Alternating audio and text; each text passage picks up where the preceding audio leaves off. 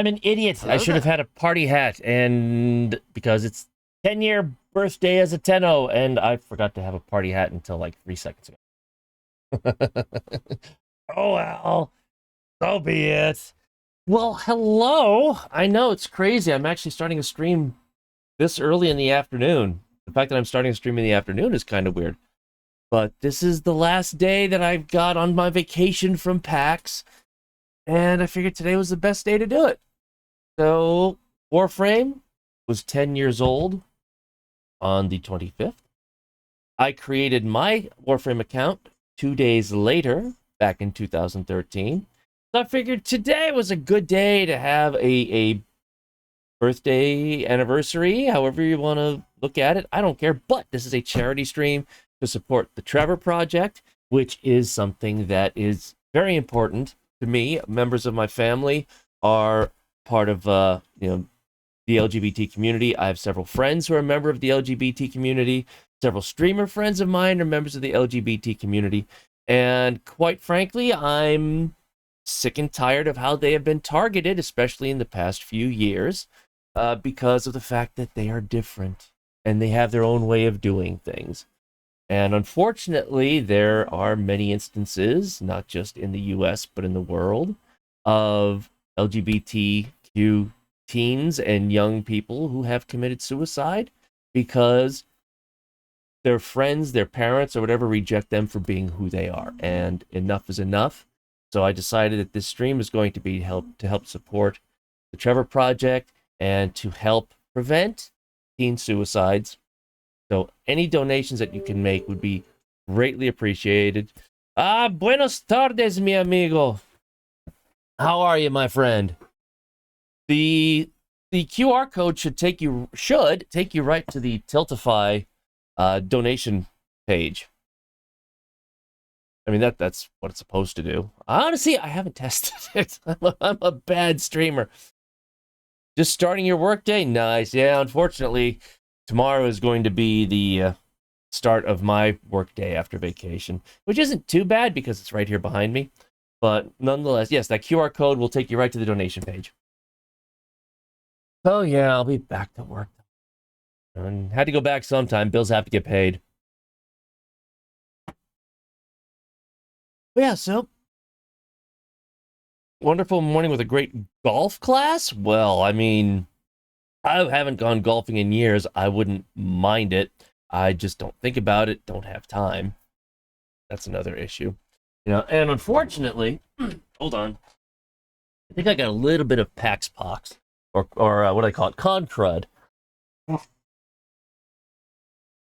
Unfortunately, a friend of mine who I went golfing with the most committed suicide several years ago, and I just haven't really had the motivation to go golfing since. It's just, people have asked, but sometimes it's just bad timing, and no, it's okay, it's okay, it's okay, it's okay. It's one of those things that happens, and that's the thing with suicide. Nobody saw it coming. We had no clue, no indication that it was going to happen. And next thing you know, I get a call that he's gone. It was like, wow, So it's all good, all good. But it also does kind of link into the charity stream that I'm doing for today, which is to help fight suicide in the LGBTQ community. So no, it's all good. Suicide is rough, and people need to know that there are people out there who will listen, and that's one of the things that the Trevor Project is all about. So it actually kind of fits into the discussion. So it's all good. It's all good. So what am I going to do today? I have no clue. I'm not good at figuring these things out. I just kind of go by the seat of my pants. But I do have 2 of the Crystal Bastion sets to give away, which is Citrine, all of her weapons, and all the stuff that goes with her, courtesy of Digital Extremes. I will be giving away 2 of those today. And from 3 to 3:30 Eastern, we will be joined by community manager D.E. Zach, which I know that's when Warframe International streams. So if you want to go there to get your drops, I understand. But It's rough for the person who feels it's the only option. It's especially rough for the ones they leave behind. Very much true. Very, very true. You know, but unfortunately for a lot of people, especially in the LGBTQ community, and it's because they have a different lifestyle than a lot of other people. They get rejected, they get bullied, and that's sometimes a lot of them feel that suicide is the only option for them. And that's what we need to fight. And unfortunately, there are a lot of people in this country who ironically claim to follow a person who preached tolerance, and they just don't seem to be very tolerant of themselves, which is one of the reasons why I decided to choose the Trevor Project for today. And if I lose followers for saying that, oh well. Son of a cousin of my wife took that route, and the family was devastated. So, yeah, it does. It hurts, you know, but unfortunately, and then the questions linger. Why didn't they say anything, and that sort of thing? Sometimes they feel they have no one to talk to, and that's part of what the Trevor Project is all about, because they have a 24/7 hotline that, you know, anyone in the LGBTQ community who is considering suicide, they can call and talk to someone and realize that suicide doesn't need to be an option. And that's one of the reasons why I wanted to support the Trevor Project this time around. So, yeah, but I honestly have no idea what I'm doing. I'm just here to try to raise money for the Trevor Project best as I can, which, you know, doesn't necessarily mean much. It's not like I'm a professional streamer or anything. But yeah, so it's going to be all Warframe all day. We're just going to see what goes. What I think I might do as well, and I can't believe I'm going to do this, I'm still Mastery Rank 6 on my PlayStation account. I might go back to that to see how horrible it could be. Pump up the volume. Yes, Christian Slater. I do remember that movie. I know exactly what you're talking about. I know it's been a long time since I've seen that movie, but I know exactly what you're talking about. No, otherwise, yeah. One thing that I do want to do, and I might do some of that on stream, is I need to work on my Kuba comb. That's the next prop that I'm going to be working on. I got a lot of it done. I still need to finish a lot of the detail work and so forth. And I would like to get it done before TennoCon. I think I can. I've got a lot of it done already. Thank you for that alert, Windows. I greatly appreciate that. Whatever. But anyway, yeah. So if you know, right? It's no one else is chatting. So, sorry for the coughs. I don't know. I was at PAX East this weekend, and it was a fully masked event, but I don't know if I maybe caught something there, which is not unusual. It goes by the name either PAX Pox or Con Crud. Take your pick. And it's just when you've got a whole bunch of people getting together, anybody who might be a little bit sick could spread it to a lot of other people. But it's also, if you've never been to PAX or something like it, it's stressful. It's fun, don't get me wrong, but it's stressful because you're standing or walking for the vast majority of the time. You're beat. You're just tired as all hell when you get back to the hotel. Yeah, I probably could avoid this, but let's just say that I don't like paying the price of convention food. So I bring my own snacks and so forth, which isn't necessarily the best way to eat for 4 days. But, you know, when you're talking about $15 for a hamburger and a soda, no, I'm not doing that. So PAX is a rough weekend, but it's fun. You'd love to be able to go to PAX, TennoCon, etc. I don't blame you. I don't blame you. I have said many times, and I still believe this, if the Muslims have this thing where if you can do it, you should go to Mecca once in your life to pray and for the Hajj.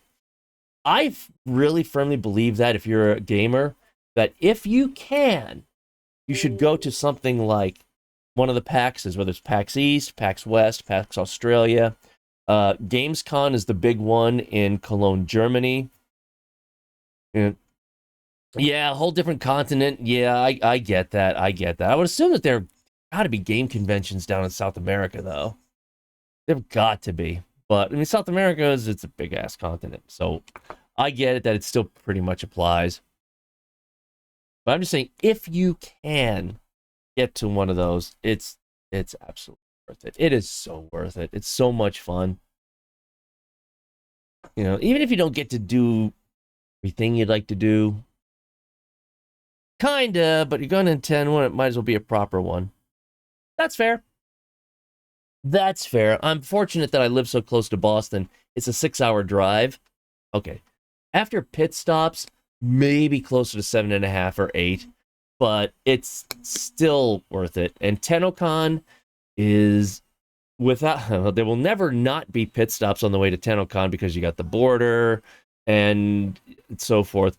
It's generally a 9 to 10 hour drive for me to get from here to TennoCon, but I will be there. I will be there. Hotel is already reserved. That's all taken care of. So I will be at TennoCon. Hopefully I'll be able to see a lot of you at TennoCon too. I'd rather try to make it so you can meet with some of you guys and stuff. Well, that's cool, and you will absolutely be welcome. TennoCon is fun. It's if I have any complaint about TennoCon, it's that it's only one day. And it's not just what they have on the show floor that they normally will stream. There's a lot more other things going on in the convention center. And it's really impossible to see everything because they'll have 3 or 4 things going on at one time, but there's only one day. So if you miss it, your next chance to see it and to experience it is the following year.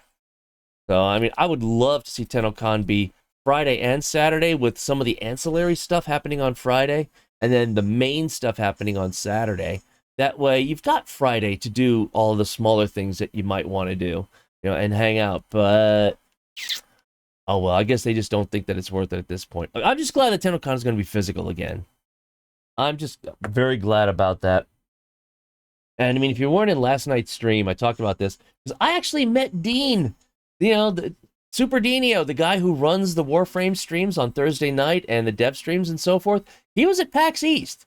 And I got to talk to him, and I said straight up, why is TennoCon so late this year?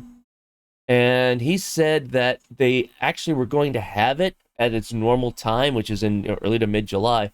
But apparently there's some kind of big rock festival going on at the same time, which, okay, fine, big deal. That's not TennoCon. But all the hotels in London, Ontario were booked.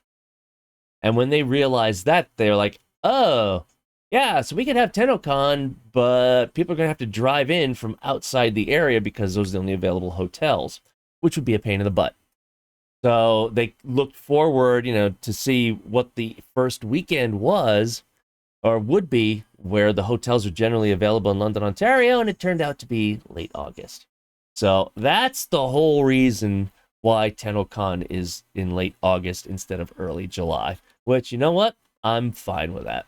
Plus, this is going to be their first physical TennoCon in 3 years, so that gives them an extra month to prepare.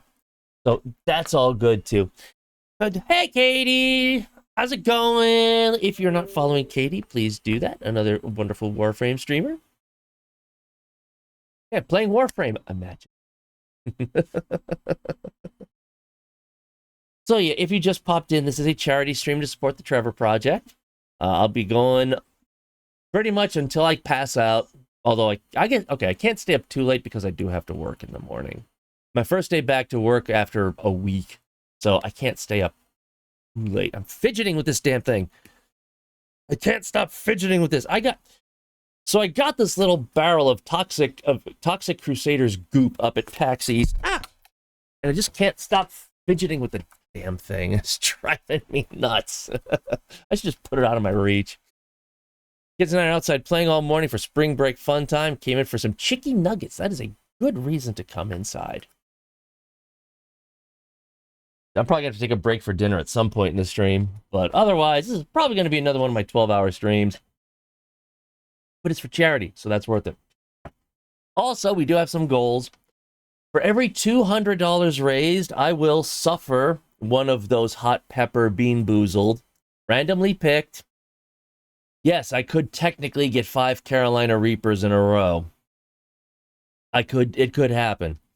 So for every $200 up to $1,000, it's nearly 70 degrees out. Oof, what is it here? It's only 52 degrees here, but still, I'll take that. I'll take 52 degrees over what it could have been. We had a crap winter, as far as I'm concerned, because we had nothing. We had one day where we had a little bit of a snowfall, and then we had nothing. It's been rain and sleet for the entire rest of the winter, which is crazy in Pennsylvania, especially when you have Southern California getting blizzard conditions. What? So Southern California is getting blizzards. We're getting rain. It's not how this is supposed to work. You know. So, it's 6 Celsius here. I mean, that's not awful. It's not awful. 6 Celsius is okay. It's sweater weather. But otherwise, it's been a crap winter. Right, I'm the kind where... Silly. It's silly. It's silly that we didn't have any snow here. Because normally we'll get at least... I want one good blizzard. And then the spring can come. Yeah. Yep, I know. But unfortunately, we didn't even get a good blizzard. So it's... And now we're heading in April. The chances of us getting one, excited not now. likely. The anticipation. Ooh. I might as well just wait until all the audio things are done. Rule 6, there is no! Rule 6! There isn't. There's no Rule 6. And that is the rule for Rule 6. Can't stop playing with this damn How food. long is it? That's a rather personal question, sir. And finally... Remember when the platform was sliding into the fire pit and I said goodbye, and you were like, No way. and then I was all, we pretended we were going to murder you. That was great. GLaDOS. GLaDOS. Probably the best thing about going to PAX East this weekend was I got to meet the voice of GLaDOS and I got her autograph, which is awesome. So cool. And when I got up to her, I said straight up, I had been gaming since the late 1970s, early 1980s, and GLaDOS is one of my favorite video game characters. And she just got this cheeky smile and said, I do play a good villain, don't I? So that made it worth it. Absolutely worth it. Oh. Well, let's see. What am I going to do? I don't know. I'm so ill-prepared for this, like I usually am. Most other streamers, they've been doing this for so long, they know exactly what they're going to do. I'm just kind of like, what do I want to do? Plus, Zach is going to pop in a little less than 2 hours. We get to chat with DE Zach, which is going to be a lot of fun. Here's a weird one in your stream layout. It shows the star date with... Yeah, I know. I just chose a star date. It doesn't have any particular meaning. So, I just chose a star date. I mean, it's Star Trek. That's all I need. Let's make it 2391 because why not? I probably could do something. Find some kind of plugin to calculate the star date and have it automate the template, but It's all about Star Trek. That's all I care about. Because your heater is not doing its job. Could be a problem. But then, just put on a sweater. Anyway. Cozy 26 seat. Nice. 26C, so that's roughly upper 70s here. That's very nice. Depends what shot can you use. The show changed since... you could go through all of especially the original series, and the star dates are all over the place. And it probably wasn't until Next Generation, I think, that they finally came up with some kind of actual standard for what it means. So, yeah, it's a star date. Whatever. It's there. I just like having the LCARS interface. At temps in the mid 40s all throughout the summer. Yeah, you can have that. I know temps in the mid 40s are like almost 100 degrees up here. And you can absolutely have that. I know enough about, Fahrenheit and Celsius I could switch. Not cool. Literally not cool. It's like, I think about 40 years ago, the Carter administration, so late 70s, early 80s, we kind of dabbled in integrating metric into our system. So even on like news weather forecasts, they'd list the temperatures in Fahrenheit and centigrade. Then they just kind of were like, nah, we're done. We're done. We're going to go back to America measurements. And it was funny because a few years ago, a local bank would have the temperature display in both Fahrenheit and Celsius. And I joked, saying, is that even allowed? Is that legal in America? I'll bet they're going to get shut down soon because of it. About a year later, the bank was gone. So, it's, oops. But the funny part is, like our cars, if you look at our speedometers, we have, miles per hour on the outside, and we have kilometers per hour on the inside. I say kilometers, I don't say kilometers. I'm in the minority on that one. It is an uphill battle. I will never win. I don't care. I hate the word kilometers. I hate that word. I hate the pronunciation of it, so it's kilometers to me. Thank you very much. This is my TED Talk. So it's... But yeah, and plus our sodas, in fact, I've got one right here. This is a 2-liter bottle. That's how it's sold, as a 2-liter bottle. Most of our sodas are sold in 2 or 3-liter bottles. Why? I don't know. They just are. We have smaller bottles available that are half a liter. Why? I don't know. But then right next to it is a 20-ounce bottle. It's like, in fact, here we are. I've got an example here. I got some drinks ready for the stream. Here is a 20-ounce bottle. Here is a 500 milliliter bottle. Why we sell them both? I don't know. Yes, we actually do. It's kind of rare. It's mostly store brands that do that. But yes, we do actually have sodas in 3-liter bottles. We drink a lot of soda over here. What can I say? Darn it, sold it. Nah, my soda, I drink diet, so that doesn't count. Now, if you're going to talk about diabetes and the American diet, you're going to talk about how we deep fry everything. Deep fried Snickers, deep fried Oreos, That's where we're going to die of diabetes. Well, we do have a lot of candy over here. And our candies generally have more sugar than in other countries. And maybe. Look, all I know is just about every one of my friends who's come over to the United States has agreed with me that if you go back to your country after looking at our cuisine and our portion sizes, if you come to the U.S. and you go back home and you have not gained weight, you're probably not doing it right. Deep fried limbo. Oh, gross. Oh, hey, Vulcanet, you heard deep fried. You are just so easily paged to this stream. We just have to do gutter talk or talk about deep fried foods, and boom, Vulcanet's here. It's like clockwork.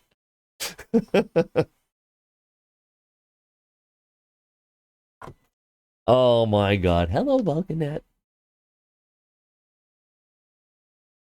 Ay, ay, ay, ay, ay. We love Vulcanet. We absolutely do love Vulcanet. One of these days, I will be able to give her a big hug, even though, she'll only come up to, like, here on me. You can make me, let me behave.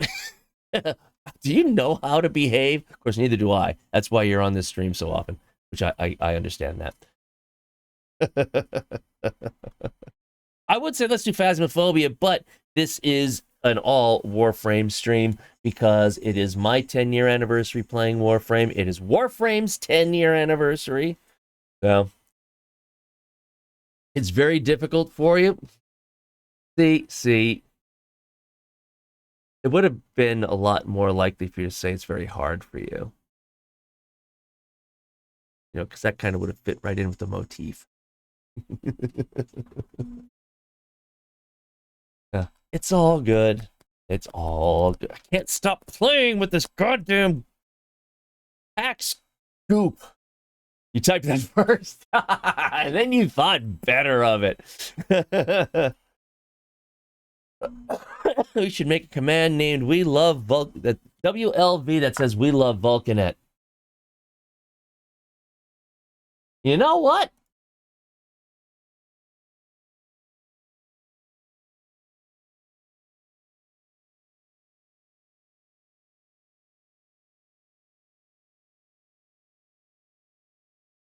We now have one.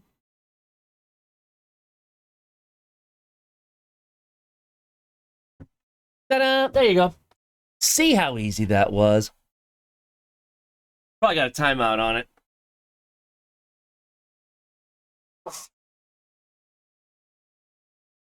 Yeah, it's got a cooldown on it. But we now have a "We Love Vulcanet" command. So anyway. So yeah. Yeah, at PAX East, all good. If you're not aware of, well, you know what? I don't know how many people don't even know. So let me do the spiel just in case there are some new folks here. I haven't done the spiel in a while. I need a video. That's what I need to make a video of this. If there were blood in your face, you'd be blushing. Aw, we love you, Vulcanet. Well, let's see if I can get this working correctly. Maybe, maybe not. I didn't think so. It's being a derp. Give me a second. Well, there we are. So those of you who might be new to this stream, if you don't know, my name is Widescreen John. I am a Warframe creator. You know, basic doofus. Non-professional streamer. Trust me in that regard.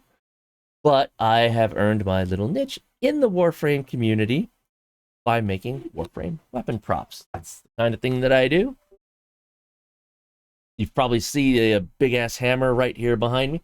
You gotta drive? Ooh, just drive safely. Okay, please, thank you. We want to see you back. So started with Vacor Hack, and then moved on to just some other things. Which, you know, the Vacor Hack Megan now owns, so that is up in DE's office. If you go to TennoCon, you will most likely see that in the Warframe Museum that they have on display.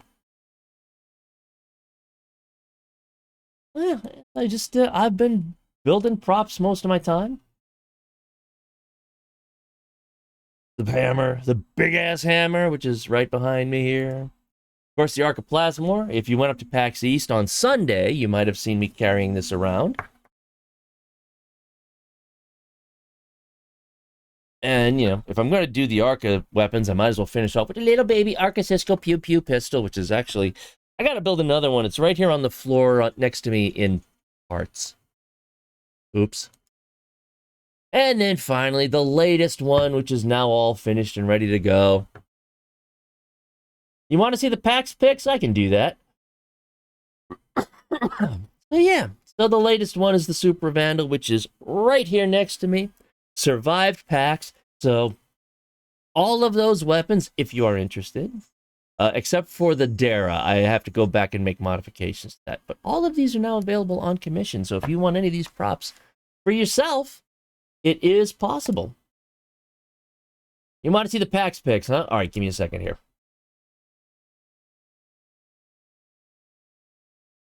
Get to the right location. I wasn't ready for it. See what you did? Here. So yeah, there's the Boston Convention Center.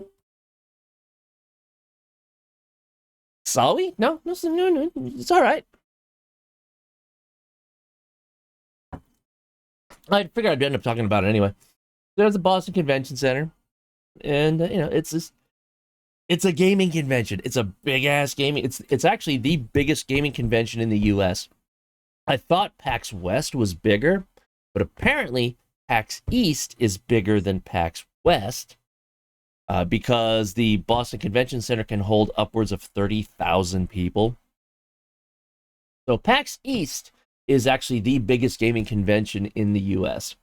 Maybe North America. I don't know. I don't know how big they are in Canada.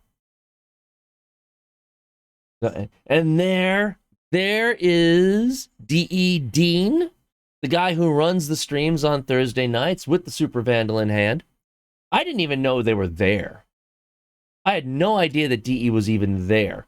But they are publishing, not developing, but they're publishing a game called Wayfinder. And I was walking past to get to the line that they have to, like, they open the doors up at like 7 in the morning, but the show floor doesn't open until 10. So they just put you in these long lines or queues, whatever country you're from. So you just wait there and hang out with everybody until the show floor opens. But if you're going to do that, as opposed to going to a conference room, then they lead you off to the left to this one hallway. And I'm walking past with the Vandal, with the Vandal, you dumbass, with the Supra. And all of a sudden, this young woman says, "Hey, that's from Warframe." I was like, "Yeah, that is." And I went over to talk to her, and she's like, "Oh, you're John." It's like, "Yeah, I am." So she's been working with DE. We actually follow each other on Twitter. And next thing I know, Dean is coming over and introducing himself. So I got to meet Dean. And I'm 6'2". I had to look up to him. So he's a tall boy. Yeah, but this is the kind of stuff you see at PAX. I mean, that was actually a backpack with an LED display in it. Hey, Ninja Gamer. So this backpack was changing its display every few seconds. I was like, what? Congrats on 10 years. Thank you. Thank you very much. Just going over some... it was requested that I show some of the PAX East pics, so that's what I'm doing. And ironically, PAX East is where I discovered Warframe.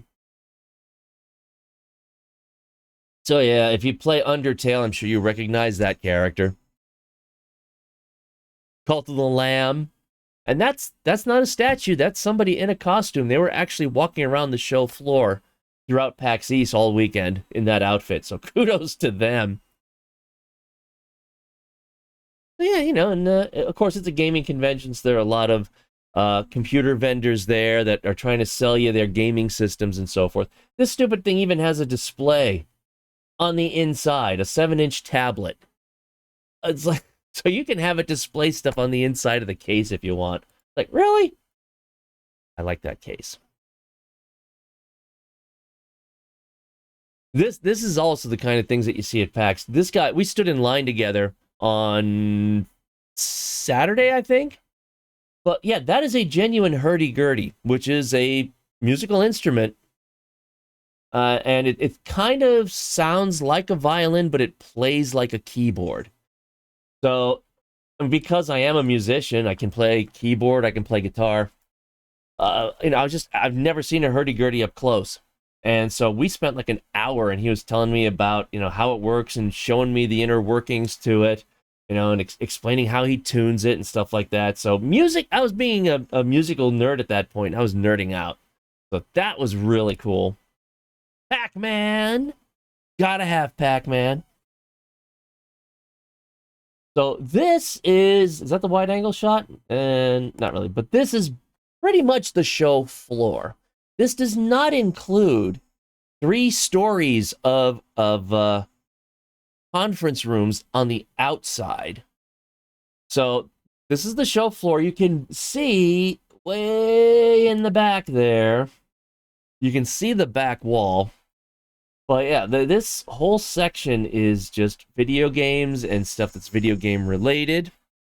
And then might be able to see it a little bit.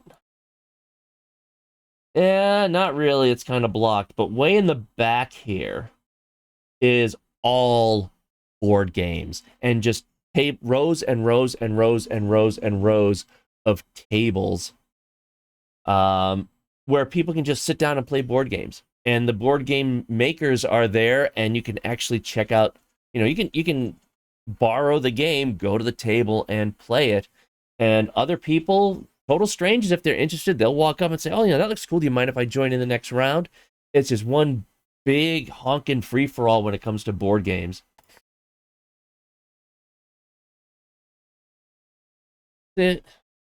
I'm not a tabletop person. I never really got into it. I used to play the old paper D&D many years ago, like when I was still a teenager. So, like I said, many years ago. But I never really got into board games. I've been a PC and I've been a video gamer pretty much all my life. Even back to date myself here, I used to play the original Atari Pong when it was new. I'm an old fart. So, yeah, I've been playing video games pretty much my whole life. Board games, never really got into it. So, yeah, if you've watched Outside Xbox or Outside Extra, those YouTube channels, which are so much fun, I love those guys.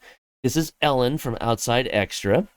Been a fan of hers for been a fan of Outside Extra and Outside Xbox for a long time. But I was just walking down the hallway, and there she was. I was just like, Ellen, And she was like, hey, how are you? So we were chatting for a few minutes, and I was telling her about how much I love the channel and how I watch pretty much every episode. So yeah, I just got to say hello to her. There's my daughter with Stephanie Sutherland, who is one of the voice actresses from Genshin Impact. My daughter is a huge Genshin Impact fan. So she went absolutely bonkers knowing that she could, she could talk to the voice actors from the game. And then, of course, this is my geek out moment. That is when I got to meet Ellen McLean, the voice of GLaDOS from Portal. And that's when I got her autograph and all that good stuff. So I got to meet GLaDOS, and she was an absolute sweetheart. Yeah, I was completely honest with her when I got up to see her. And I said that, I've been playing video games since the late 1970s, early 1980s, and GLaDOS is one of my favorite video game characters. And she got this cheeky smile on her face and said, I do make a good villain, don't I? So it was absolutely awesome to be able to meet her. It was so glad you met her. Wah, wah. Nice. Well played. I never even saw that one coming. Well played. But it also worked out because I was just there to meet her.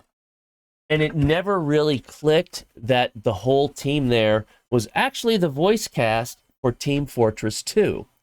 So what I brought with me for her to sign was my PC orange box cover, which includes Team Fortress 2.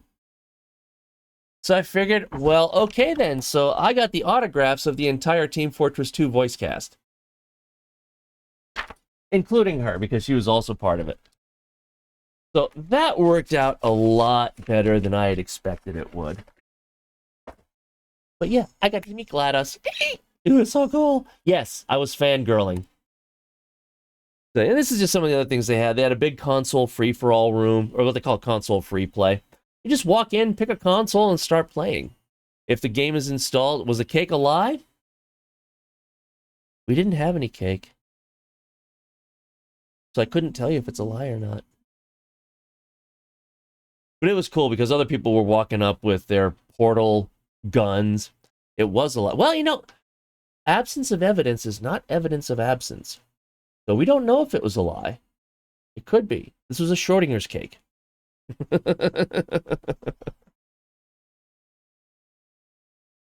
So anyway, this is one of those rooms you can just go in and sit down at a console and start playing a game. And if they didn't have one installed that you wanted to play, in the next room they had a whole bunch of discs that you could check out, install the game, and play.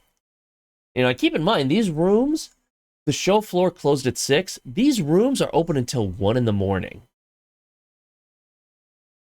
So that was the main arena. They had the Pac-Man 99 challenge there, but they also had the Splatoon North American Championships there on Sunday. Splatoon 3 in particular. And just another one of the cool cases that it's way bigger than I would fit in my little machine here. But if I won that, I'd certainly take it. Zelda, big statue for Zelda, the atrium that you can go and take a picture with. And another shot of the convention center. So that's 1/4 of the convention floor there. There's the other 3/4. It's a big convention center. But can you see? Yeah, right about there is where they start the tabletop, because Wormwood is a big tabletop game company. A lot of these were card games and deck building games and so forth. So it's not just video games. If you're into tabletop games, PAX East is also a big thing. Although they do have another one in Philadelphia called PAX Unplugged. And that one is strictly board games, card games, tabletop games. There are no video games at PAX Unplugged. That's in Philadelphia normally in, I think, October or November. So if you're really into board games, that's the one you really want to go to. But yeah, I mean, this whole section, you can see, like, here's where the waiting line is. This is where the autographs took place. But you can see a whole bunch of the tables here that were simply open. And, you know, these are some of the vendors here. You could go up to a vendor, say, hey, I would like to play that game. They'd let you check the game out, take it to the table, and play it. And that would also stay open until 1 in the morning. They would actually shut down the section between the video games and the board games, and you could keep playing the board games all night till 1 in the morning, which is when the building itself closed. And you want me to attend a crappy 150 people convention down at what? I have no reference as to how big your conventions are there. No, the Boston Convention Center holds 30,000 people. And I think they said that they were estimating 24,000 people for PAX East on Saturday. It was packed. And the crazy part is, there you can see that there was a lot of open space. Before COVID, this was packed. There was not that much kind of open space. So I don't know if it's for Massachusetts health regulations or not, why they still have so much open area. But I was talking with some of the other people in the booths, and they said that friends of theirs wanted to be at PAX East, and they were told that they're full. So for whatever reason, they are intentionally having a whole bunch of this open space there. But there were more developers who wanted to be there. So it could be absolutely huge. Used to be Wizard World and Fully. I wonder if Unplugged replaced that. Maybe. I don't know. I mean, I don't know if Wizard World was managed by the same people who do PAX. Hey, J-Bone. How am I? Oh, I'm here. Streaming a lot earlier than usual, but that's okay. It's for charity. This stream is supporting the Trevor Project to, you know, combat LGBT suicide in young people. So, you know, by all means, if anybody wishes to donate, it is for an absolute good cause. You know, any donations will be appreciated. But right now, we're just talking about my weekend at PAX East. So, of course, cosplay. This is just a fraction of the cosplayers that were there. I'm waiting for my daughter to upload her photos to our network share so that, you know, I can include all these. She hasn't done it yet. Yeah, I mean, so if you want tabletop, this is an example of some of the tabletop setups. You know, so you can buy these kits to put your own tabletop configurations together. It's amazing. And there's another company there called Wormwood who makes these gorgeous, gorgeous gaming tables. I mean, granted, there's several $1,000s each, but you can keep all your boards stored inside of it. They'll even have dials and so forth so that you can open it up, and all these hidden chambers where you can store dice and cards and things like that. It's so amazing to look at. I just don't have pause for it because I don't play tabletop games. You love the Trevor Project? Good. Hopefully more people will, because Trevor Project is absolutely needed. Joe, they might have been. There's me and my daughter waiting in line. So yeah, there is Julie from Digital Extremes. She's the one who recognized me as I was walking past. So Thursday, Friday, Saturday, I brought my Supra as a stress test. But when I mentioned to both her and Dean that, yeah, I've got the Archiplasma back at the hotel, they were like, aw. So I was like, okay, Sunday I'll bring the Archiplasma in so that you guys can get pictures with it. So yeah, there's Julie and there's Dean. Yeah, Dean and I were chatting for like a good half hour about TennoCon and Duviri and stuff like that. I can't say that he gave me any kind of secret information, but I didn't go fishing either. The only information really that he voluntarily told me was about what happened as to why TennoCon is being so late this year, which that's fine. 2.4 meters by 1.6 meters with a resin river running from one end to the other. That's not their style. I didn't see that they do things like that. Their stuff is kind of generalized. So that was probably just a custom built set from someone else. I don't think it was Wormwood who did that. That just doesn't seem to be their thing. So yeah, more cosplay. I mean, come on. He was walking around in that thing. More power to him. I don't know how he was doing it, but he was doing it. So yeah, and then a final parting shot of the convention center floor.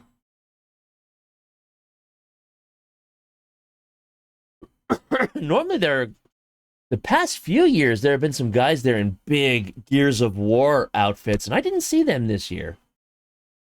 I'm not sure what happened there. Yeah, there's a convention center way in the back. There were some big names. Nintendo had 2 big booths. Microsoft was not there. Sony was not there. Square Enix was not there, which was kind of surprising. But, in a way that's okay, because when the big guys don't show up, that means it's more opportunity for the indies and the smaller devs to show up and show their stuff. Yeah. And something from Final Fantasy. I don't know what it is, but it was cute, so I took a picture of it.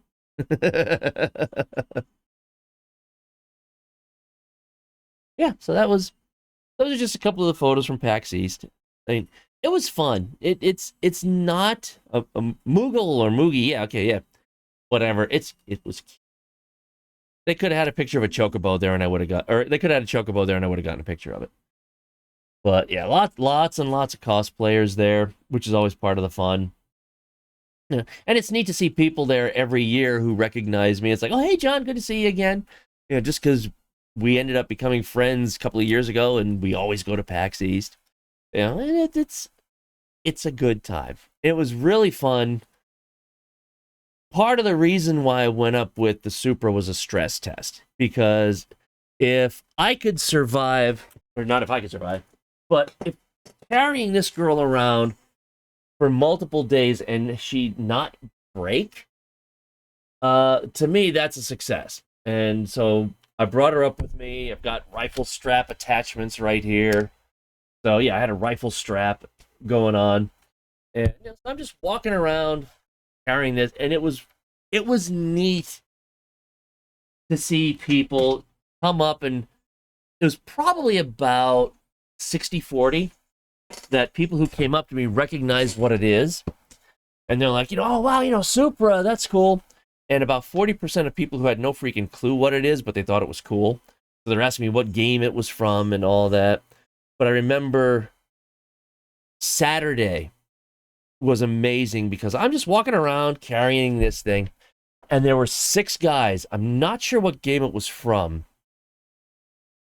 I want to say it might have been like one of the new Ghost Recon games, maybe, or maybe I don't know, but it was one of those military first person shooter games. Another believer. And Please hold for redemption. thank you for the follow. That is very much appreciated. So 6 of them came running up to me. Dude, that's a super from Warframe. I was like, yes, it is. So all of them like wanted to hold it and get pictures with it. And I remember the one guy, as part of this group that they were in, they were all decked out in some kind of military gear. But this other guy handed me a box and wanted to take photos with me of it. But this box actually had a Raspberry Pi in it, the computer, not the dessert. And it had this screen that was pretending to be a heartbeat sensor. So you aim it at people, and it had some kind of AI to it that it would display what it was looking at. Then it would have this red line scanning across, and it would have these little pings on when it detected that that was a person. So he handed that to me, and he wanted to take pictures of me holding that, pointing at the people who were holding the Supra. And they're nerding out asking me, how did I build it? What's the electronics? And I'm nerding out thinking, oh, how'd you do this with a Raspberry Pi? This is so cool, It was a good time. And then there was another guy who came running up to me, tapped me on the shoulders like, is that a Supra from Warframe? I said, that is a Supra from Warframe, So I just handed it over to him. The fun part is when they're like, can I take a picture of it? And that's what they said, can I take a photo of it? And I will actually hand it to them and say, give me your phone. And they're just like, no way. It's like, yes, I want you to have a photo of you holding it, not some schmuck who designed it. That's part of the fun of it as well. Hey. Oh, yeah, sorry. I think I got a little bit of caught a little bit of something from PAX, but I don't know what.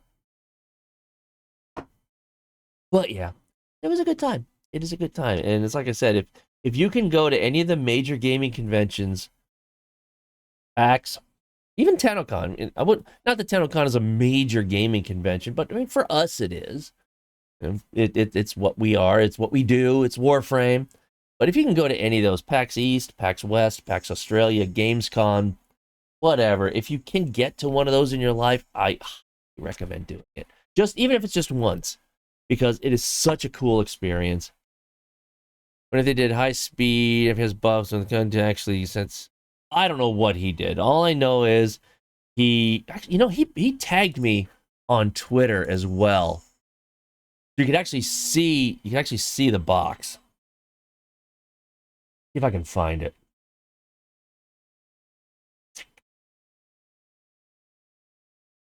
Man, I'm seeing if I can find it because it was a really cool box.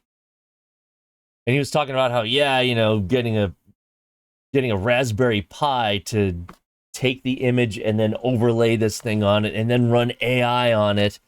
It was really cool. I have to find it.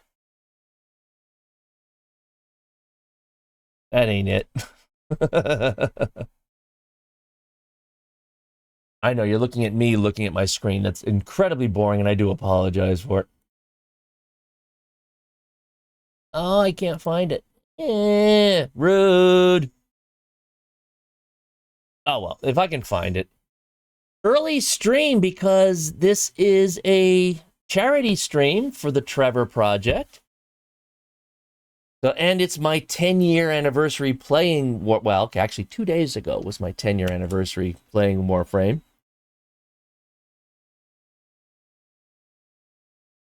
So, yeah, early stream. But yeah, So right now the goal is for every $200 raised, I will have to suffer a bean boozled. And if we can get to no, not 24 hours. I have to work tomorrow. I have to work tomorrow, so 24 hours ain't gonna cut it. I know you have a lot of reels, but I've disabled the Bean Boozled as a redeem because I want it to be a charity incentive. I probably could do a 24-hour stream, but this is not the time to do it because a 24-hour stream would absolutely interfere with my having to work tomorrow. And I don't think that they'd appreciate that much. So, yeah, that ain't gonna happen. Still trying to find that picture, and it's driving me nuts.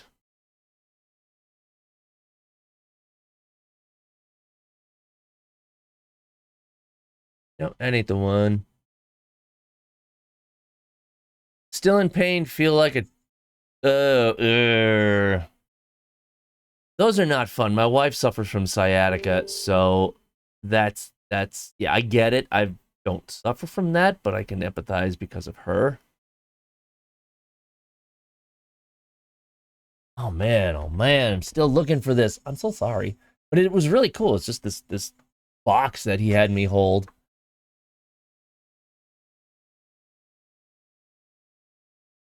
Didn't realize it would go back this far into the notifications.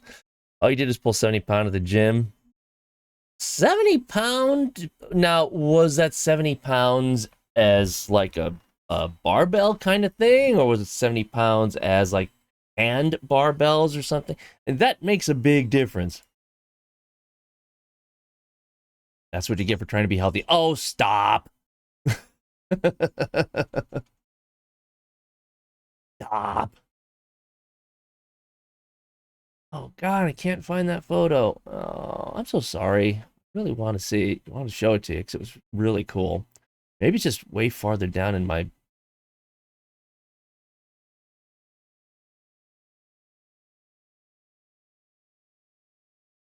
Can't find it. Oh well. I mean, if I can find it, I'll have it in my... I'll put it in my Discord because it was a really cool photo. Oh, speaking of my Discord, I have a contest going in my Discord for the Hildren Prime Access.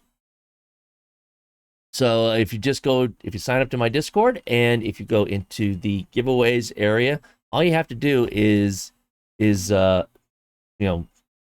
like the post or hit the little glyph underneath it. But this is for the Hildren Prime Access pack. This is the full $139 pack. It's Hildren, all of her accessories, her weapons, 3,900 plat, all of that stuff. So that's all available in my Discord. I'm not the kind to do that on Twitter. I talked about it last night. If other creators want to do it on Twitter, fine. I personally can't do it. I just can't do it. You just poke the button, there you go. No, the contest is just be a part of my community, be a part of my Discord and hit the button. That's really it, Discord seems more personal, and that's why I do it. It's not even fame chasers. It's a lot of the other creators, when we talked about this, they will add like a silly question to their Twitter contests, like, retweet, and answer this question. And a lot of times it'll be a silly, goofy question, and they like to see the feedback that comes back from that. And that's cool. They're trying to make it a little bit interactive, let people be a bit creative to see what's going on. That's kind of cool. But I guess for me, it's that I've seen so many instances before I was ever a creator of like these big corporations who have their own marketing budgets and their own marketing teams doing like and retweet for a chance to win this item that we're offering. And I just look at that like, you're turning us into your marketing team without paying us your marketing salary, which is really what that is. Because every time you retweet, you're simply promoting them. And just from seeing that over and over and over again from big corporations, I don't mind if it's from like small businesses, things like that, who I like and I would not mind promoting. But when it comes to like major corporations doing that sort of thing, like and retweet for a chance to win this 1 terabyte SSD, I'm just like, no, bite my shiny metal ass. I'm not going to promote your product when you have a promotions team and you have a promotions budget. And by retweeting, I'm just going to be exponentially reducing my opportunities to win that while promoting you. And that kind of attitude kind of set in the more and more I saw that. So, that's why I just can't do it for myself. It's not your job to promote me to try to win something.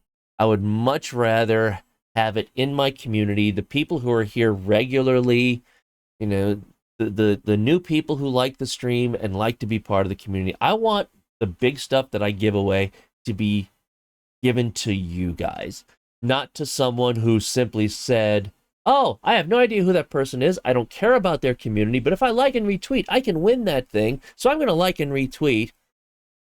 And if they win, they don't care. They got their stuff. They don't care. They're going off. Forget the community. Forget the stream. Forget me. They won. They got their thing. Yeah. I just don't do that. Yep. Oh, what is this?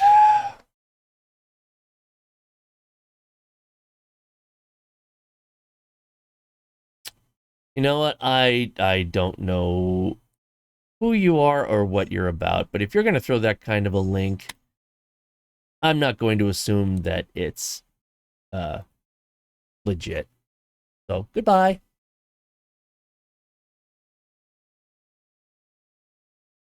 I mean, they're called, I don't want to call them tools, but I think that's again, it depends on the situation. For creators, okay, it's a way of getting some publicity, fine. And if they like to get that feedback of, you have to answer this goofy question and be as creative as you can. All right, that's fun. That's kind of fun. But that's just not for me. I would rather keep it in my Discord and keep it with my community. I'm a nobody streamer, but I do have a small community who's here just about every stream. I'd rather keep the prizes that I can give away to them. And I just think that's just the way I like to do it. But, so if another streamer, if another creator wants to do the like and retweet, okay, fine. That's their priority. So it's not my place to complain about that. I just can't do it for myself.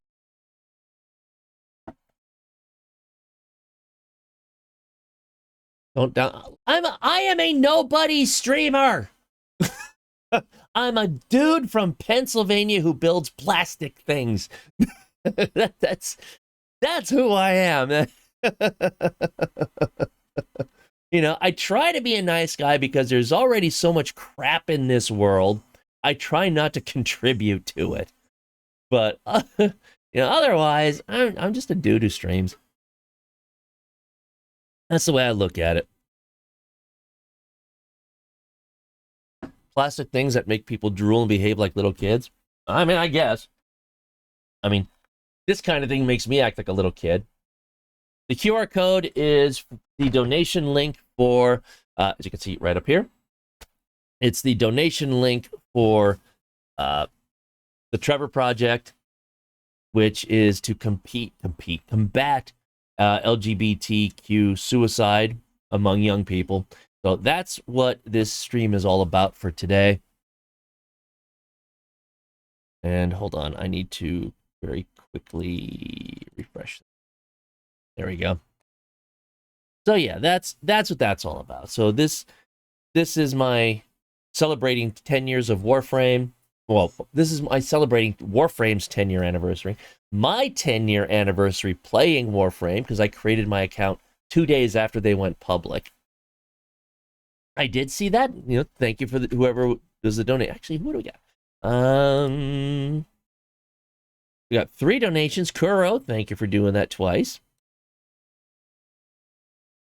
And J-Bone, thank you for the $20 donation. Greatly appreciated.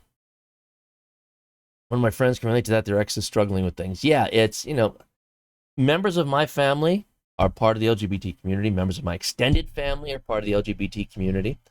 And I have several friends,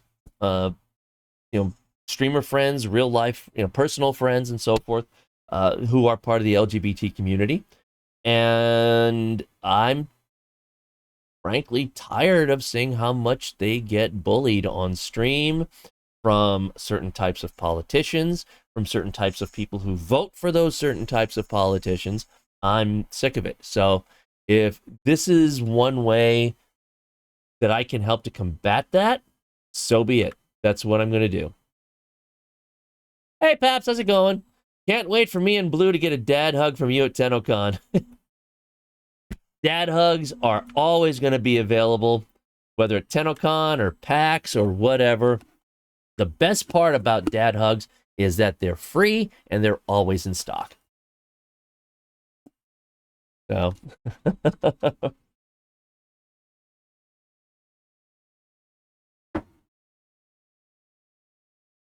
yeah, what, COVID notwithstanding, but whatever. Free and always in stock. Yes, always, always. COVID notwithstanding, I'm of the opinion that there are not enough hugs in this world.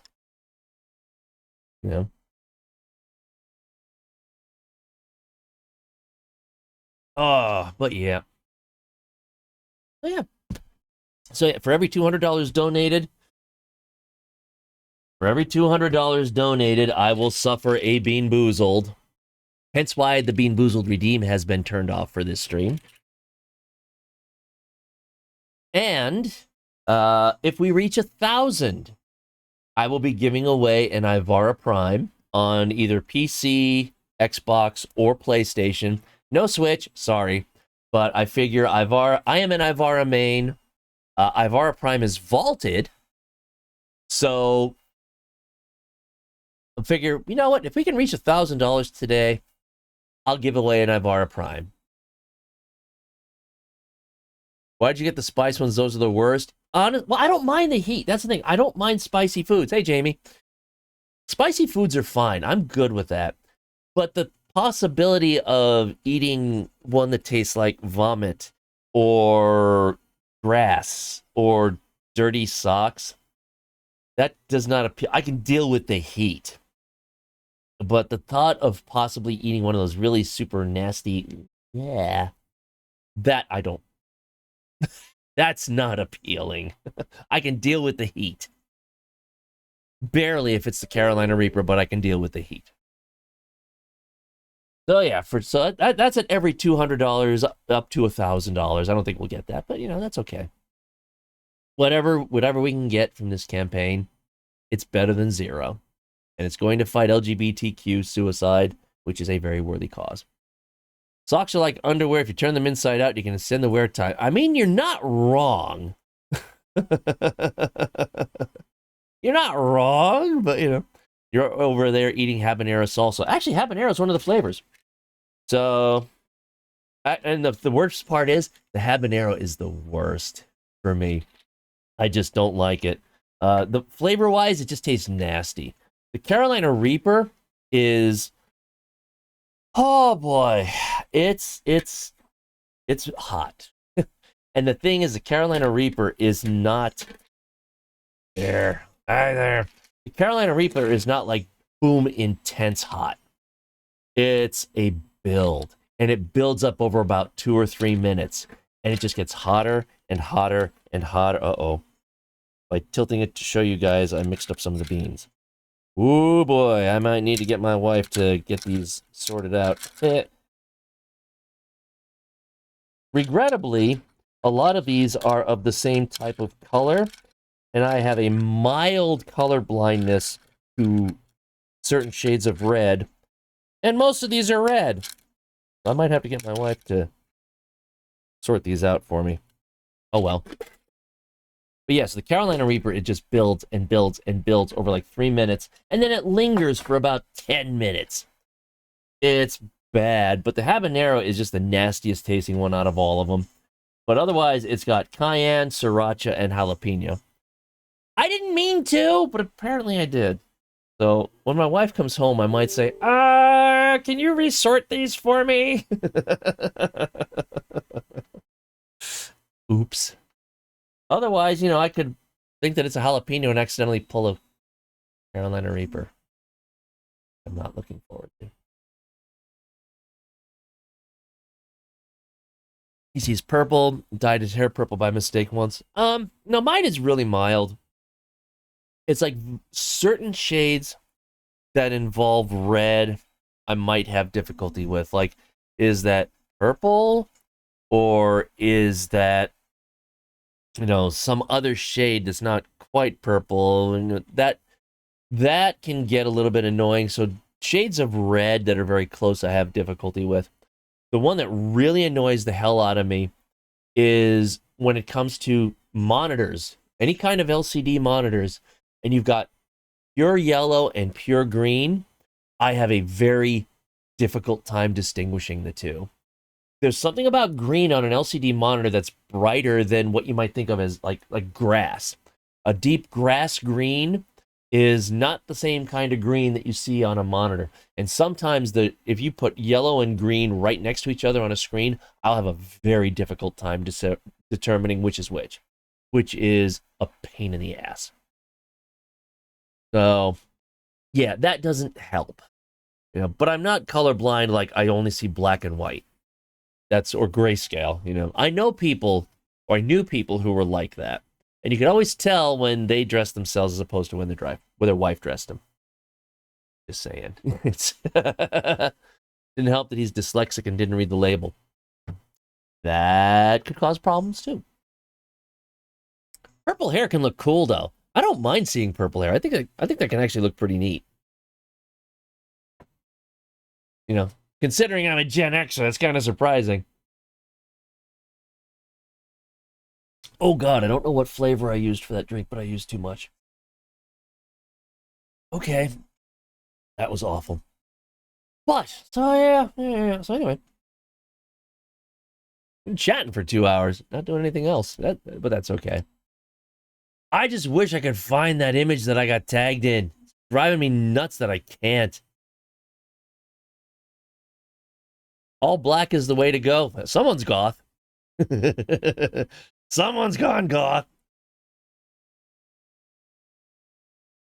There's a type of stash green tea they sold about 15 years ago where the color of the tea bag packet was outside the gamut.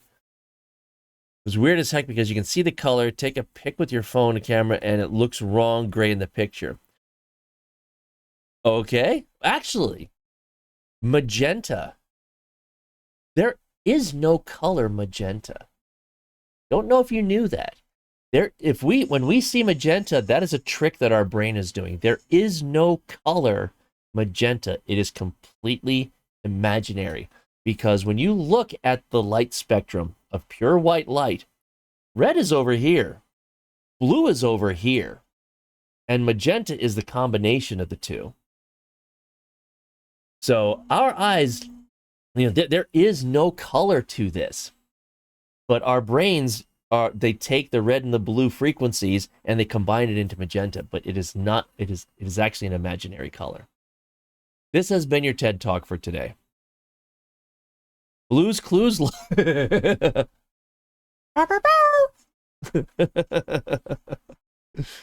So hungry you can't think, so eat something. Sorry, one of my printers just made a noise, and I don't know how much I wanted to hear that. Looks like it's okay. Yes, I already have a commission for the Supra, so all 4 of my printers are busy printing parts for that right now. Don't do that again. You can't drive? Do they have DoorDash or something like that over there?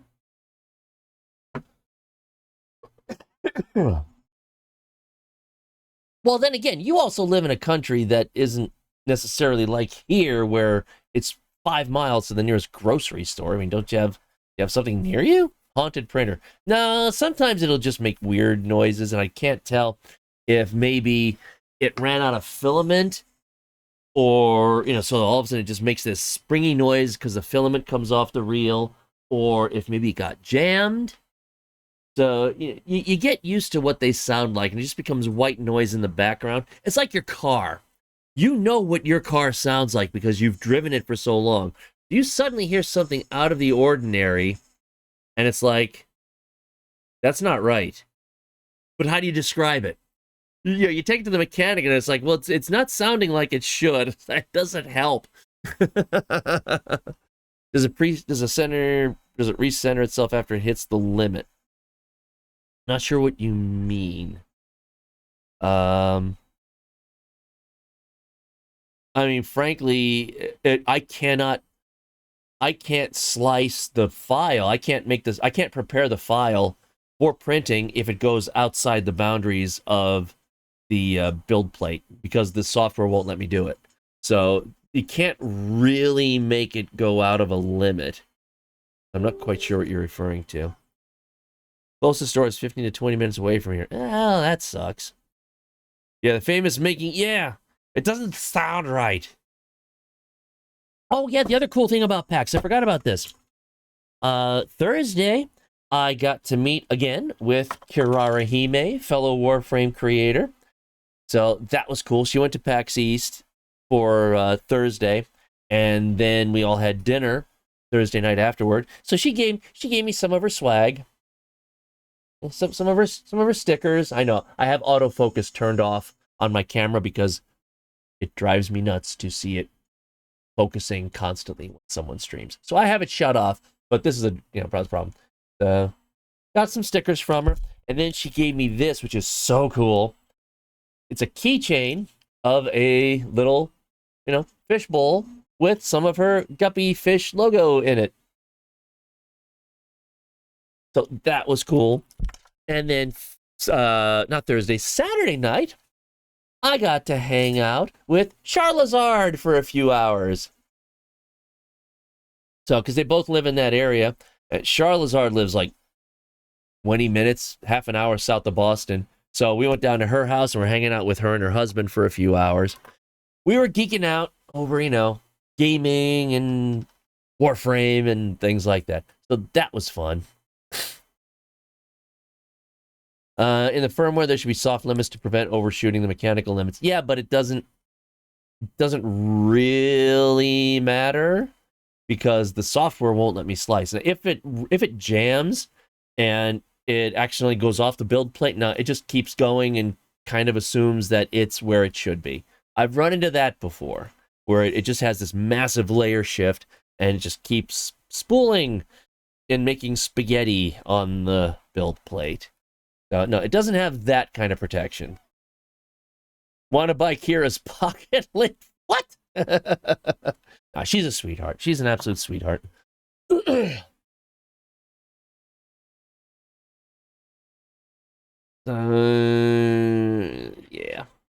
Hey, I mean, if you have any questions about 3D printing, I'm the guy to ask. God knows I've been doing enough of it. Yeah, so it's that's the one I wanted. I heard spaghetti, now you're hungry. Yeah, that's what we call it. If something happens to the print and suddenly the plate gets shifted, so all it's doing is dropping melted plastic with nothing underneath for it to attach to, it just makes this massive mound of plastic spaghetti, and how bad it is depends on how long it was allowed to go. Yeah, so they're 2 of the 4. My third one is right here behind me. The 4th one, which is my big area, that's the one that handles the big parts. That's back in my studio. So I don't have anything for that. Steppers are fun like that with servers or anything. There's a physical feedback encoder that would disconnect the program position and the physical position that would throw an error. Nope, not in this case. You want spaghetti, palms are sweaty. I have no idea what that is from. But that's just too goofy of a rhyme for it to not be from something. It's a song? Okay. That doesn't surprise me.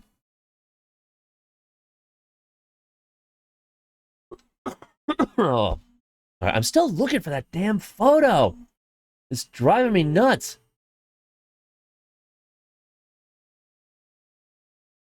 Temperatures literally behave like you skipped a gear and remeshed into a position to keep you going. Yeah. One thing I did do, the printer right here, the circuit board kind of acted up. Someone is an M&M fan, not me. But so I actually ended up replacing the circuit board on this one, and it's actually really, really quiet now, which is kind of unnerving. So you can print 3D print spaghetti. There are also 3D printers for chocolate. Believe it or not, you can 3D print chocolate. Looking at replacing your main board and your printer. Yeah. Yes, 3D printers for chocolate. They are there. I've seen news articles and videos regarding it, which actually it works. It's the exact same process as to how these work. All these do is they take the plastic filament from above, they heat it up to whatever. I have mine set at 210 degrees centigrade. It melts it and it just deposits it on the plate, layer by layer by layer by layer. No reason why you can't do that with chocolate. You know. Bone Crusher, thank you for giving Thomas the gift sub. That is very much appreciated. You know, so yeah, can you eat your old phone? Not if it's a Nokia 3310. You will absolutely break your teeth. You don't want to do that. And if you know, you know. Oh God, I'm so annoyed that I can't find that photo that he tagged me in. Oh well, I might just have to give up. So, DE Zach is going to be chiming in about 45 minutes. That's going to be cool. I know it's also going to be Warframe International. So if you want the drops at that point, I understand. It's all good.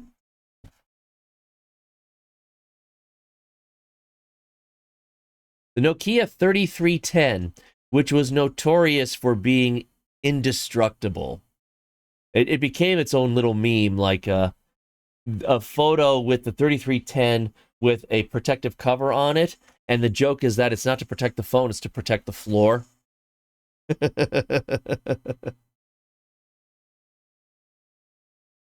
Giveaway. The first giveaway will probably be when Zach comes in. So I got 2 of them. I've got 2 of the Citrine packages to give away. You're stronger than any Nokia? Yeah, you might want to try that with the 3310 and come back to me. I don't know about that one, buddy. Yeah, I can't. That sucks. You will fight a Nokia. They're newer phones. Yeah, you're not going to have much of a fight. I had a Nokia 7, a 7.1, which I loved. It was such a good phone, except the USB port would become disconnected from the circuit board after about 6 or 7 months. And I went through 3 of them that way. I'm like, okay, you guys, I'm not buying a Nokia phone again until that's fixed. Hold on.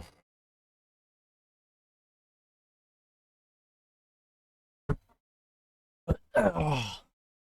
Came up with a hoopy idea to make 2 extruders physically move slightly down into place when activated. Merlin firmware supports this. For what purpose?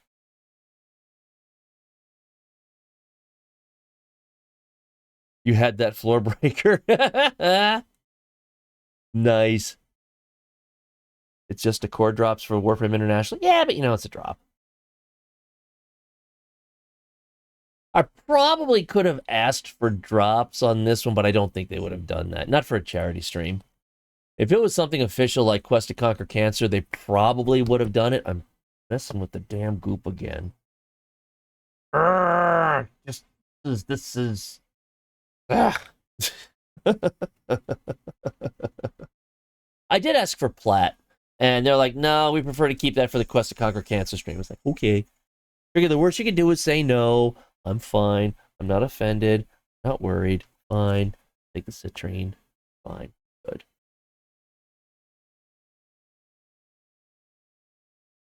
Yeah, so otherwise, nothing else going on. PAX was fun. Supra survived, which was nice. Got to meet, Stretch. Okay, fine. Got to meet Dean and Julie, which was awesome.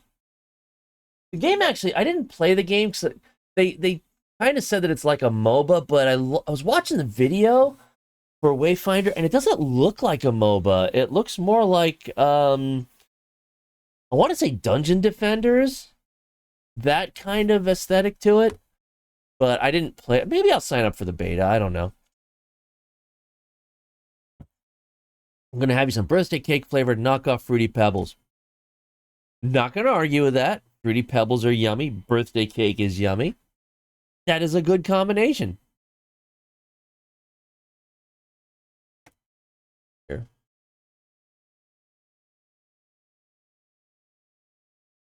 I mean, hell, when we have when Booberry comes in season around Halloween, I will literally have Booberry for all 3 meals, breakfast, lunch, and dinner. My wife once came home with like 1 box because it had just come into season, and I looked at her and I was like, 1 box?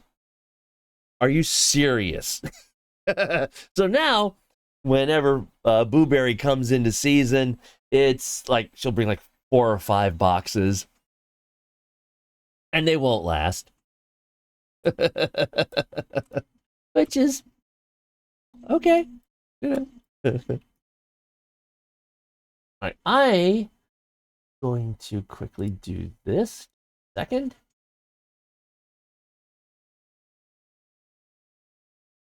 Blueberry, around Halloween, General Mills will come out with 3 flavors in particular. One is Frankenberry, which is a strawberry flavored cereal. Count Chocula, which is a chocolate flavored cereal, and Blueberry, which is a blueberry flavored cereal, and I am abso-frickin-lutely addicted to it.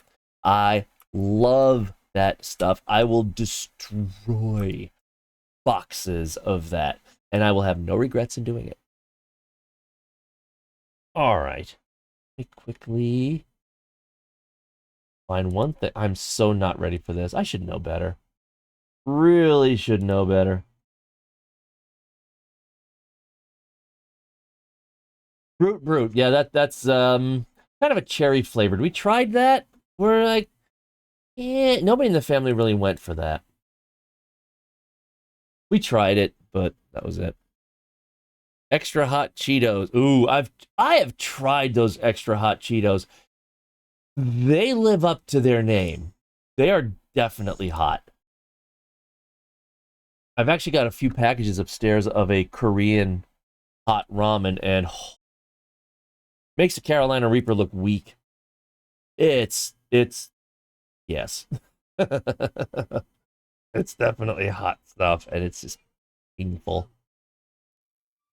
But it's good. It's got good flavor. That's the difference. I don't mind heat as long as there is flavor associated with it. That's fine, but if it's heat just for the sake of heat, yeah, I'll pass on that. Regular ones don't do it for you anymore. You need the extra. That's fair. All right, let's... Come on. Really? Fine. Let me get this figured out again. God damn it. OBS, you suck sometimes. Ta-da! Takis are good. Yes, they're very good. I do like those. So yeah, this is the latest one that I'm working on. Hello, Kuva Comb. This is my latest project. So I figure work on this for a little bit. You guys who have never seen one of my streams with this before, you get to see how I do my work. This is the tool that I use. Tetra, Tetra's okay. The ones that I really want to do. All right, let me quickly go grab my list.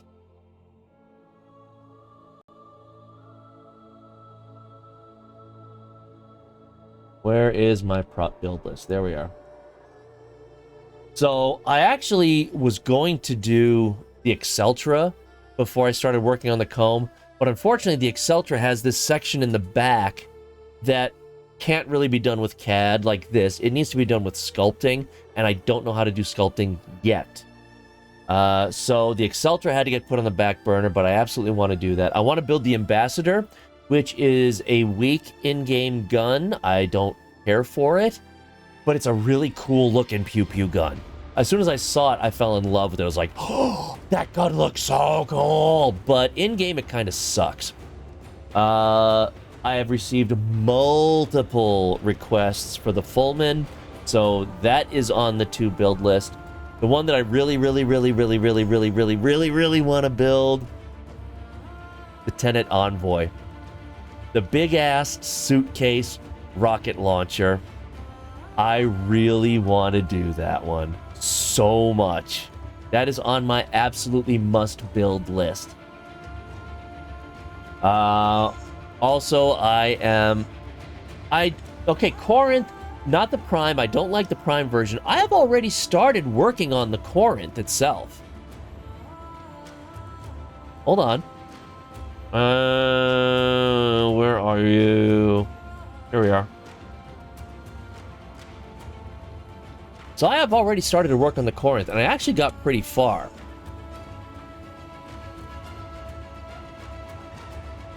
But then I started to hit some limitations of this CAD program, and I was like, yeah, you know what? I'm going to hold out until I can work on it. But, yeah, I mean, I already started working on the Corinth. Just not the Prime. I don't like the Prime version.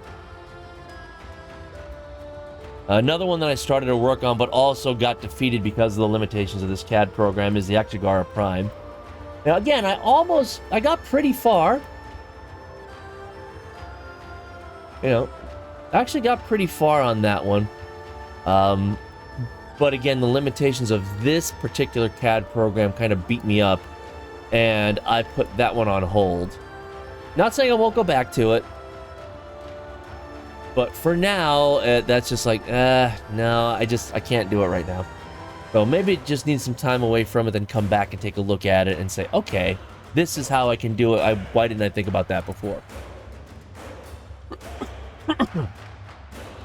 There's a plugin for Blender that lets you draw a line on sculpts, and it will generate the... okay, that's cool. Blender is probably what I'm going to go to next. This actually will link in directly with Fusion 360, but Fusion 360 that's a parametric design program. That's meant for having gears and things like, you know, having machine parts linked together so that, you know, when you do something over here, it's motorized and it does things over here, and it's meant to do that kind of high detail machine work. That's not... Yeah, I can make props in it. I don't think that's the best thing to do. And Blender has sculpting built into it. So if I want to start moving on to more Grineer weapons or infested weapons, you need sculpting, period, end of story. And just trying to do push-pull with CAD isn't going to do it. So that's my next step. I just need to get in there and work on it. So what I'm probably going to do is, once I'm done with this, take a break and try... Well, Blender's free. But the thing is, I already bought on... It was either Humble Bundle or Fanatical. I bought a whole ton of online Blender courses. So I'm just going to go with that. And actually, Blender is closer to this than Fusion 360 is. So when you're used to this kind of CAD program, Blender is probably the best one to go to, not Fusion 360, because it works pretty much the same way. You're taking all these common pieces and you're linking them together, and you're forming them, and you're cutting away from them, and all of that. 3D Studio Max is not free, and it is not cheap, and it is an absolute... Oh, hell no! That is a super expensive program, and that will not be happening at all. But mad respect for the people who can actually do it.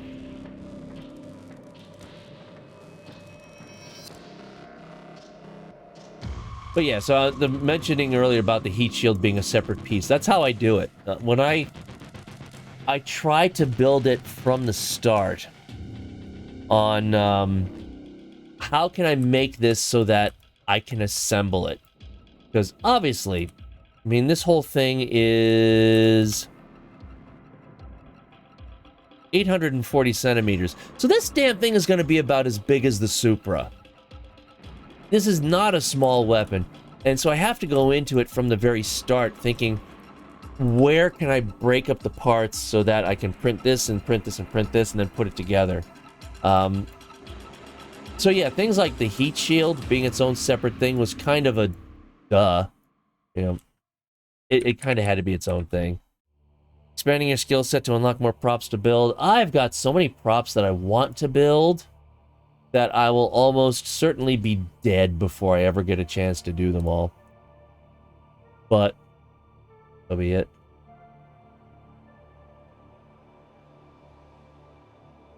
I just need to do some figuring out here.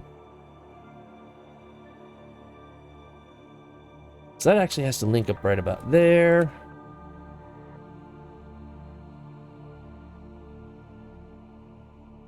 Right, so that matches up with that template right about there. It's fine. And what I try to do is just build everything first and then go into the details later. I've made the mistake of trying to work on a part and get in the details and then moving on. And then it's like, oh, yeah, I gotta totally redo that part. Oh, God, now I have to take care of all the details for it. So that's not what I wanted. With this one, I gotta figure this out. This is kind of one of those situations where I need to figure things out. There's a big honking gap right here that shouldn't be there.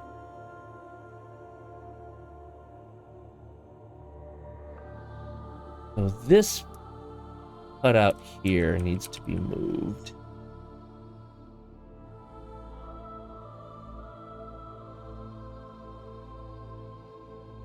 Roughly 9. Okay.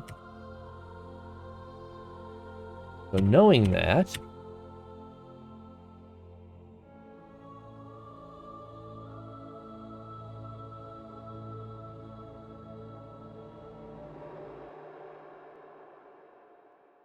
now that should just about fit.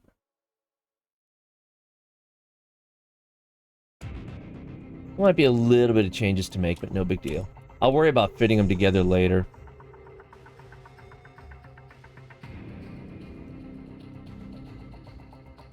I don't like the way that looks, though.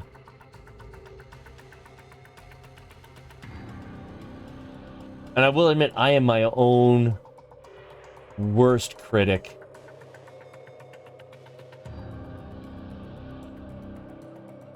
Because from the top it looks okay.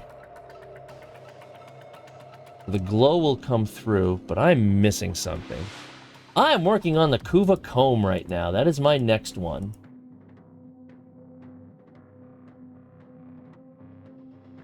See, that is way more of a hood thickness there than it should be. So that's something I gotta figure out. Can I have a front shot, please? That shouldn't be there. That shouldn't be there. I gotta move those pictures out of the way.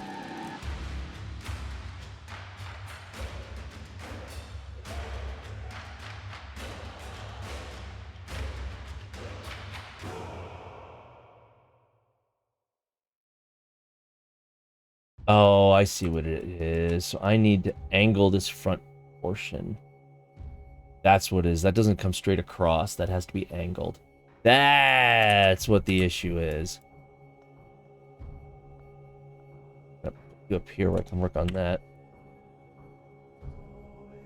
So now I gotta figure out the best way to do that. Which isn't necessarily very straightforward. Let me see. If I take this...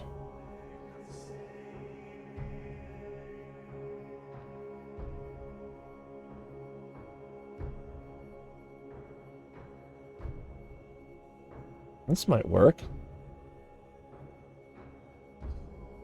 Let me duplicate that. Put it at an angle.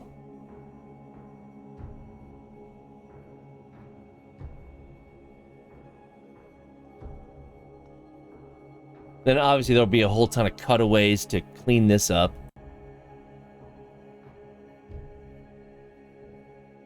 Getting there, getting there. Okay, so that angle might be a bit too sharp.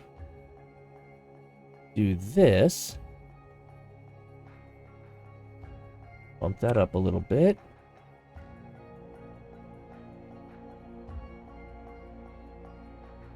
Okay, so I can get the angle.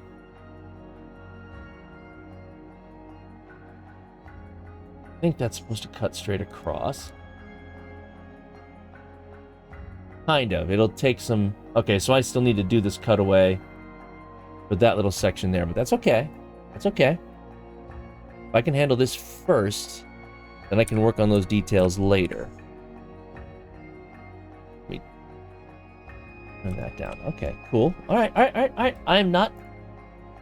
Sometimes I just need to take some time away from it. Oh, that looks much better. I need to just take some time away from it, come back to it. And it looks like this might be one of those times. It's your first time trying this syrup. At first glance, it's very pastel in color, and the aroma is birthday cake as expected. Keep in mind, this is your first time trying this. Hey, you know what? Gotta live.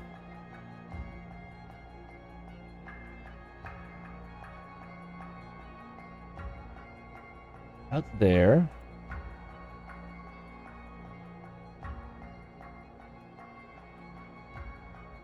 Shrink this part down a bit.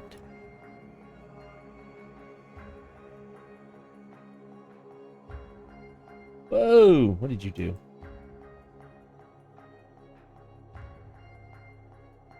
I'll just leave it there and then I'll cut it away later. Hey, you know, at least you're trying something new. Let's see what that looks like all put together.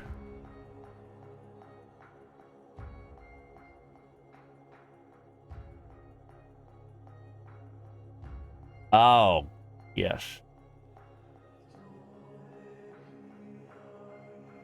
So yeah, there are going to be lines and so forth, but once it's printed and sanded and primed, you're not going to notice it.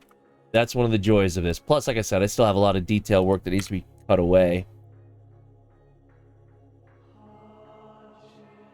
Birthday cake flavored, little too sweet. If that's the one I think you're talking about, I think my family was like, yeah, this is too sweet. I'm pretty sure that's the same one. There aren't too many birthday cake flavored cereals out there that, you know, look like kind of Fruity Pebbles. Okay. I'm happy with that. So then when this part's going to be clear plastic, just like the Supra. This part's going to be clear plastic, and I'm going to have it glow. I'm going to have it be animated. Same thing with this ring. It's going to be clear plastic. It's going to glow. It's going to be animated. I'll probably put all the electronics back here. So, but that way it'll shine through, and then it'll shine through the windows, which is what I'm looking forward to. All right, that works. I think we're good on that one. Malto... Fruity Dino Bites. Okay, I like Malto Meal. They're pretty good. Now you're getting me hungry, dude. God damn it.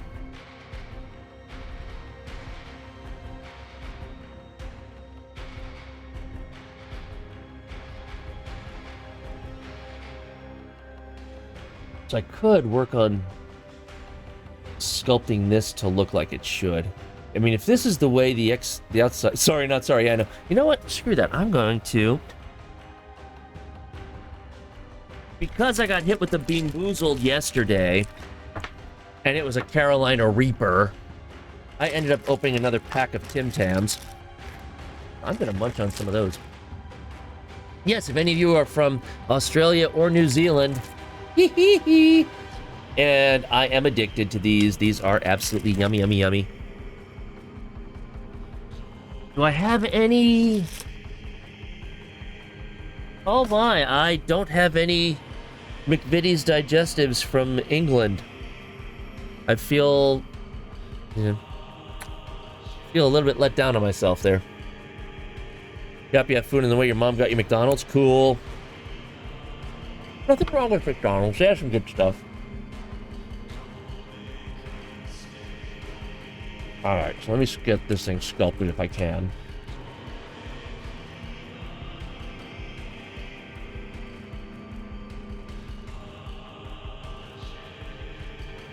Okay, so that's just a curve that then comes in. Alright. That shouldn't be that much of a problem. Too much McDonald's makes you feel icky. Well, it depends on what kind you have, you know.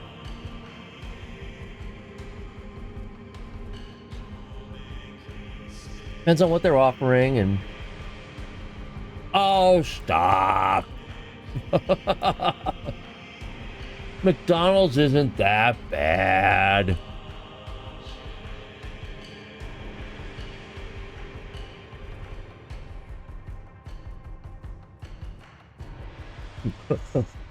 You people. McDonald's fries, at least the way they're made here in the States, are freaking amazing. They have got the best fries, hands down. At me all you want. I will die on this hill. Double quarter pounder. I mean, it's talking about a half a pound of beef. I don't mind the double quarter pounder. One of the McDonald's here recently had a smoky barbecue bacon cheese quarter pounder, and it was really good.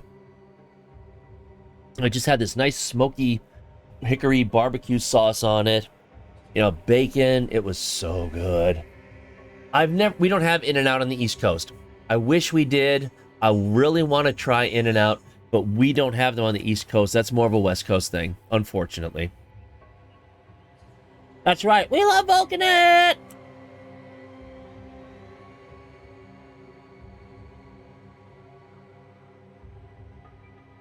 So have I. I've heard In-N-Out is amazing, but like I said, we just don't have them here. I wish we did.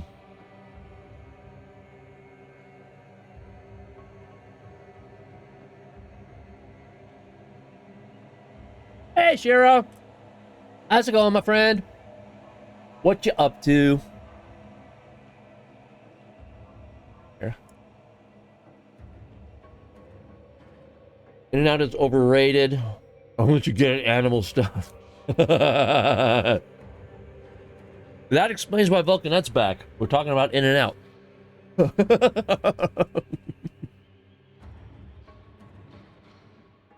We're awful. Had a grilled cheese there. It was the only vegetarian option. It was fine.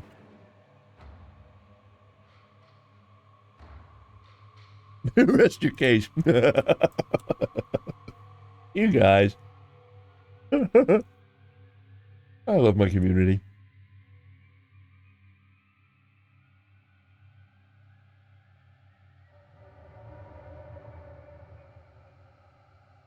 Zach should be showing up soon. Probably pinging me on Discord in a little bit. So yeah, if you have any questions for Zach, we've only got him for a half hour. If you got questions, get them ready.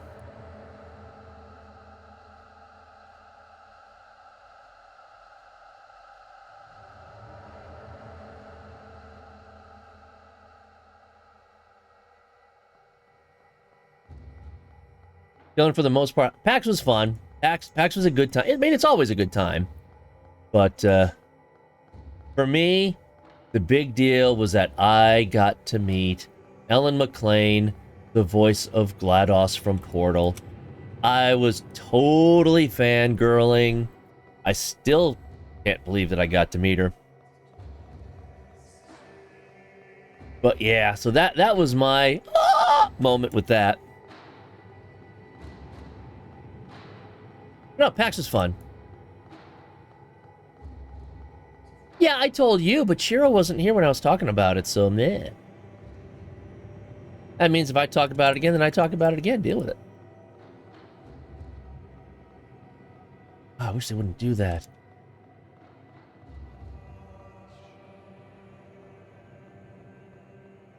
Yes, and I see where you're going. I get it. I get it.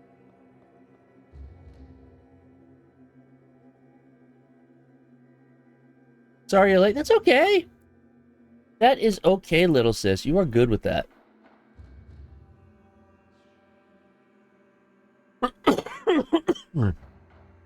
Could show us those pics again because you don't want to see me doing my CAD work. Is that what that is? Is that what that is? Actually, let me go dehydrate. I'll be right back.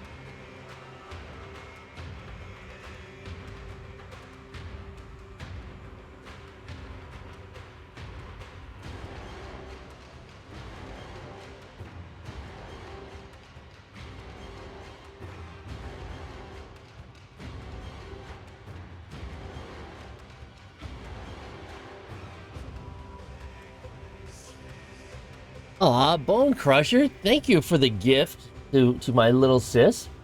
Greatly appreciated. I mean, if you really want to see the PAX pictures again, fine. I know you're just being jealous. You don't want to see me do CAD work. That's fine. Trying to pad time out until Zach gets here. But yeah, first and foremost, anyone who is just recently joining, this is a charity stream. It is the 10-year anniversary of Warframe, and it is my 10-year anniversary of playing Warframe, having created my account 2 days after they went public. So, but this is a charity stream for the Trevor Project to help to combat LGBTQ, that whole community, to help combat suicide among the LGBTQ community. Very important to me as I have family members, both immediate and extended family members who are members of that community, and they get a lot of crap that they don't deserve just because they're trying to be who they are. And the Trevor Project is all about helping to combat suicide for people who don't necessarily have the acceptance that I do of that, and maybe you do. So if you can, donations will always be welcome. That little QR code that you see right here will lead you to the charity link. Otherwise, you can simply... Oops. Oh, even in all caps it works. Idiot. So, any amount will be gladly accepted. For every $200... I will suffer a hot bean boozled jelly belly. And if we can reach 1,000, I will be giving away an Ivara Prime set to either PC, Xbox, or PlayStation. Not Switch, sorry. Because I'm an Ivara main and she's vaulted. So if you don't have Ivara, this would be a good chance to get there. When Zach comes in, I will be giving away 2 of the big Citrine packs, which will be Citrine, her weapons, her accessories, that sort of thing, courtesy of Digital Extremes. So, yeah, that's pretty much it. I'm just going to stream until I either pass out or I have to go to bed because I have to work tomorrow. But yeah, so this is PAX East at the Boston Convention Center. Massive, massive center. PAX East is the largest gaming convention in the U.S., possibly North America. Upwards of 25 to 30,000 people can attend it. So there's Dean from Digital Extremes. If you watch the streams on Thursday nights or the dev streams, he's usually the one behind the scenes running the show. So he happened to be there, and I got a picture with him, and of course, he got one with the Supra, which I brought with me. I am 6'2", and I had to look up to him. He's a tall boy. Yeah, so these are, a backpack with an LED display. Yeah, that's Dean. That's Super Dinio. So backpack with an LCD display. I mean, that's a PAX East thing so much. But yeah, it was. If you play Undertale, I'm sure you recognize that one. So lots of cosplayers. I'm sure many of you have played Cult of the Lamb. So this was not a statue. There was actually someone in that costume, and they were walking around the show floor. Various PC cases. They're now having PC cases with tablets that actually display stuff inside of them. It's just like, really? Why? Why you do that? This is a Saturday. I think it was Saturday. I stood in line with this guy that's an actual hurdy-gurdy. It's a musical instrument that plays like a violin, but also you play it like a keyboard. So, because I'm a musician, I was nerding out with him, and he was showing me about how it works and how he tunes it and all that. So that was fun. I enjoyed that one. Batman! One of the many things you can see there.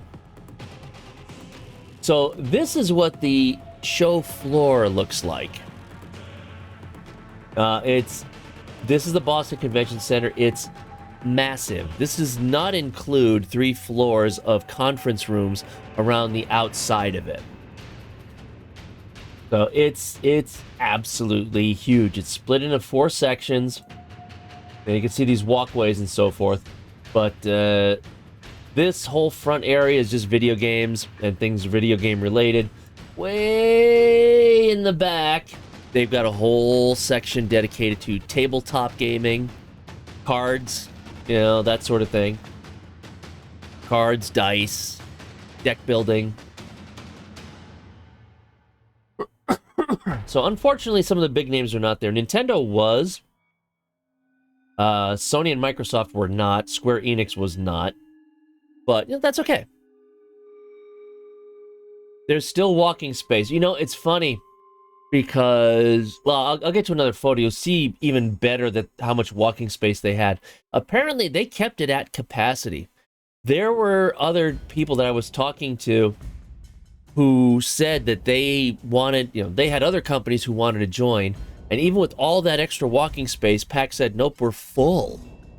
So for some reason, I don't know if it's health concerns or whatever, there was a lot of empty space available on the show floor. Although the demand for people was still there. You would have geeked out? Absolutely. So if you watch Xbox or Outside Xbox or Outside Extra, 2 YouTube channels on YouTube duh, John. But I love their stuff. They make me laugh just about every video. Fire safety? No, because the show floor was actually way more packed before COVID. So unless there have been some fire regulations since then, but I don't think there were. But yeah, so this was Ellen from Outside Extra. I've been a fan of hers and Outside Extra for years. So I was just walking on the hallway and I saw her. I was like, oh, Ellen, hi! She was like, hi, how are you? And we were chatting, and I was telling her how much I really love their channel and how it makes me laugh and so forth. So, got a picture with her, which was very cool. There's my daughter with Stephanie Sutherland, who's one of the voice actresses from Genshin Impact.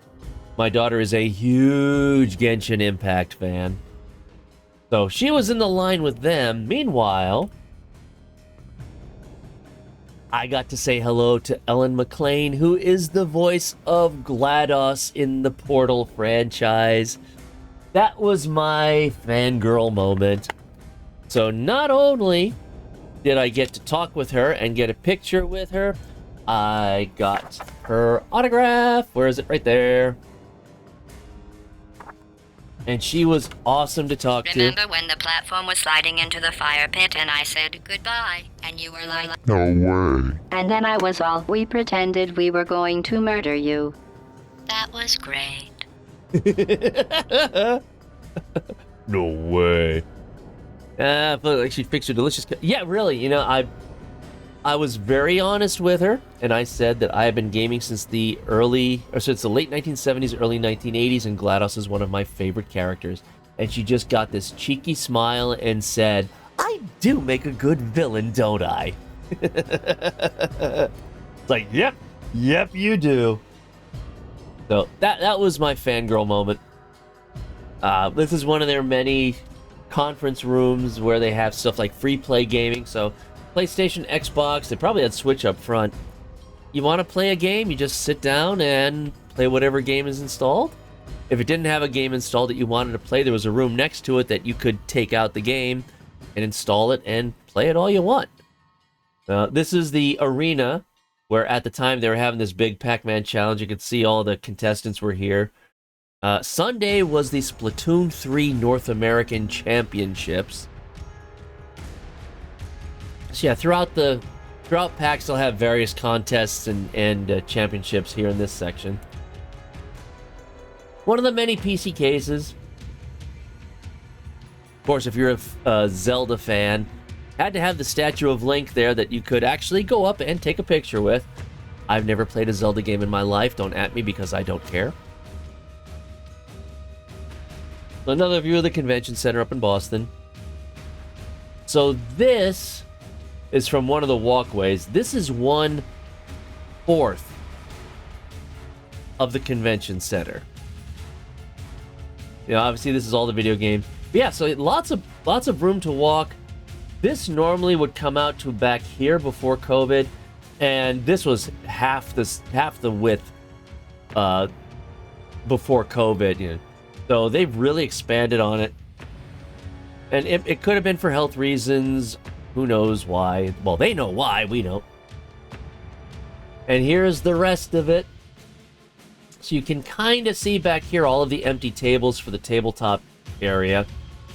And this whole section up here was just like card games, deck building games, dice games. And you could actually go up to the businesses and say, I'd like to play this game, and they'd give you the box, and you'd go to the table and you play with it. And, you know, I'd walk past it, I'd hear people say, oh, hey, that looks kind of cool, can I join the next round? Total strangers. Just asking if they could join and play. So it's not just for video games. Yeah, Warframe International is going to be starting soon, but Zach should be here any minute now. Has he pinged me? Yes, he has. Hold on.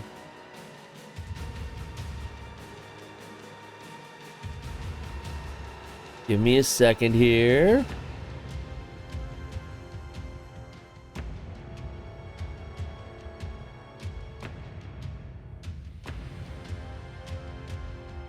I'm pinging him. Hello. Zach! Hello. Zach, hello! How are you? I am doing just fine. How about you? Thank you so much for joining us. Hey, thanks for having me. I'm really happy to be here. Hey, that ain't no problem whatsoever. We're just going through the various PAX East photos right now. Ooh, I was gonna ask you, how was PAX? Oh, it was fun. It was really cool to meet Dean and Julie because I didn't know they were there. Yeah, they no were there idea.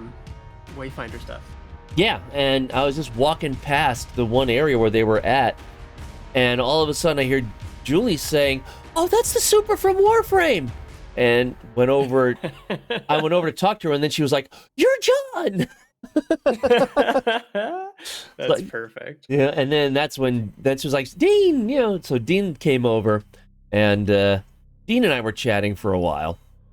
Nice. So yeah, so Nice. got pictures of them holding the Supra, and then on I was talking to them just off and on as I would walk past after that. But I did mention that I had the Arca Another Plasmor. believer. Oh, Please. man. Veronica, thank you for the follow. But then I mentioned to him that I had the Arca Plasmor with me as well, because I figured if the Supra broke on me, that I'd have the Arca Plasmor as a backup. And so I said, all right. They were kind of like, oh man, because I didn't have it with me. It was at the hotel. So I said, all right, Sunday I will bring the Arca Plasmor in. So there you go. So I got pictures of Julie and Dean holding the Arca Plasmor. It's a big weapon. She's in real freaking life, isn't heavy, it? man. Jesus, She is a beast. She weighs almost 10 pounds.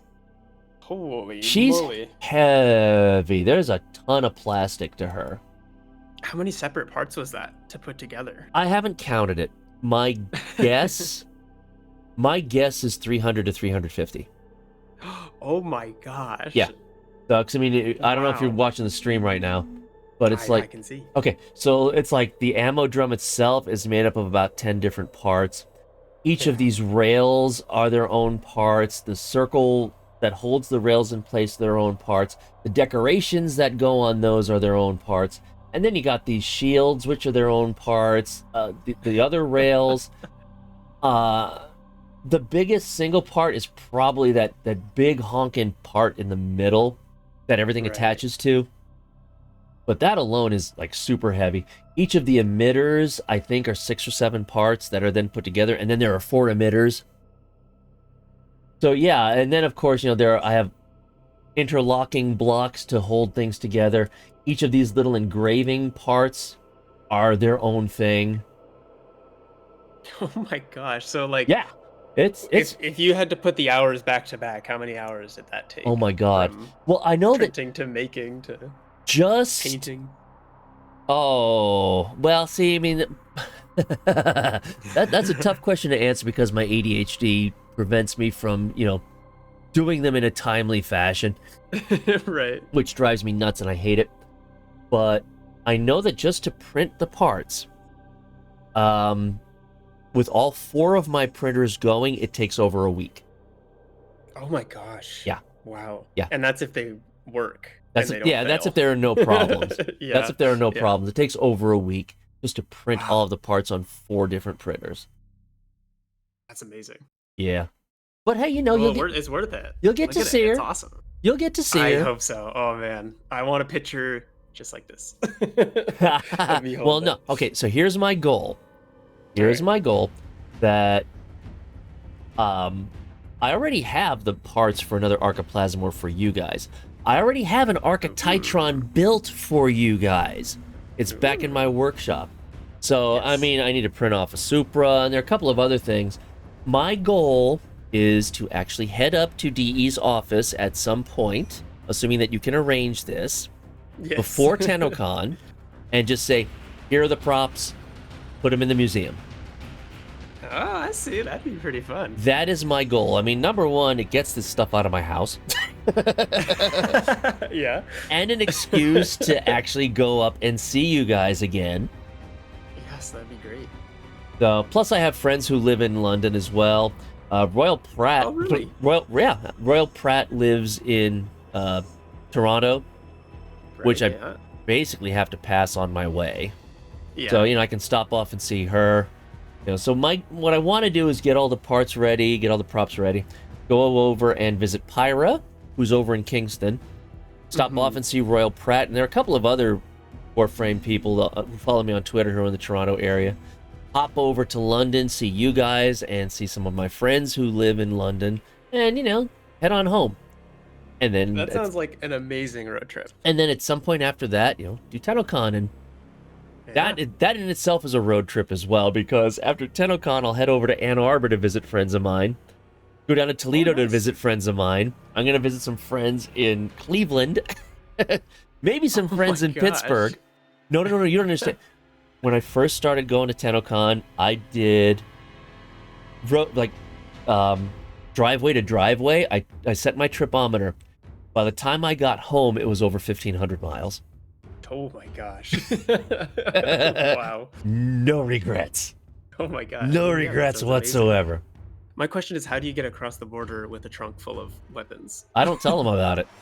Oh. You know, So why is your car so heavy?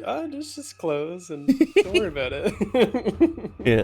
Now, if it was, wait, hold on. Warframe is here. Who is behind that?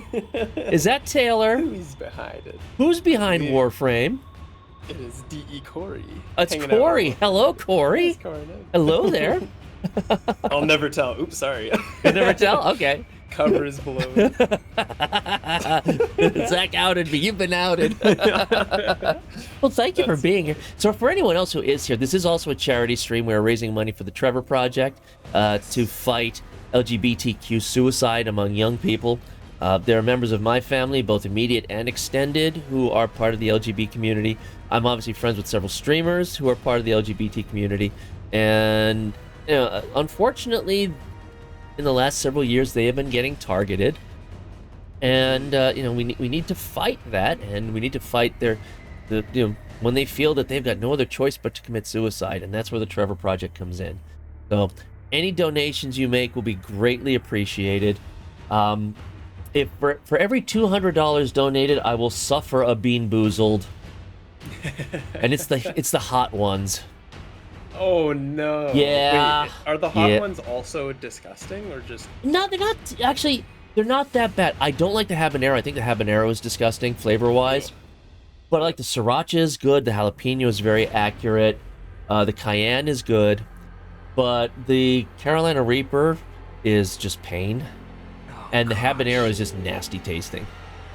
Yeah, I can't do spice. See, I love Somebody would spice. kill I don't me. mind spice at all. Oh really? Yeah, I don't mind Yeah. spice. Oh, there you go. So, but yeah, so that's what the Well- stream is all about. It is not only a celebration of Warframe's 10th anniversary, which was on the 25th. It is a celebration of my 10th anniversary with Warframe because I created my account 2 days after they went public. Oh dang. Happy Yes, I am anniversary. OG, buddy. I am OG Warframe. I know. My 10-year anniversary is on April 9th. Nice. So I've got a ways to go, but I can't believe it's been 10 years. It's crazy. Ridiculous. It's crazy. Yeah. We were watching the stream on the way up to PAX. My daughter was streaming it because I was driving. But obviously doing the whole retrospective and showing things like what the origin system used to look like. Yeah. And I'm just driving and suddenly she's like, "Oh my god, that's what it used to look like." Oh yeah. Oh yeah, and we had to deal with stamina bars, and we had to deal with only being able to allowed to die 4 times a day. You gotta pay up. Plus, you had to pay platinum. It's like, oh god. Yeah, we remember those days. We've come very But far. interestingly, it was at PAX East that I discovered Warframe Oh yeah, really? because it was 2013, and that was back in the time. Let me try that again. That was back when any game that had a multiplayer component was starting to go to things like team deathmatch or PvP or something like that. Okay. But for years, my nephew and another friend of mine, every single Friday night, we would play like Ghost Recon, Rogue 6, Rainbow Six, Rogue Spear, because they had a terrorist hunt mode where it was us versus bots. And that's what we always did. You know, we'd even set our own rules, like if we get killed twice in the mission, we're restarting. But it was always us versus bots. So now all of a sudden these other games are coming out that we want to play that have no terrorist hunt us versus bots component, and was really getting annoying. You know, we even bought the one Wolfenstein game that came out thinking, they'll have us versus Nazis. Nope. Everything was some kind of human versus human multiplayer. It was really getting annoying. So I was at PAX East, and I even remembered pretty much the location of where the Warframe booth was. And I don't know who she was. It could have been Reb, maybe not. It was just like, so would you like to try this game? It's like, sure, why not? And my god, was it raw. There are only like 4 Warframes to choose from, and I remember the level was like a cave level. A cave. It was in a cave. I don't know if it was the whole thing was a cave, but a cave involved the level. Cave was involved in it. That's cool. And I remember playing around it and, shooting whoever it was, choosing the Warframe. It was so raw. But, I played it for a little bit and I came out and I was like, yeah, that's pretty cool. So what is that? PvP? Team Deathmatch? And she said, no, it's co-op. And I was like, my jaw dropped. I was like, are you serious? And I told her exactly the same that I told you, that we were getting frustrated with how the games were becoming PvP and team deathmatch and blah blah blah blah. And so I'm just going like, oh my god, this is so cool. This is the kind of game that we have been waiting for because these games aren't out there. Da, da, da, da. And she didn't say a word. She just smiled and handed me a card for 75 plat. Oh, nice. And I was like, flat. could I get 2 more for my friends who also play? And she just handed over 2 more 75 plat cards. Oh my god. The rest is history. That is amazing. Warframe that's a really good story. Yeah, Warframe went public about a week or 2 later, and I created my account 2 days after. And here we are. And here we are. And That's here we are. awesome. I feel like I have a similar story, but the fact that it was free was awesome. It was like, really? Free? And I guess I was a wee lad at the time. no money. So I was like, well, this is awesome. And it just worked seamlessly on any device. It just worked. Yep. And it was great. Were you working for DE at the time? When it came out? Yeah. I would have been 13 years old. Never mind. When Warframe came out. Okay, you're just a lad. Just a little wee lad. No, I was not there for the early days, but I was a player. Right. I watched from the sidelines. You say that's funny. No, I was not a illegal child worker. Yes, I saw. Well, yeah. So yeah, all 3 of my kids play Warframe. In fact, in Awesome. 2020 was when my oldest daughter was going to go up with me. So obviously that's when it had to get canceled because of COVID. She was pissed, and she's been griping about it ever since. Yep. So now the hotel's already booked.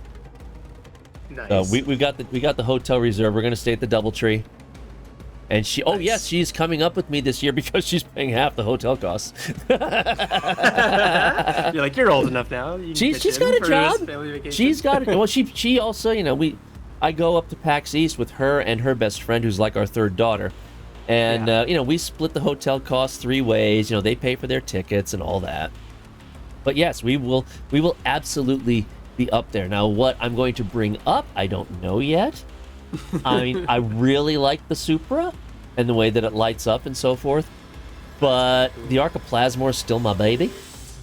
So, I don't know, but I'm working on the Kuba Comb right now. That's what nice. That's what I'm working on right now. In fact, I was doing some CAD work before we popped in, and I might bring that. I don't know. It all depends. Chances are I will bring something, and my daughter will bring something else. Nice. Have you ever done twin pistols? Well, before? not that I've designed. Well, so here, you probably don't know this story. The way that I got into doing all of this, is that TennoCon 2000. Let me think. My first TennoCon was 2017. I went to 2018. By that time, I had a 3D printer, and there's a guy over in Belgium who had already done the Lex Primes and made them available. I have the Lex Prime on my desk, actually. Okay, so you have it. All right. Is that the one I sent up to Reb? Actually, no. I would never steal this one. I have a family member who prints, but... So I brought up an Lex Prime set. Nice. But I also designed my own holsters and things like that. So I went up there with an Lex Prime set. And obviously people were going nuts over it. Met another guy who also downloaded the Lex Prime and printed it off. So we were chatting away. But I will never, ever forget. Just to me, when you design them, or when you not even design them, when you put them together, you know how much they cost in plastic and paint.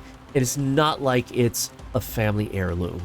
It's a cool prop. Absolutely. But that was me because that's how I saw it. That's how I built it. And actually, I should be showing TennoCon photos while I'm doing it. But it was the reaction of everybody else. They were going absolutely ballistic over seeing this Aclex Prime set. And even the one thing that I do for my props, when people ask, can I take a picture of it? I'm like, no. And I hand it to them and I say, give me your phone. To me, it's way more memorable if they are actually the ones to hold it, because that's a better memory for them. Yeah. Oh, yeah. But just the reaction to that was like, wow, this is really having an effect on people. And Lucas Schunemann was one of the people. I went into the line to chat with him and get his autograph, and he saw them on my hips. And he said, oh, you're the guy on Twitter who the Lex Prime is. All I did was silently hand one over to him, and he literally fell back in his chair like a kid. This is so cool! Just freaking out over the fact that he was holding this Lex Prime. That's amazing. So when I got back home... Hey, it's Bear. It's Bear! When I got back home, they had to be refurbished and so forth, so I sent him an email, said, do you want one? Because of the way he reacted. So he has one of the Lex Primes that I brought up. Reb has the other. It's amazing. But the thing was, by seeing how he designed it and how he put them all together, that's how I realized, like, oh, you know what? I might be able to do this. Yeah. I think I can do this. And I totally blame Megan, because after I got home and I was posting photos and so forth, because I got pictures with Meg holding it and Reb and so forth. And it was cool because I had already known them from meeting them at PAX a few years earlier. But Meg replied with, so what are you bringing next year? As though I had a choice. And I was like, well, I was thinking of either the Vacor Heck or the Ignis Wraith. And she literally replied with emojis, Vacor Heck! Like, okay, I know what I'm building. And there it is. And there it is, and that's... Oh my gosh. That's what started it all. And, it's fun to do it, because it's a creative outlet for me, but it's so much fun to see people's reactions and how much they appreciate when it's like, when I let them hold it, and so forth. I will never, ever, ever forget PAX East last year. I brought the Archoplasmor. Yes. And I'm just walking along. Some young woman was in one of the lines to get some food, and she just charged at me out of her place. It's not an Archoplasmor! Like, yes, that is an Archoplasmor. That is my favorite gun in the game! And, she's freaking out over this thing. And, she's like, can I take a picture of it? So, of course not. I took it off, and I handed it to her. Yes. And she just looks at me like, are you serious? I said, yes, give me your phone. Yeah, and I took a couple of pictures with her holding it, and she handed it back and said, you just made my day.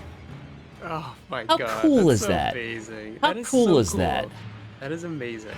That is such a good story. Yeah. Well, I've got a question for you. Sure. Obviously, you have to top yourself every single time. I don't have to. But would you ever go as big as an arch gun?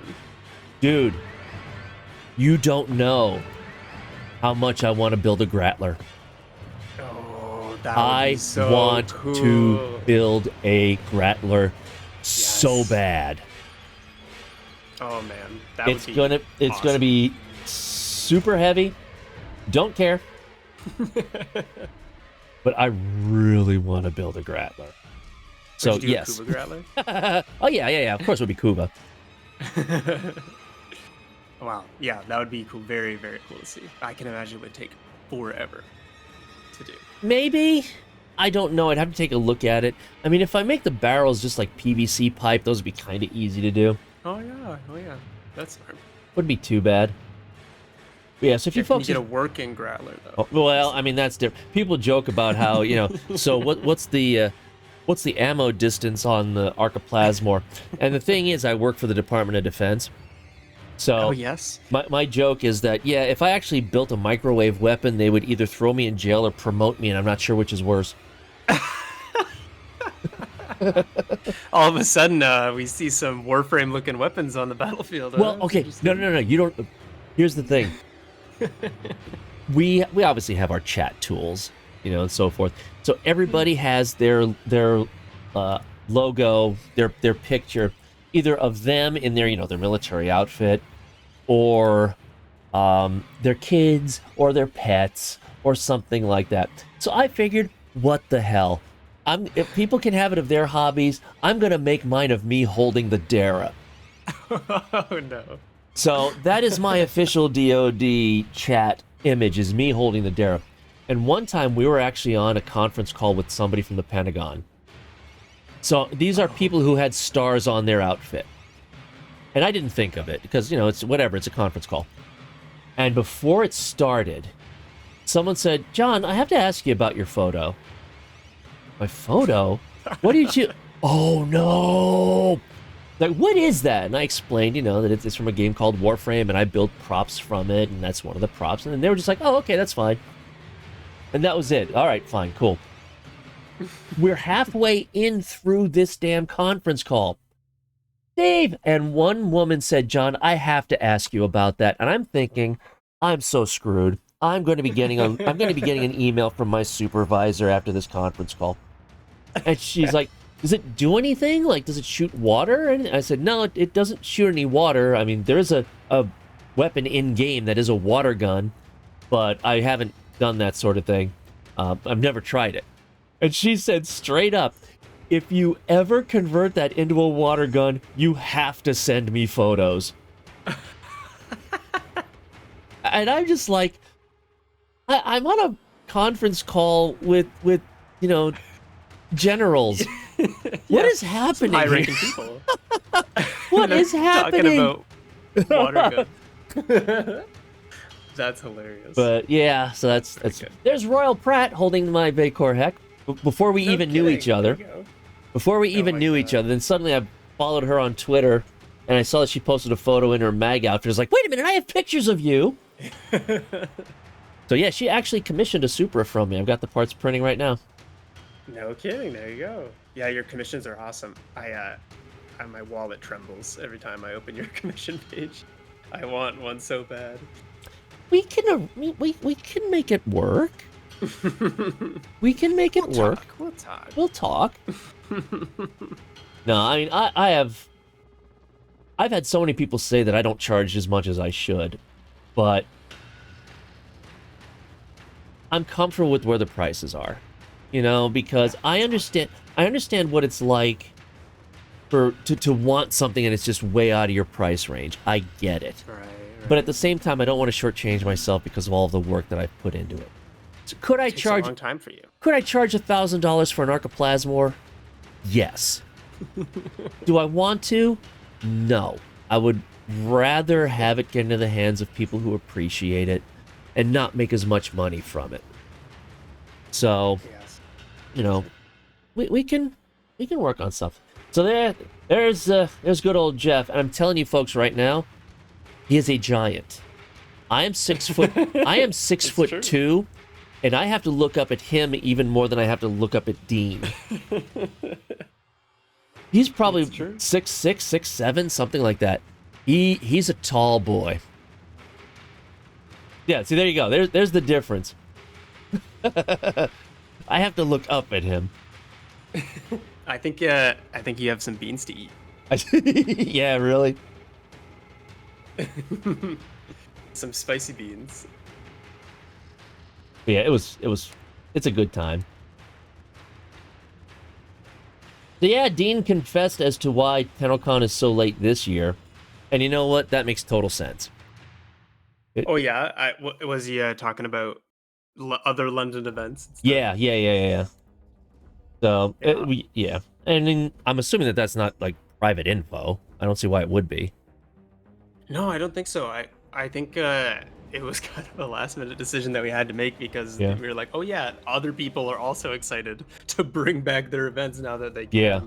So yeah, I mean, maybe this means that this breaks the curse that it always rains on TennoCon. That's true. It did rain, didn't it? So yeah, so for anyone who doesn't know, what Dean said is that there is some kind of big like rock concert festival going on the same weekend as TennoCon.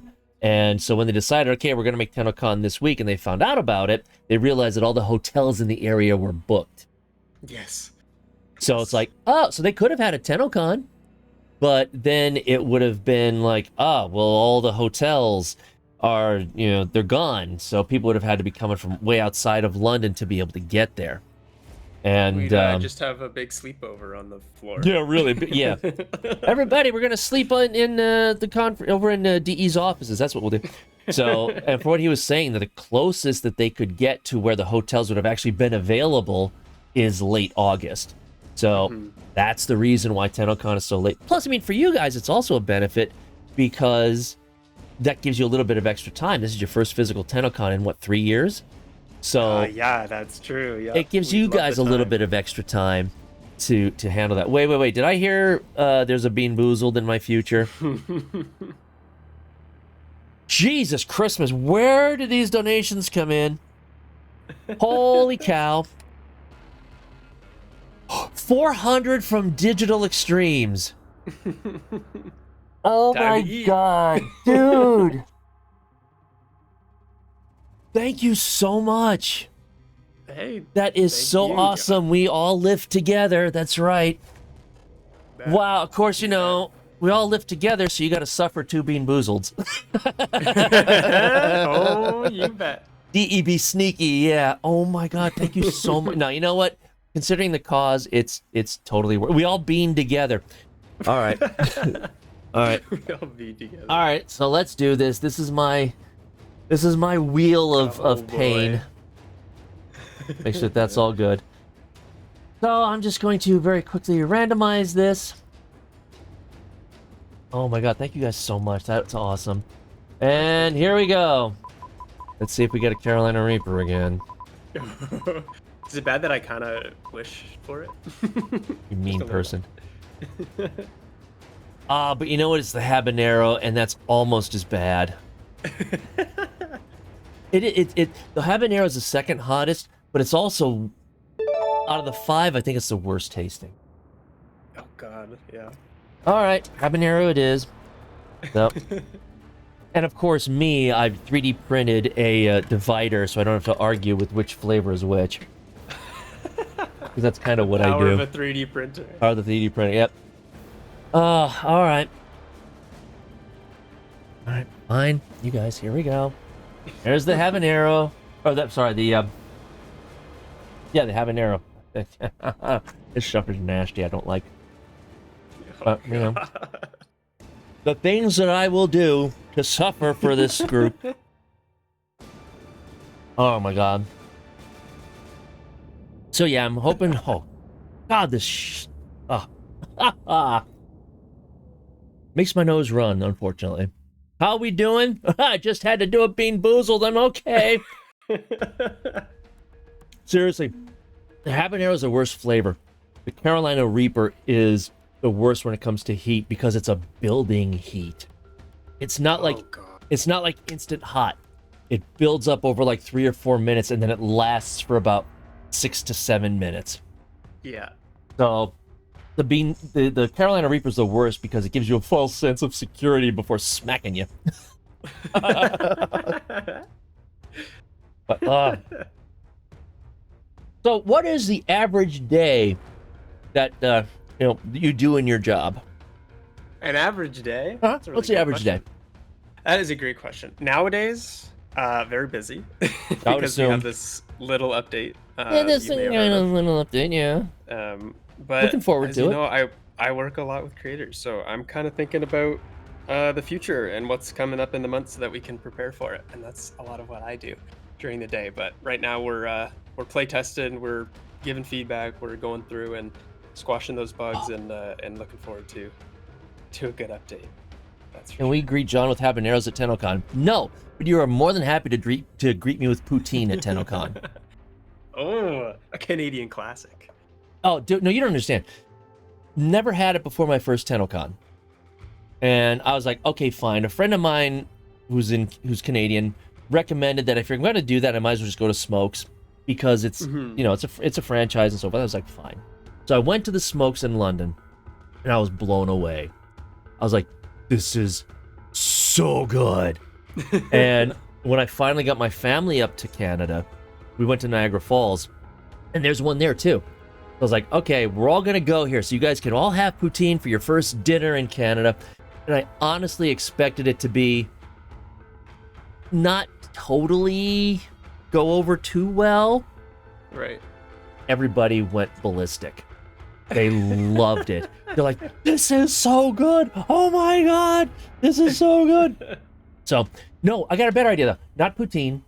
You could hit me with the whole case of all-dressed chips. I was about to ask, yeah, the all-dressed chips. I will absolutely be coming home with cases of it. And if I need to pay some kind of importation fee to do it, I'm okay with that. But I am absolutely bringing back large quantities of all-dressed chips. It's got to last you until next TennoCon. Just a full year of all-dressed chips. Well, no, I mean, we're only a 6-hour drive from Niagara Falls. It's really not that bad. So, and the family has said that they want to get back up there. So we can always get back up there, you know. And if anybody who lives in Southern Ontario wants to commission me for a prop, you know, I will be more than happy to deliver it, which would require me to go to Canada, and I might just have to be required to buy some more all-dressed chips before I come home. It's a 5% discount if you live in a place that sells all-dressed chips. Well, I don't know about that. But at least you don't have to pay shipping fees. There you go. Trust me. I just had an Archiplasmor commission I sent out to Utah. It was about $170 just for shipping. Like on top of the commission? Yes. It was 170. Yes. Oh no. I do. That's brutal. There are a lot of people out there who sell their props and they say, "Oh, free shipping," and then I was just like, "Excuse me, this thing is going to weigh ridiculous amounts, and it's huge." So the U.S. Postal Service, well, any of them, UPS, FedEx, is not just weight but also size. So it could not weigh a whole lot, but the bigger the box gets, the higher the fee is going to be. So now we're talking about a 10-pound Archiplasmor with ridiculous amounts of bubble wrap and packaging peanuts, and then the box itself is going to be expensive because it's, it's going to have to be a bigger box. And so, yeah, I mean, that's just the shipping fee from UPS was about $170. I am not taking that hit for free shipping. Sorry. Yeah, no kidding. No. Jeez, that's crazy. Wow. Yeah, somebody commissioned it, and then they got there okay. So it worked well. Uh-oh, Kurl's got a question for Warframe. Look out. Uh-oh. I've got an answer, potentially. depending on what the question is. When is Duviri going to be released? Well, yeah, actually, I was planning to just, tell you the release date.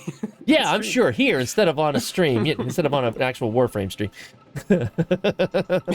What inspired you guys to create Warframe? Wasn't that based on a game called Dark Sector? Yeah, you're right. Obviously, I wasn't around when they were having the conversations, but that's from the stories that they tell, Warframe kind of came out of Dark Sector and them going around and pitching their game as a sci-fi game and getting turned down, and people said very confidently that sci-fi is dead and that sci-fi doesn't sell. And please. And when no one wanted to help publish the game, we just did it ourselves, and then we made it open beta or closed beta, and people paid us money for Founders Pack, and the rest is history. That is the one thing I do regret. Considering that I'm an OG Warframe player, I do regret not being a founder.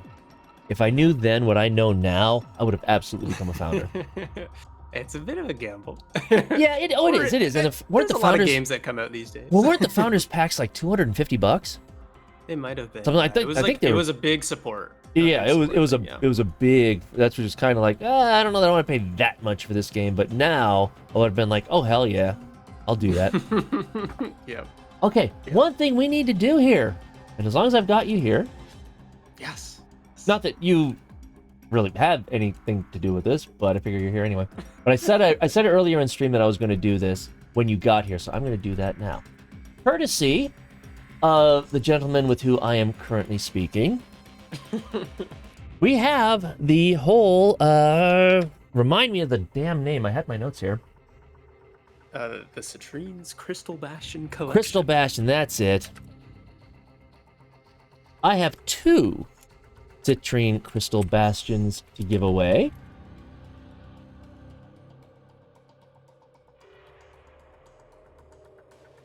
I hope I win.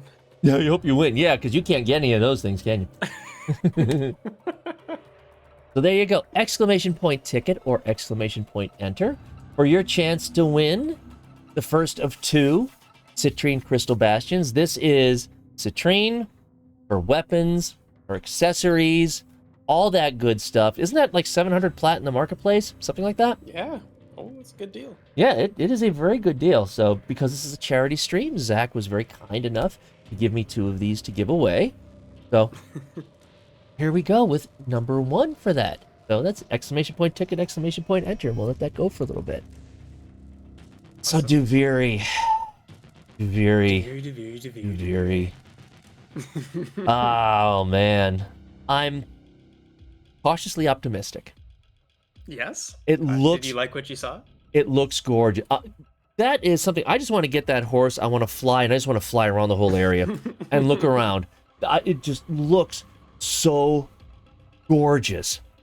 I'm just kind of like, well, you're talking about now you're kind of forcing a melee thing, and you're not... I noticed that you're not doing, okay, here, go to this spot to start a new quest. It's just kind of like as you walk around, you run into them. Yes. Which is completely different. It is very, very still kind of cool. But it looks like you guys are going to be more melee focused on that. Yeah. Which is interesting. As it was mentioned, like on the stream, you're obviously the drifter, and yep. To be non-spoiler, it takes place in a certain place and time where you don't technically have access to this stuff. Right. So it's melee time, and it's drifter melee, and it feels, in my opinion, absolutely fantastic. And to me, not being told where to go is completely new for Warframe. Yes. But it kind of it frees you up to go where you want to go. And if you think that something looks cool, you should just go there and see what's there and participate in what's around. And it's a unique feeling because usually in a lot of Warframe game modes, you always are focused on the timer if it's defense or survival. But in this time, it kind of escapes you. And it's cool to not realize that you've spent a certain amount of time already and you've already gotten stuff out of it. It's just nice to be able to dedicate whatever time you'd like and get something out of it. I don't know if you can answer this, but is the combat meant to be more like Dark Souls kind of difficulty? I can't imagine that it is because you're also trying to entice new players to it.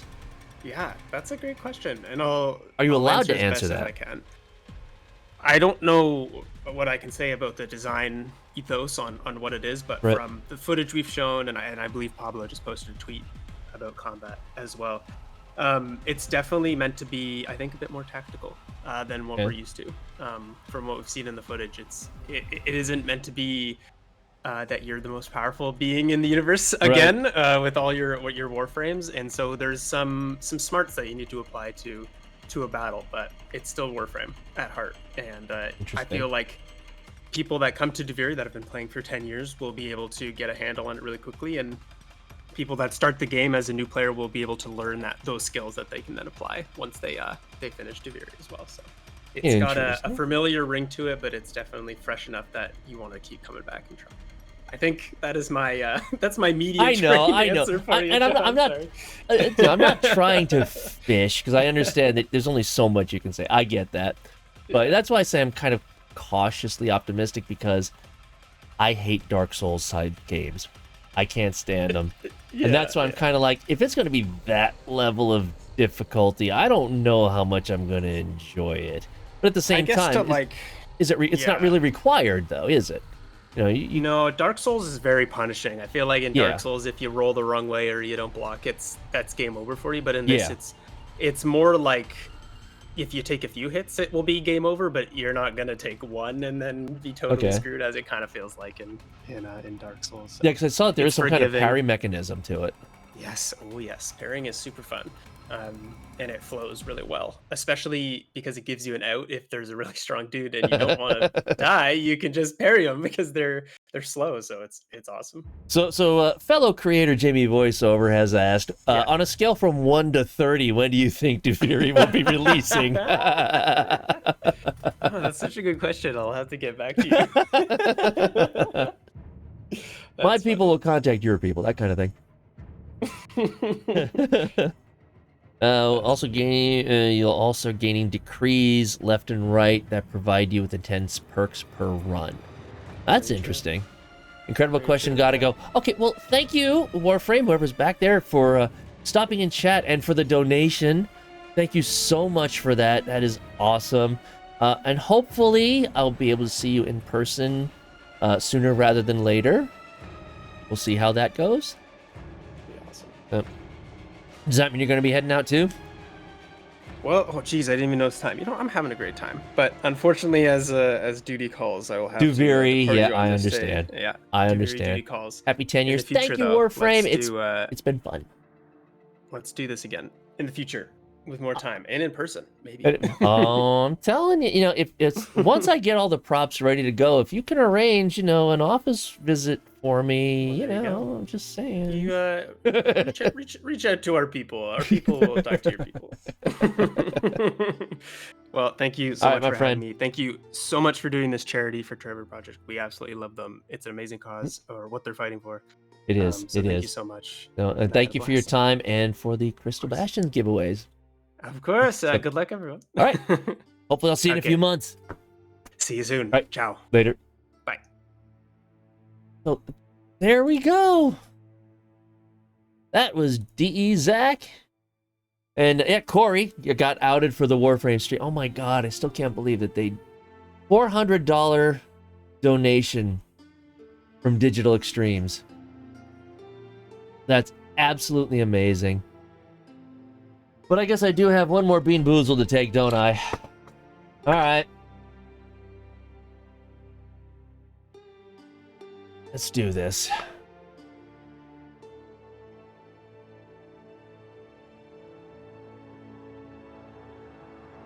Right, exclamation point ticket, exclamation point enter for your chance at the Citrine Crystal Bastion giveaway. Time to pay the pepper. Oh, you're funny. You're so funny. All right, let's randomize this bad boy. Let's see what we got. Oh shit, I forgot to... Not another one! I forgot to increase the time for the spin. Oh, God, this stuff is nasty! Wheel of Torture! Yes, exactly. Quiet, Violet. It knows you, it knows your pain, it knows your turmoil. Honestly, flavor-wise, habanero is the worst. Heat-wise, Carolina Reaper is the worst. So, Wheel of Misfortune. You're not wrong. All right, fine.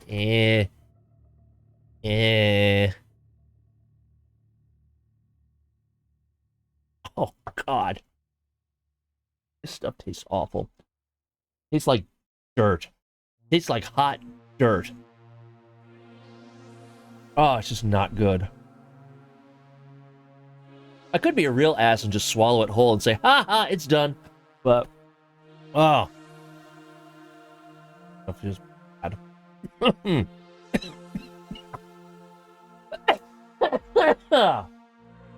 Doesn't help when it hits the back of the throat. And my nose is running, so you guys get to suffer through that.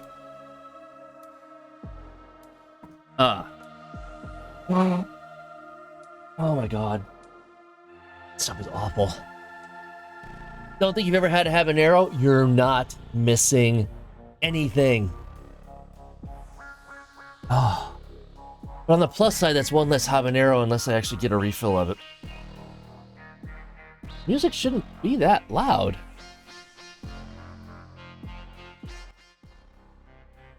I can always drop that down more.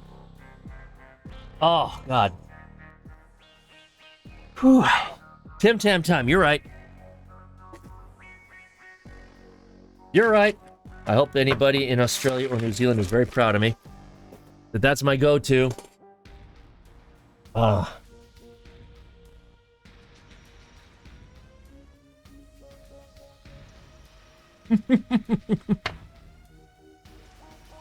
Oh, man. So, yeah, that was fun. Would have been nice to be able to chat with them for longer, but Duviri, it's going to be out in a few weeks, so they're cracking hard on that one. I get it. The UK has a somewhat variant of Tim Tams, which have jokes on the wrappers. Oh, okay, that's interesting. Might need to look those up. Ha! Eating in front of you while you're fasting? Oh, well. Oh. Wait, you're fasting? Why? What holiday do you have going on now? Well, not holiday, but you know what I mean.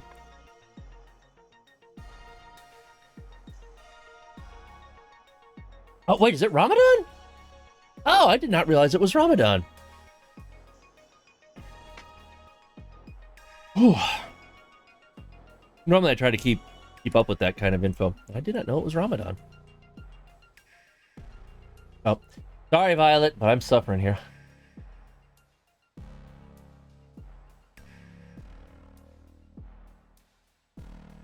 Okay. Well then.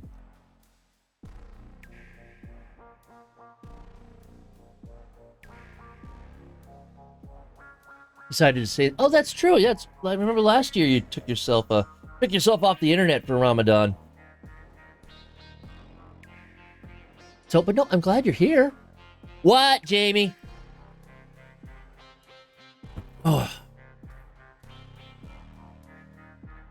God, that habanero is awful.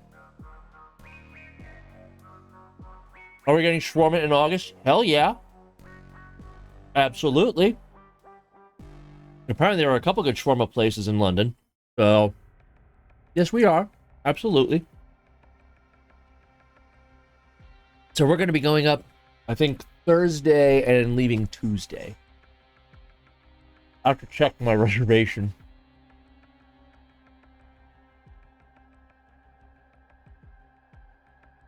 Wow.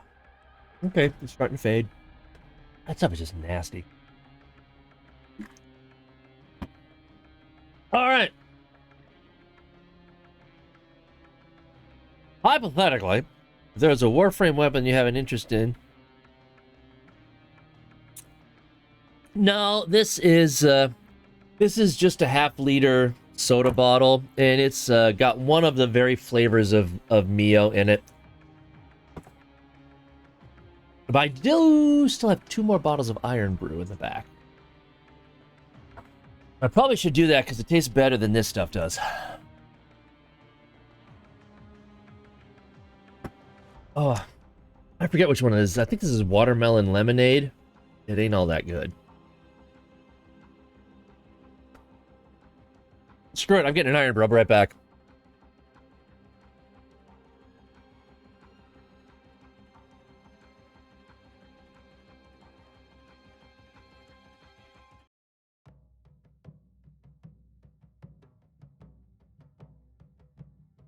So it's into the void now, me girls and me boys, from mother's hands we go.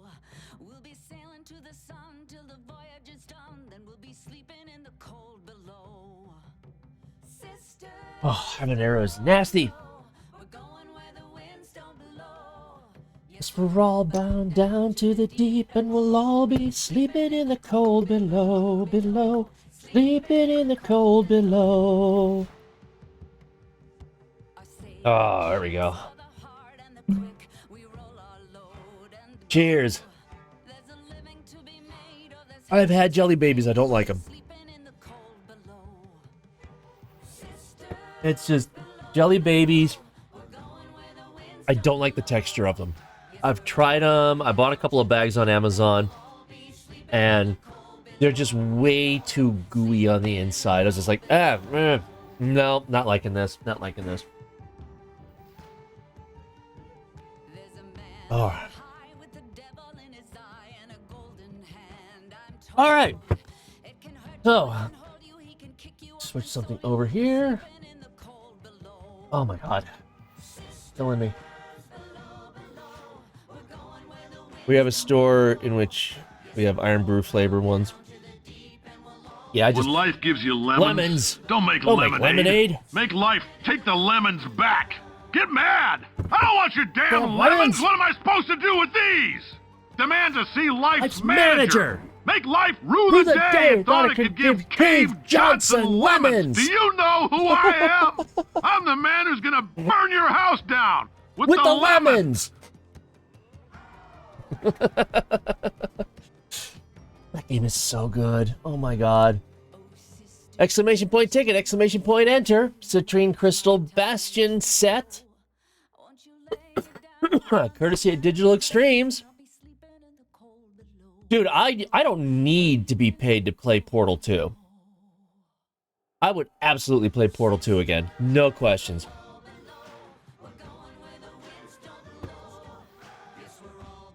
But, I mean, today's a Warframe day, you know. But no, I would have no problems playing Portal 2 again. Ever, ever, ever. That game is so good.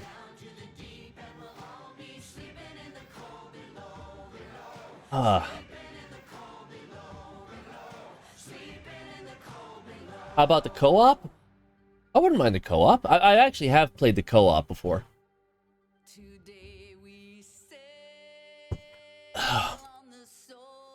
Oh my god. Okay.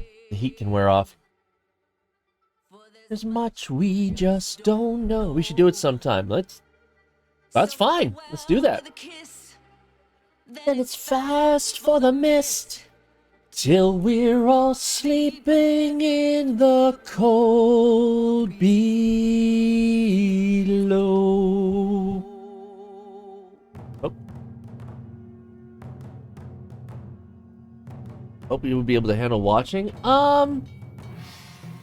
Why? What's so big about Portal? I mean, it's not really flat. Well, I mean, there's a lot of fast movement to it. So if you get motion sickness that way, then yeah, that could be an issue. Oh, by the way, speaking of contests, I have a Hildren Prime Access Pack going right now in my Discord. So if you join my Discord and you go over to the... so if you join my Discord and then go into the giveaways area, all you have to do is hit a button and you're in for the Hildren Prime Access giveaway. The bot will automatically pick it this Sunday afternoon.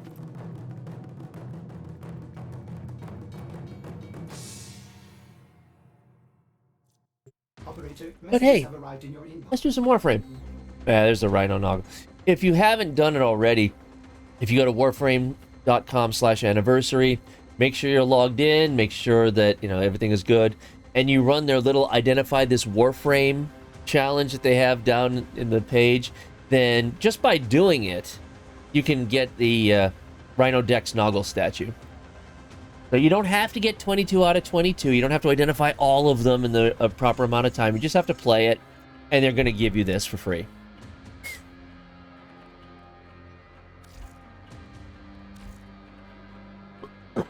Oh, God, heat's finally wearing off.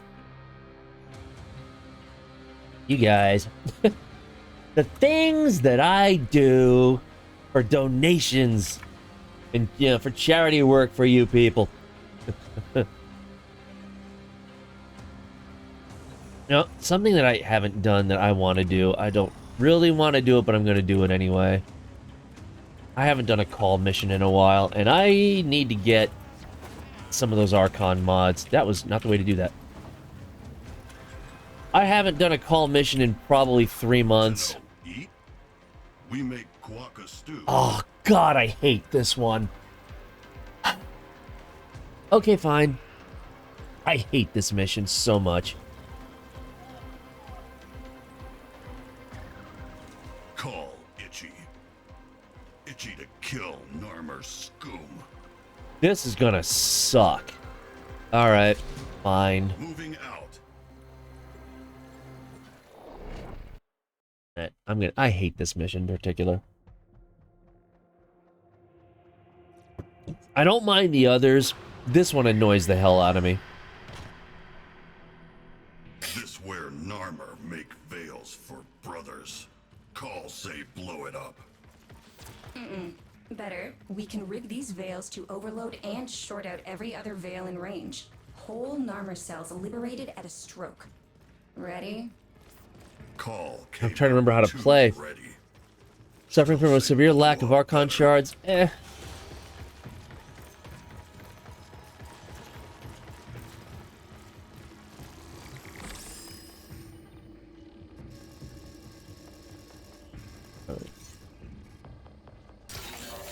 Oh, I got that at least.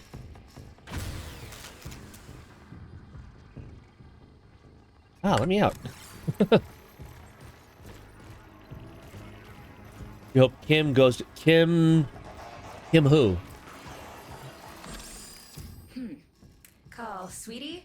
See that big magna-locked door up ahead? You needs to get on the other side. Could you be a darling and find a way to disable all those locks? Oh, daughter. That'd be cool, yeah. Call, I'm impressed. I love daughter. Daughter is so much fun. Did you figure that out? Point and click. Literally.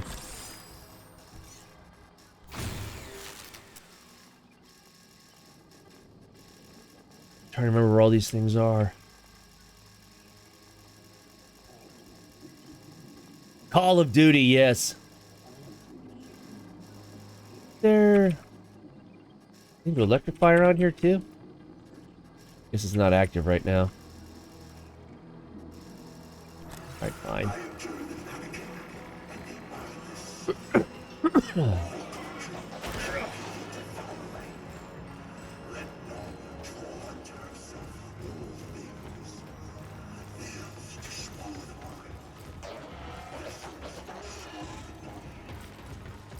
I'm trying to remember, this has been so long since I've had to do this.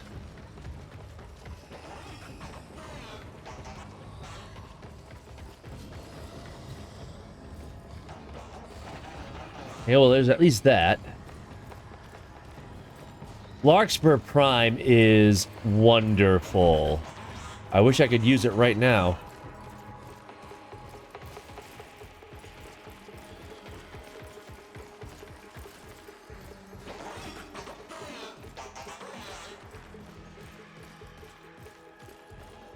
No.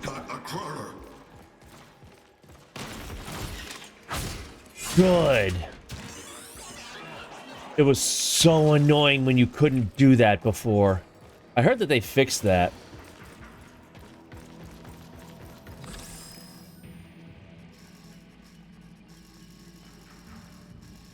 I'm gonna zap that mofo.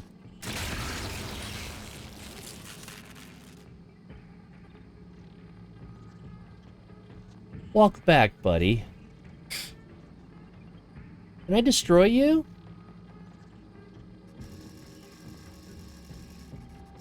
Obviously, I don't care about that whole, oh, get the mission done in X amount of time. Yeah, whatever.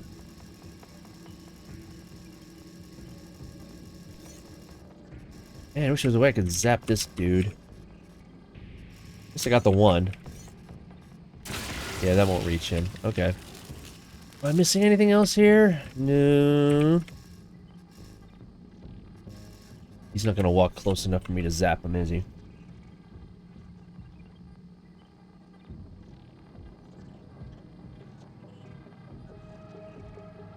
No. Alright.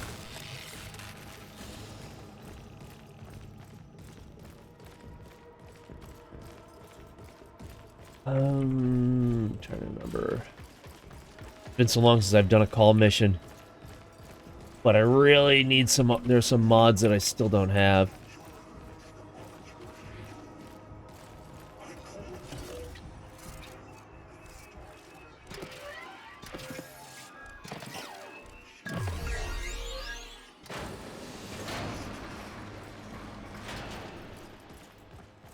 Right, isn't there something on there, if I remember correctly?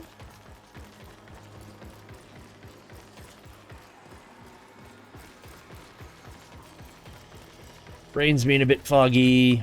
I don't like this mission. I generally don't really go for the call missions anyway. They're okay, but that's what I thought. That's another down. And the others, there's the other one there. All right. I appreciate what they're trying to add to the game, but I can't stand it. Yeah, it's just, I don't mind the other ones where you're going after, like, you're in the Earth Grenier camp. That one's okay. And the odd part is, I love stealth games. I've always loved stealth games, so you'd think that this particular mission I wouldn't hate as much because it is more stealthy, but I really just don't care for it.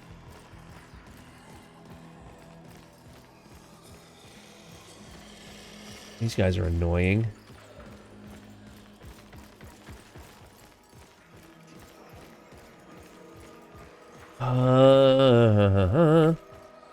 Right, he's over there. I mean, I get it. People fell in love with Call from the New War. And this is a way to play him some more and get to understand him a little bit more. I get it. I don't know.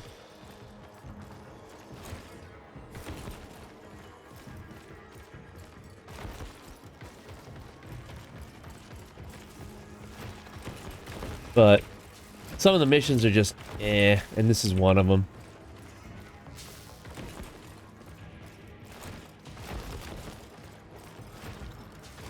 Can I get up there?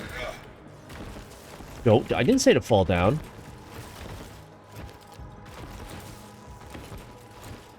Really? Alright, fine.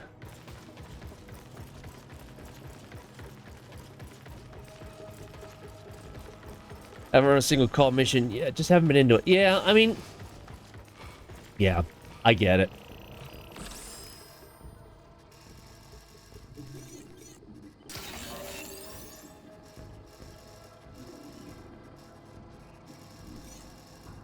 Again, I... Ooh, hello.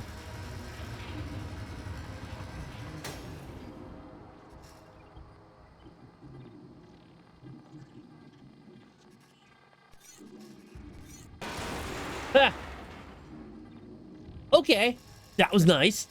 Right, so that goes over there.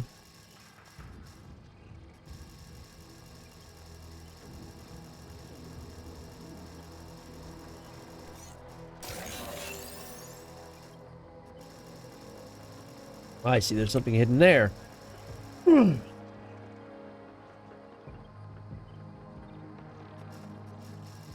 Missed good opportunity for shards. Yeah, I mean, that's legit, too.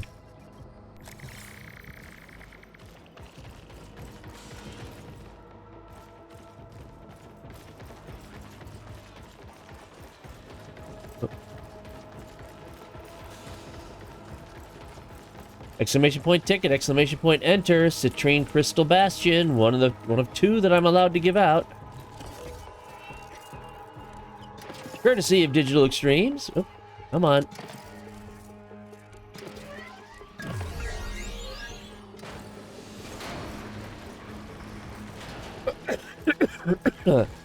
Sorry. I'm not sure if this is from PAX or if it's just change of the seasons or what.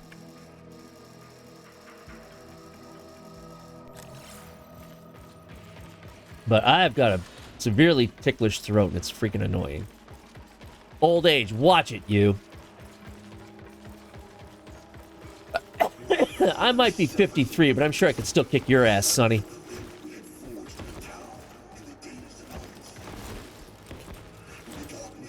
Damn it, won't let me up there. Alright, we'll do it this way.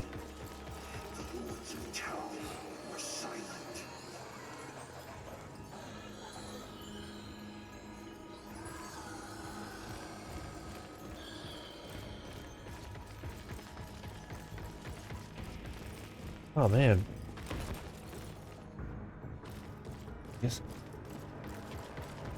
Ah, shit, that's what I need to shoot at, huh? Urgh. Yeah, see, with me, I don't know if it was...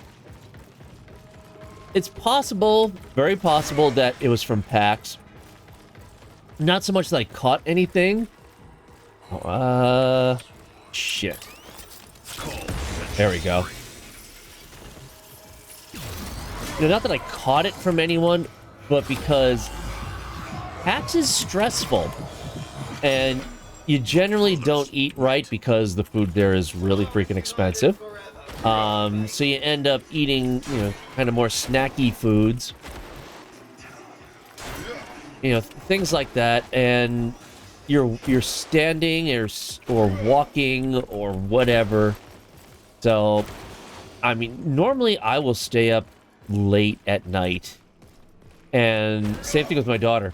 All three of us who were there, we were out by like 10 o'clock every night because PAX is stressful. And of course, when you get stressed like that, your resistances go down, and so I don't know if it's that I actually caught something or if it's just that the stress and not eating right and all that.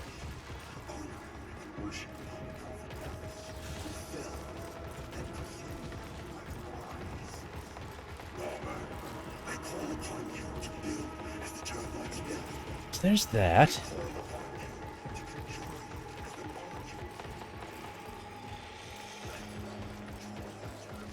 Oh shit, there's that dude. Be careful.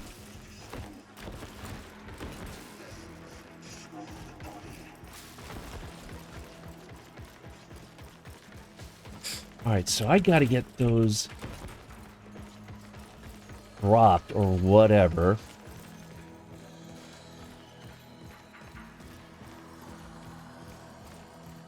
So that that can be hit. Aha!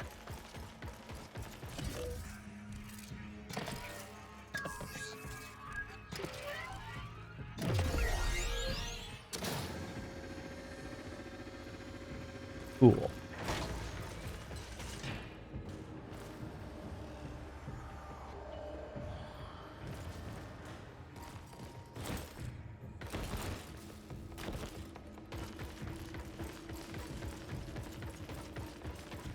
This ain't no Assassin's Creed.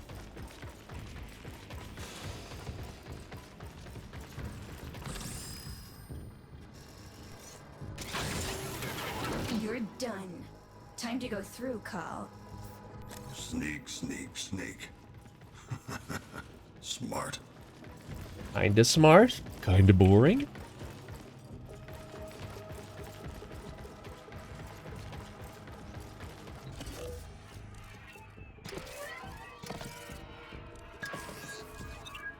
Ah! Got it.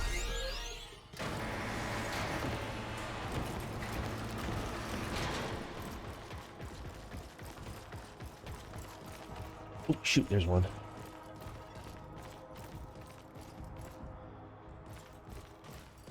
Yeah, last time I played this, you couldn't stealth kill those guys, which was so annoying.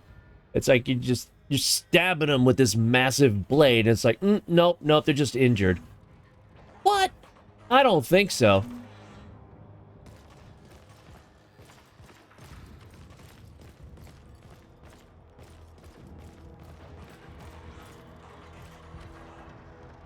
Go on, walk away. Walk away. Walk away.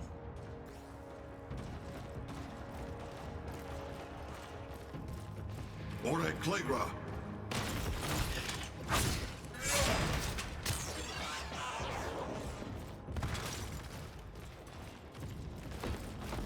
There's his buddy. Which way you walking, dude?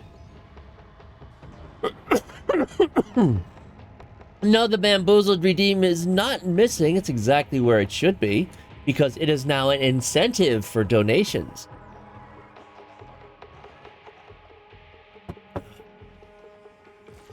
Oop, there you go. You're walking that way.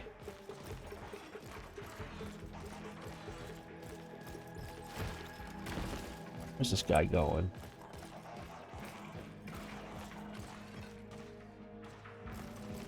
Yeah, no, don't look this way. No, no, no, no, no, no, no, no, no, no, no.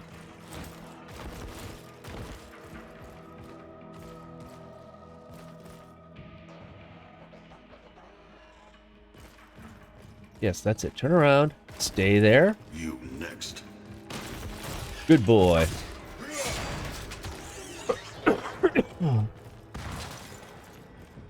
All right. Am I missing anything else? God, I'm so glad I can kill those guys now.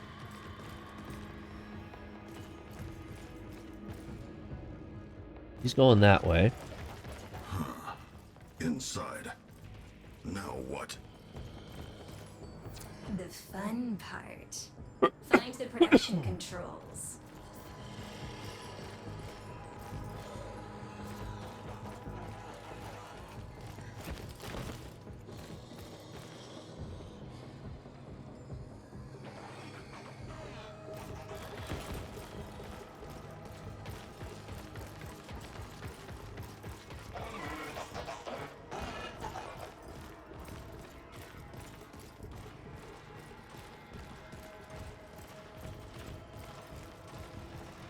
Call see you. I'll kill you.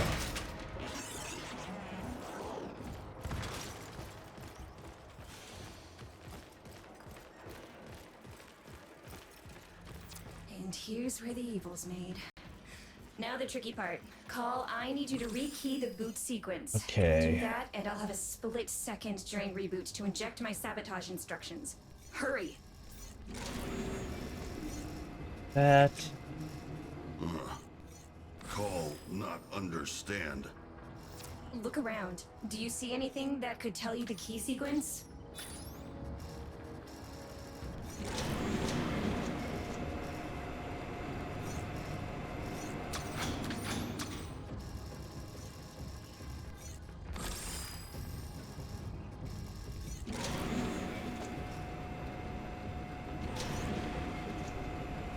All right. Hey, Purple Scream. Wanted to pass by and say, hey-oh! Well, thank you. It's good to see you. Oop, I go right past it. No. And that one. Okay. Yeah, hold on. I forgot it already. Okay.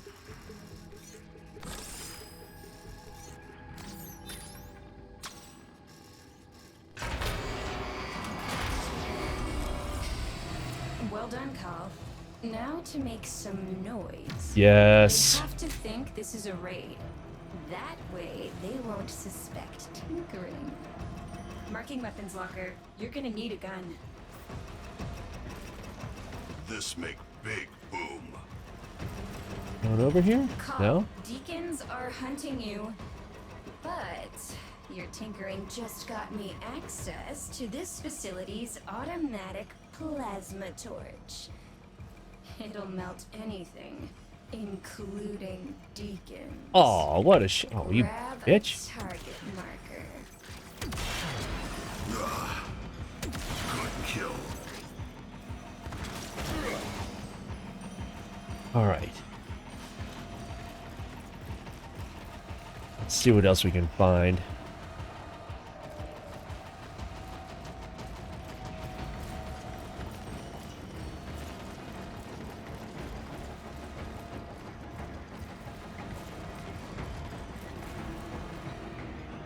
Oh, okay, cool. I don't think I've ever successfully done that one. Oh well. Oh, I heard you.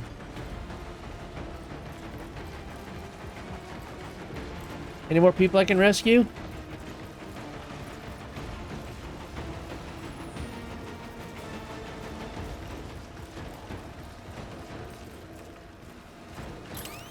Narmer, lose one Damn it. today. Here got a call mission in, well, may have done 5 altogether, just get the ephemera. They're different. And honestly, I don't particularly enjoy them. We go now. But there is one more Archon mod that I don't have that I want.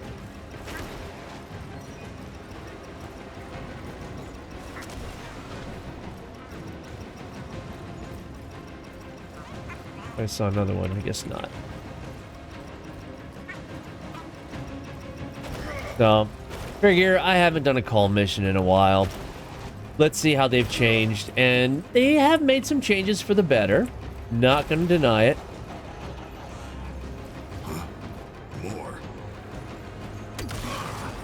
Oh, yeah. Finish you.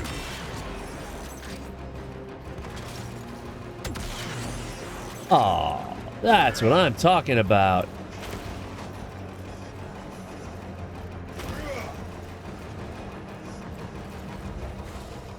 Anything else? Nope, I was already there. Okay.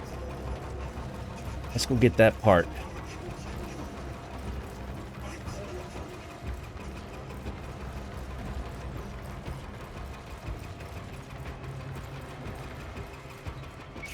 Great. Now you just show me where to shoot. I'll try not to singe your eyelashes. Yeah. Wake up time.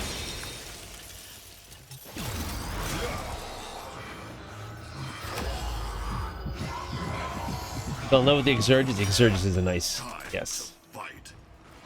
The Exurgence can be quite nice. Not clear here. Oh, that worked.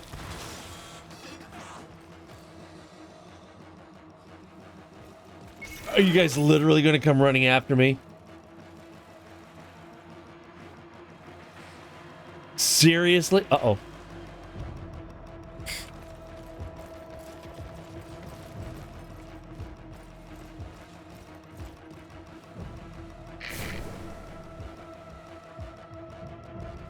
I think they are. I think they're literally trying to come up here after me.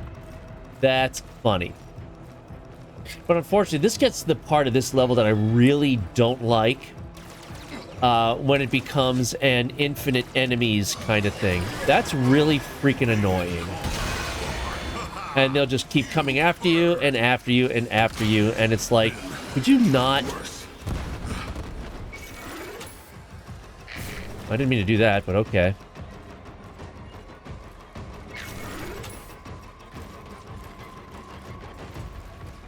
Yeah, this part of the mission sucks. I've always hated games that have... I mean, unless it's meant to be like a horde mode or something. But for the most part, games that have that infinite enemy thing is just like, oh, come on, stop. And unfortunately, that's what this mission now has.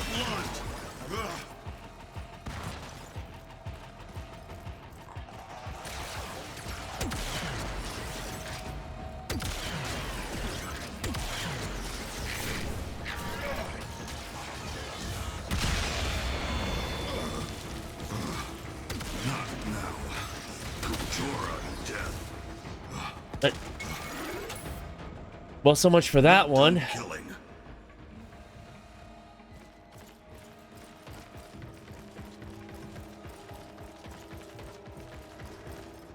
I stopped doing these after they added extras in the forest and on the Murex. The forest one is one that I don't mind. I actually don't mind the one in the forest. This one is just annoying because it runs into that infinite enemy mode, which pisses me off. And here they come.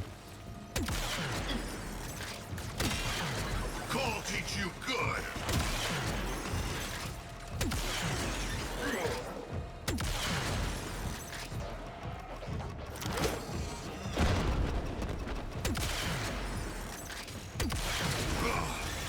Call, not stop.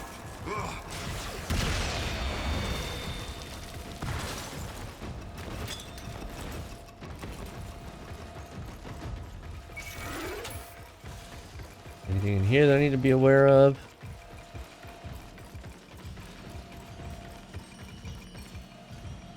I'm hearing some kind of a chime, but you haven't even started doing these. You haven't been able to stop. Yeah, I don't mind them. It's...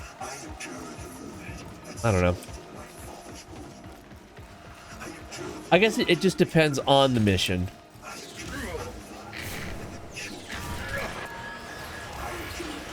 And here he comes.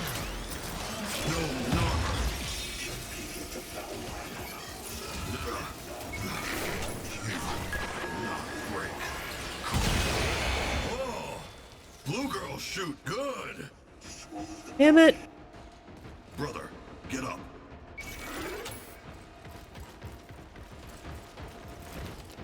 What are they? They're just... If you play the new war, then you meet this Grenier called Call, and you play him for the first part. The community fell in love with him. Because he's a cool character, and you don't see the Grenier with this kind of perspective. So they decided, hey, you know what? The community reacted so positively to him, we're going to have more missions with Call, and you can actually play him. And these are part of those missions. And they're actually not bad. I don't mind them. You haven't played the new war yet? Oh, new war is so good. I didn't want to do that. Boom out. New war is absolutely worth playing. It's so good. But, so, I mean, they gave these extra call missions where he's got, you know, some stealth work and things like that. Damn it.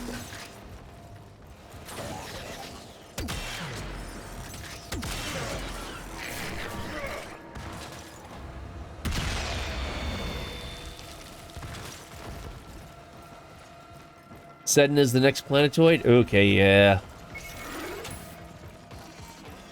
Yeah, I hear you guys. What did I miss on that one?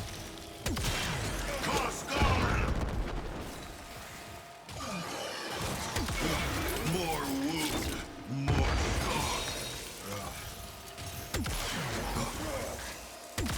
I'd love to be able to rip the thing off these guys.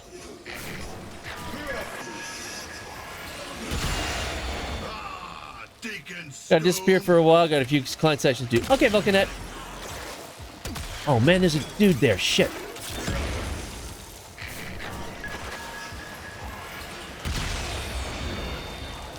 I don't know where he ran to. But he's the last one who I have to get the mask off of. Oh well, probably too late now.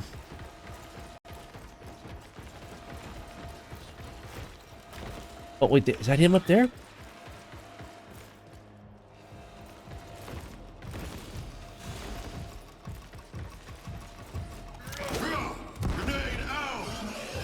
Shit.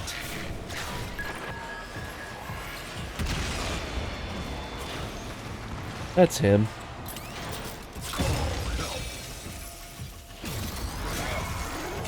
Come on, come on. I think he's the last one. Yes, okay, good.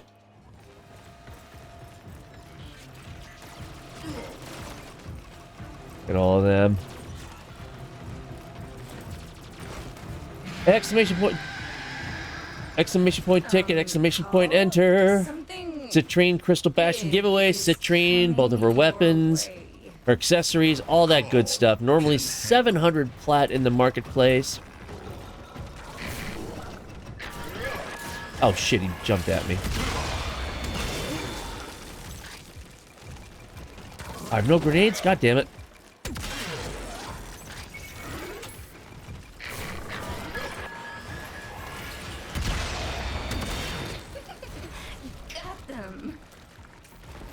Kinda got him. He's not totally down yet there, girl. Okay, seriously?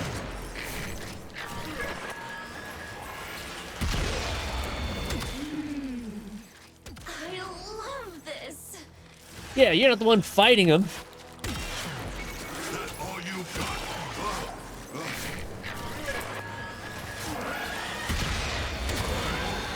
There we go. Weak machine. That's it. They don't suspect a thing. Huh. They think they've just chased off a smuggler looking for a quick find. Manipulating people isn't fun when it's this easy. Damn. Alright, so that got me 45. I can deal with that. I found 3 of the passwords.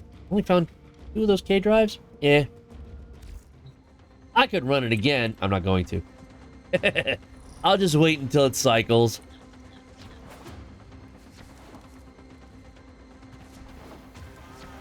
Oop. Wow, I'm not doing really good on the parkouring here. Was it always, darling? Gimme. Sweet.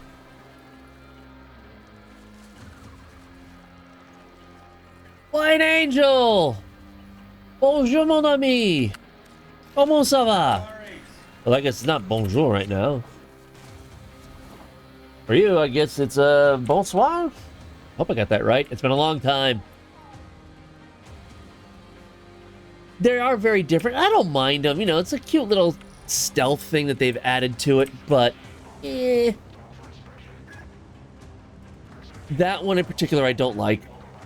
Exactly because of the infinite enemy syndrome. Once you get to a certain point in that level, you're pretty much done. You can't do anything else, and it sucks. How are you today? I'm doing just A-okay. We are celebrating my 10-year anniversary of playing Warframe, as in addition to 10-year Warframe being out there. This is a charity stream in support of the Trevor Project.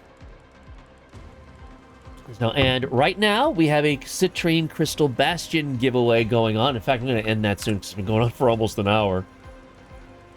Exclamation point ticket, exclamation point enter, your chance at a Citrine plus all of her weapons and all that other good stuff. I'm going to go dehydrate, and then I'm going to pull that. So I'll be right back.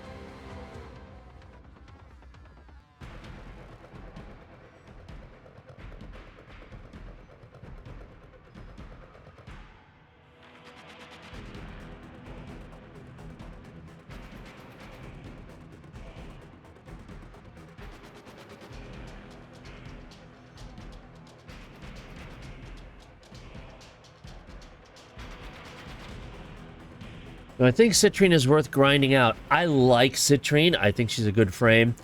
And that mirror defense, the problem is there's also a lot of nostalgia there because the Corpus side is actually the old tile set.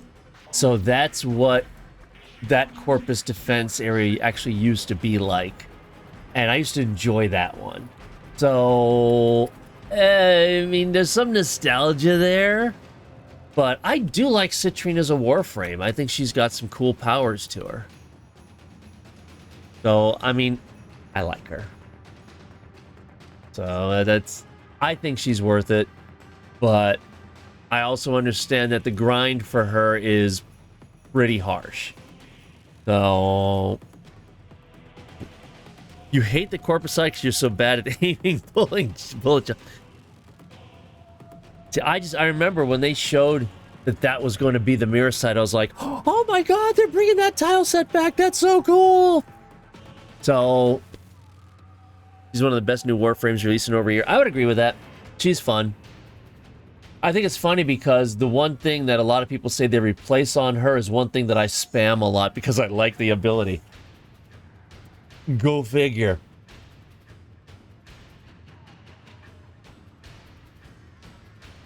We got Citrine, need another for wall snacks. Wall snacks. I got nothing dropped for the melee. It's a tough grind. It is a very tough grind. It's fun to shoot the rainbows of status and damage her with, damage with the 3. Yeah, I like her 3. A lot of people apparently were replacing her 4. I like her 4. So I was just kind of like, wow, that's... When I saw how many people were like, yeah, we don't like her 4, I was like, really? That kind of surprised me. Give me a quick second here. Nope. All right, gonna pull the Citrine Crystal Bastion. Last chance. Citrine plus weapons, plus all that other good stuff that you would normally pay 700 plat for in the marketplace.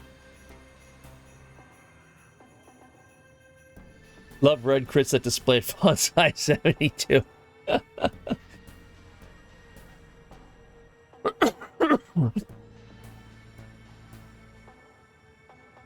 I did her 3, put Nourish in its place. Yeah, it's just... I like her 3. I don't know. Alright. Close this giveaway out. The winner of Citrine Crystal...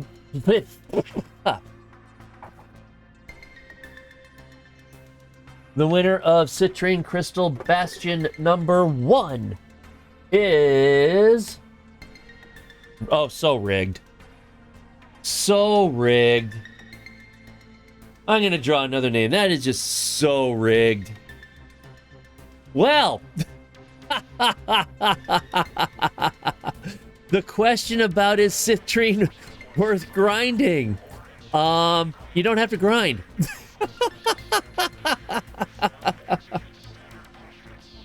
So, I guess that question's kind of been answered.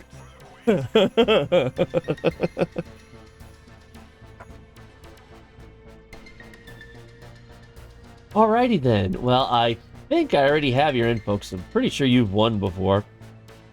Yeah, there it is. That's funny. I assume that that's for your PlayStation account.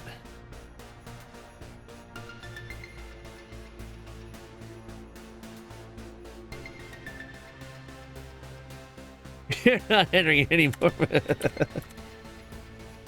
Someone has to win.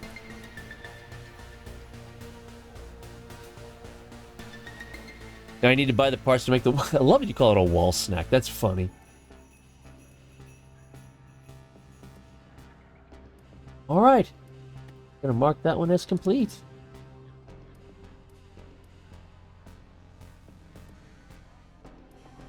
Cool, cool, cool. You already have your own Citrine, so if you win one of these, it's for a friend who's just starting Warframe. That's fine. That's fine.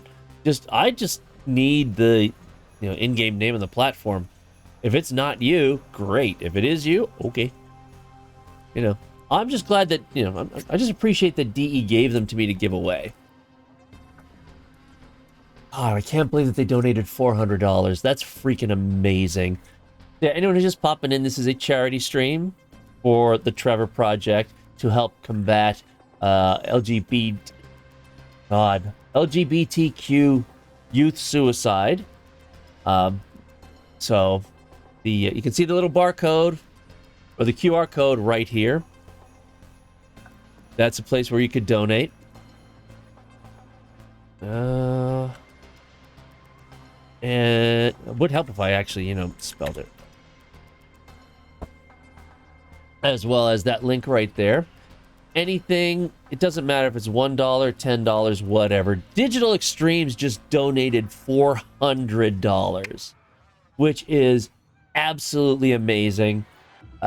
So anything will be appreciated. And for every $200, I will suffer a hot bean boozled jelly bean at, random heat level. We'll see how that goes. But if we get to 1,000, because I am actually an Ivara main, I will be giving away an Ivara Prime on any platform except Switch. Sorry.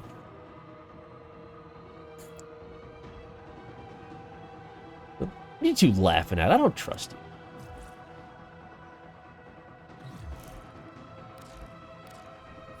you. Who dat? Speaker Jr., thank you for the raid. Very much appreciated.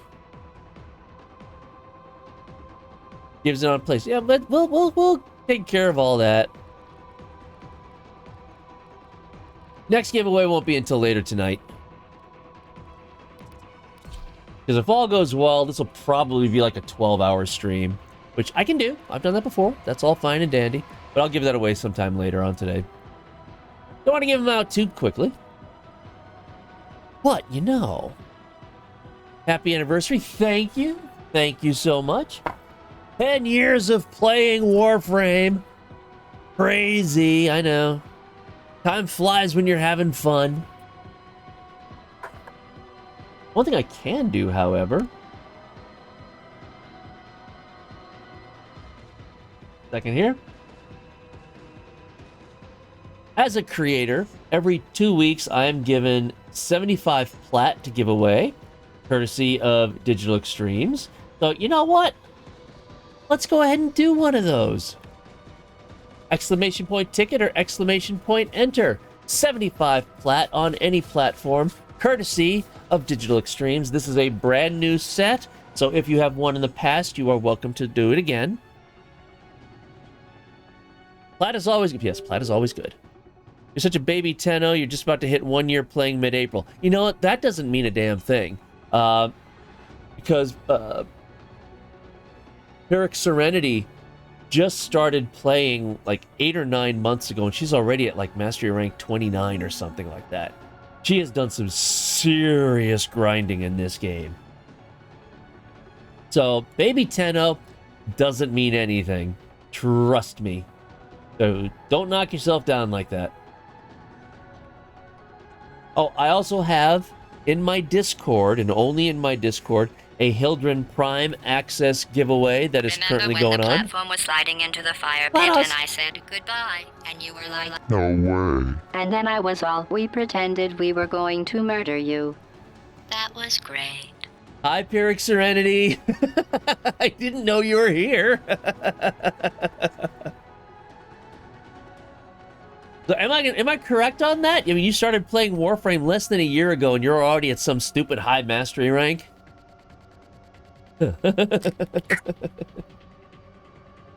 That's twice, last night and today, that I started talking about someone who I didn't know was in chat, and suddenly they're like, oh, hi.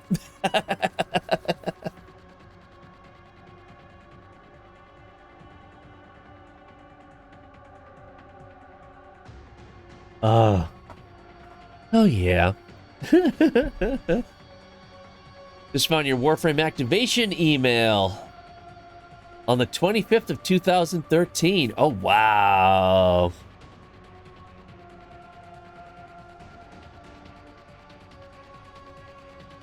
So just 2 days before me.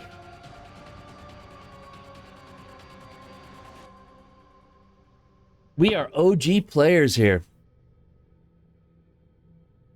Yeah, maybe it's not too late. Kind of, just a little bit.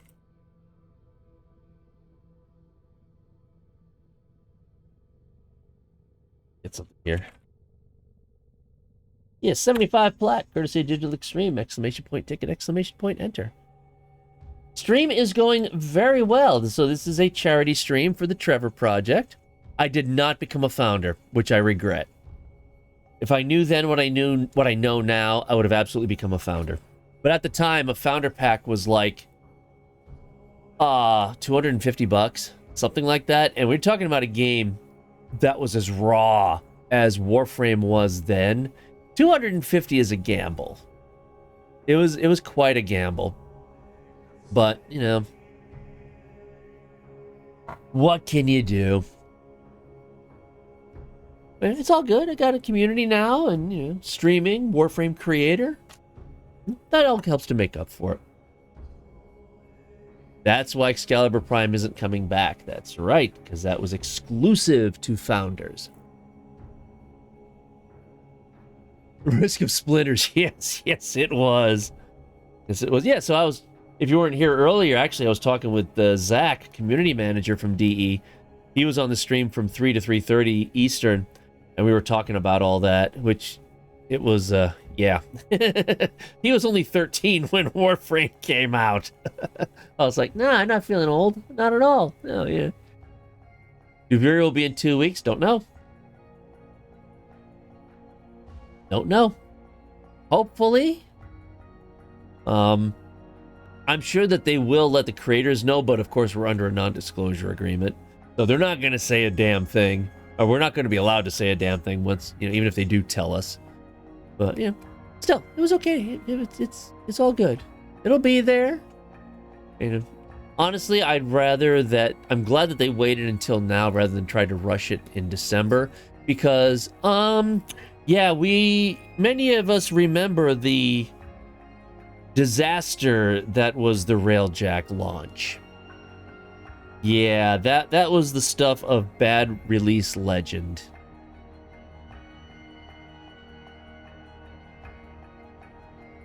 The Chinese ad made it look like an April release. Well, it is going to be... No, they've announced that Duviri is going to be April. They've already announced that. The specific date, we have no idea yet.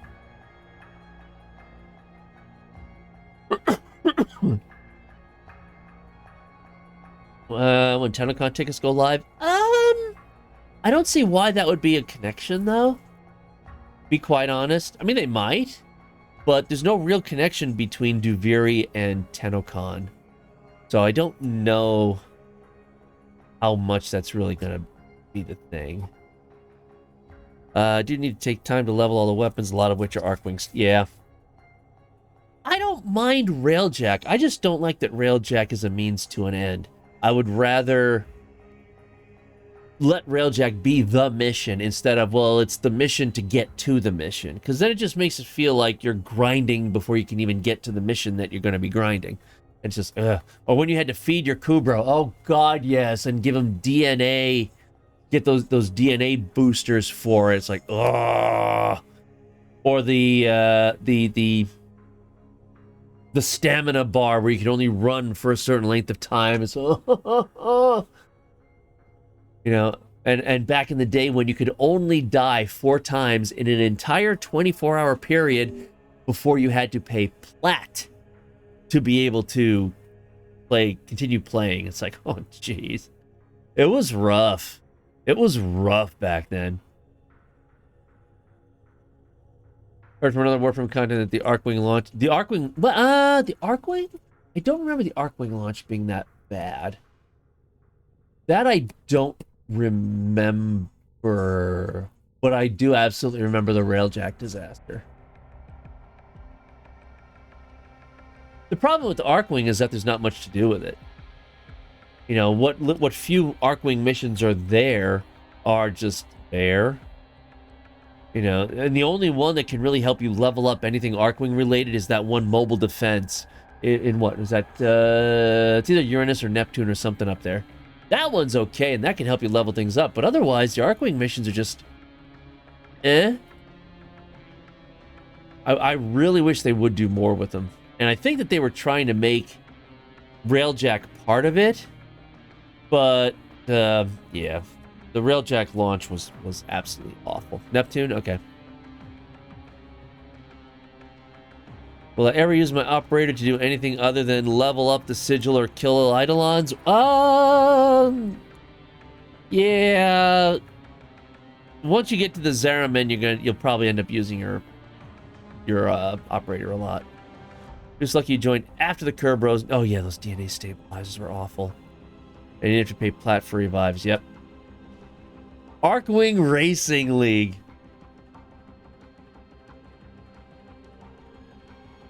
That might not actually be a very bad side mission to do. That could be kind of fun.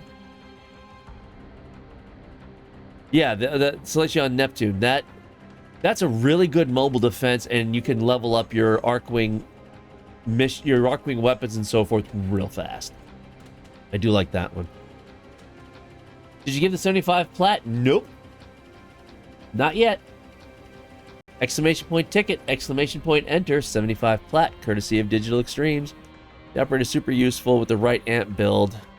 Yes, you have to get the right amp build. If you're still using the moat amp, you're putting yourself in a whole lot of pain that you don't need to have. Excalibur Umbra can co-op with your Warframe and operator mode. That's true. That's true. We lost 2 cavets. Oh, the DNA. Yeah, I've lost a couple of animals because they had the DNA stabilized. And I'm just like, oh, I forgot.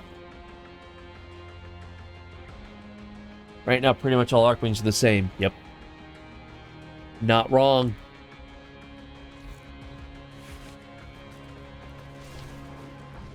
Oh, God, the moat amp is just so awful. Anyway. And yes, for those of you who don't know, if you want a cute version of my ugly mug, I do have an in-game glyph. It is simply widescreen John. Similar to the pain you put yourself through wave. See, I didn't do the Wave Rider quest. I didn't do the Wave Rider quest with a stock K drive because I knew better. So I was already leveled up with the Vent Kids. I was already rank 5. So I had everything I needed to build another K drive, which has some mods on it that make it significantly easier to do the Ureli quest. Pretty much we all did. Not me!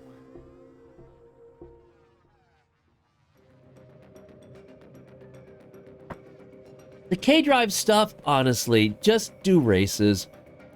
Just find out whichever race is currently available on your map that gives you the most amount of affinity and standing, and just do the race a couple of times until it's maxed out for the day. That's the easiest way to do it. And then once you get fully ranked up with the Vent Kids, build another K-Drive, and then if you haven't done Ureli, that's the time to do it.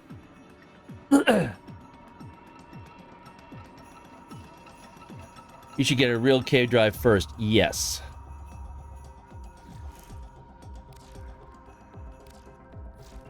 So, where's my K drive? During Affinity Weekend with Blessing if you hate K drives, yes. Or during Affinity Weekend with your own Affinity Booster with Blessing. Because that can get you 5 times the affinity. Because when they give you the affinity, from DE, not, when it's an actual affinity weekend, that stacks with an affinity booster that you can buy from the market. So that will right there give you 4 times the affinity boost.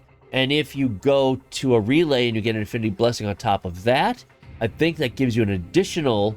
I think you get 5 times the affinity during that kind of a setup, and that makes it so much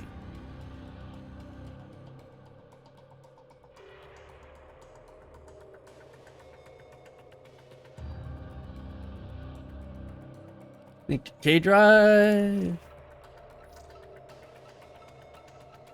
That's pretty.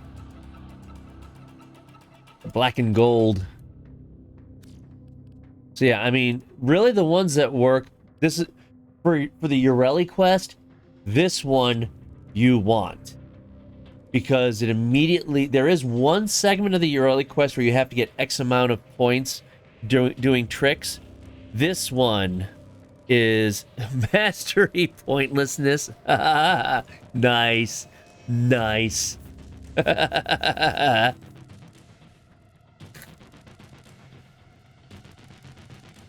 Pretty is a hell of an understatement?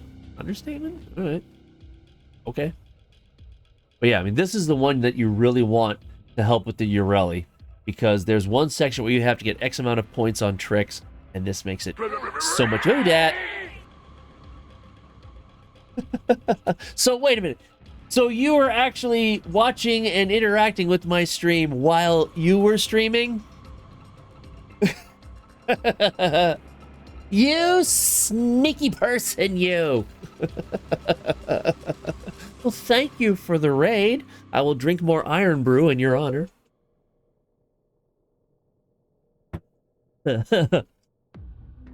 Streamception, yeah, really. So yeah, this is really the mod that will help the most in the early quest. The others, resisting falls. This will help with any grinding. Speed, These'll help.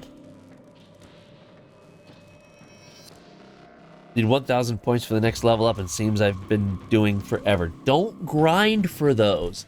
Don't try to do tricks or jumps or anything like that with those. Do the races. The races will absolutely help better. Fastest player on K-Drive races is French. Well, matter of pride for you, I see. Anyway, for anyone who just popped in or has been hanging around and isn't aware of this, that's not what I was after. But there we are. Anyway, I'm going to do the spiel. My name is Widescreen John. I'm a Warframe creator. The widescreen part comes from the fact that I have owned widescreen.org for the past 25 years, and my name is John, so duh. But I'm a Warframe creator, but I have earned my little niche in the Warframe community because I build Warframe weapon props. That's my thing. That's what I do. So, started out with the Vacor hack many years ago, or what feels like many years ago. So if you went to TennoCon, you might have seen me there. If you were at PAX East this past weekend, you might have seen me there as well. So yeah, these are the props that I've made. And this is the kind of thing that I've done. Big Honkin' Hammer, which is actually right here behind me. Archiplasmor, which is also right here behind me. Arca-Cisco, which is sadly here on the floor in parts because I need to build a new one. And the latest is the Supra, which is right here next to me. So that's what I do. That's my whole thing. Been playing Warframe for 10 years. That's part of why I'm having a stream today. So Warframe had their 10-year anniversary on the 25th. I had my 10-year anniversary with Warframe on the 27th. And this is currently a charity stream to support the Trevor Project to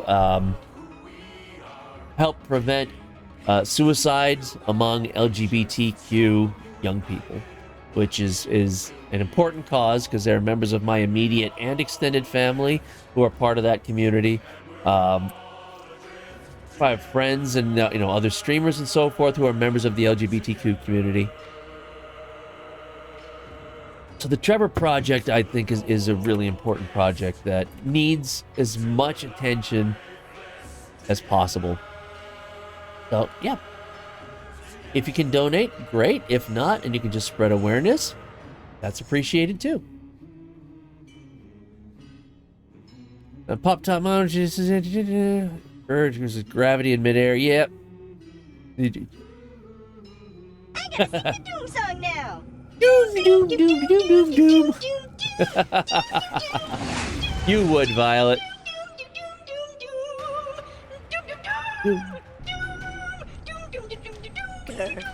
Would you please stop singing? Proximity warning. Planet ahead. Doomy. We're here. We're finally here.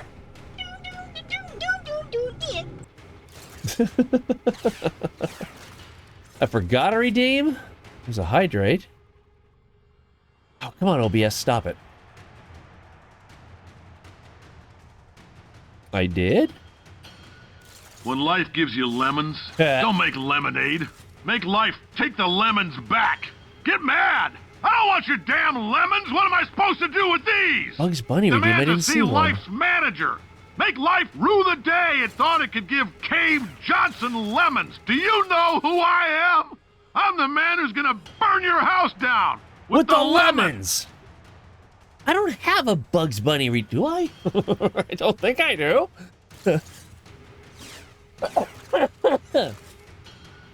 I did not see any such redeem. I don't have a Bugs Bunny redeem. What are you talking about? Hold on. This makes no sense. I'm confused right now, folks. 75 plat, courtesy of Digital Extremes, exclamation point ticket, exclamation point enter. I don't have a Bugs Bunny redeem. What are you trying to do, Violet? Said you would? I have no idea what you're talking about. But alright, Doc, if that's what you want, I know I should have taken that left turn at Albuquerque.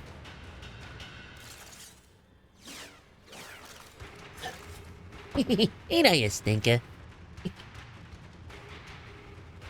I did not let you down, Doc.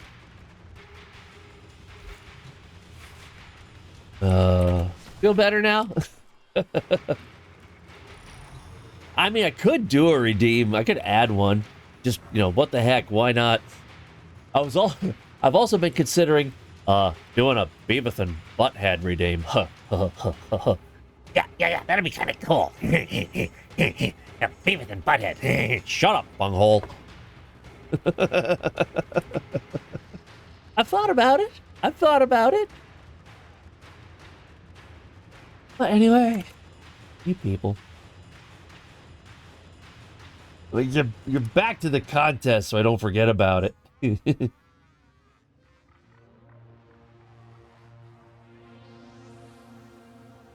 All right, so yeah, but nothing else. There's anything anybody else wants to do? Oh, the K-Drive races on Deimos, I hate them. I absolutely hate them. The K-Drive races on Orvalis, no problem. I don't have an issue with any of those. But the ones on Deimos suck. They are awful. Did crossing into Canada have any issues? No, because I drove and I didn't tell them about them. They don't need to know. You know. I mean, it's not being sold, so it's not like there's a money issue. I didn't buy it or anything, so there's not that. It's not like a food item, so I don't really need to say anything about that. It's a piece of plastic. What am I going to tell them?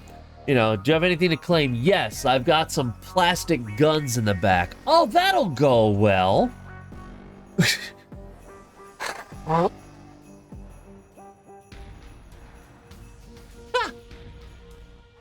A hole in the middle of a bunt cake is a bunt hole.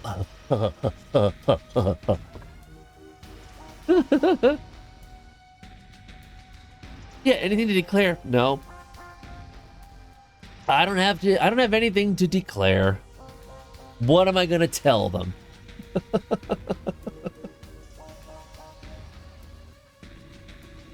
Smuggler? I don't know. I won't go for smuggler, but it's like, what do they need to know?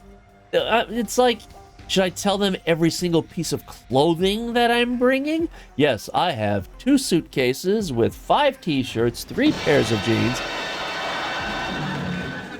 Nobody expects the Spanish Inquisition. Thank you for the 25 biddies. That is appreciated. Oh, God, Kuro. All right. So I'm doing voices today, I see. One man, one stream. Well, maybe 3 if lucky. Lots of people and a brat named Kuro. Props and Warframe are in focus, not Ford Focus. I have a Ford Focus, though. That's what I drive. So, I mean, that doesn't really work. My means of transportation is a Ford Focus. And it's a stick shift, too, which is unusual for the United States. Anything to declare is 5.7 kilograms of PLA, right? 100, well, not lead paint. Lead paint would be nasty. 150 days to wait. Oh, actually, hold on. They have the countdown. They have the countdown on the website.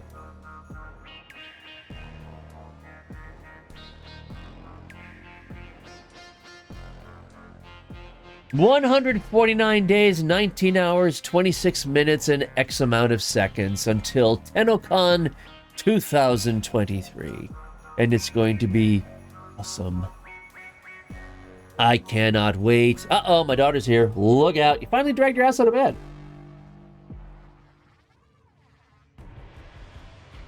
Stick shift is nice because it makes it way harder for someone to steal your car. Yes, it is considered to be the millennial anti-theft device in the U.S., but it's crazy. Something like only like 15% of cars in the U.S. are stick shift. Everything else is automatic, which is just... I would much rather have a stick shift. I really... All of the cars that I have ever owned, personally, for me, are stick shift, or have been stick shift. I will not buy an automatic unless I have absolutely no choice. Ganonzine? Okay. Is that the one you drew for?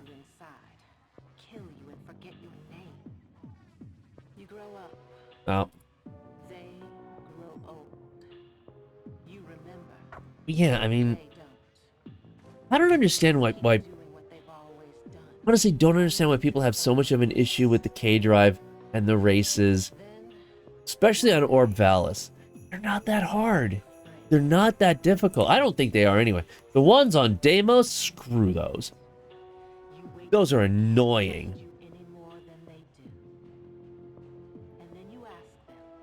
Giving you some camembert in August? Are you okay to bring cheeses to Canada? I can't imagine that that's okay, unless they're sealed. Maybe that's it, if they're vacuum sealed.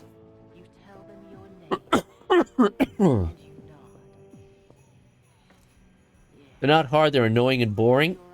You know, but if they give you standing, what does it matter? Actually, do I have any? Oh, they're all done. They're all rigged. They're all rigged. Every single one of them is rigged. So, I mean, if you don't want to ever be part of any of those rigged contests, then you never, ever want to put an exclamation point ticket or exclamation point enter for 75 plat courtesy of Digital Extremes on any platform. You never would ever want to do that because it's all rigged. Peanut butter is now considered a liquid and is not...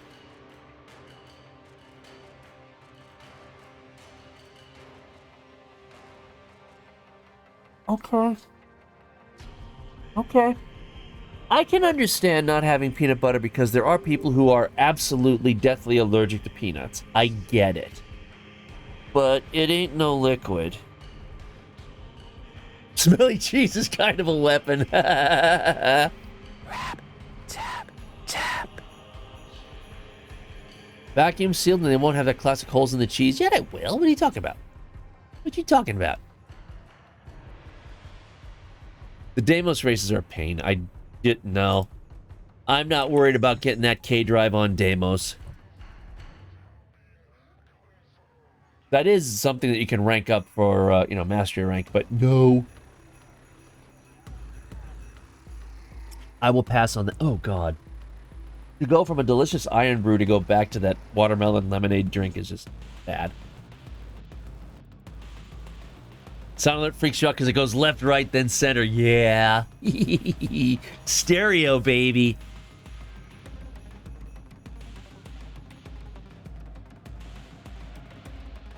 Loving cheese, loving wine. I mean, red wine. I will take red wine. Not a problem there.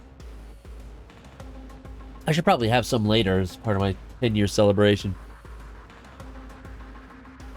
You got one of the Deimos K-Drive parts, so I need to grind the other three. I haven't done the Deimos stuff. It's just like, no. 7.2 Dolby when? That'd be kind of weird. I mean, it would be neat if Twitch allowed surround sound. That would be kind of cool.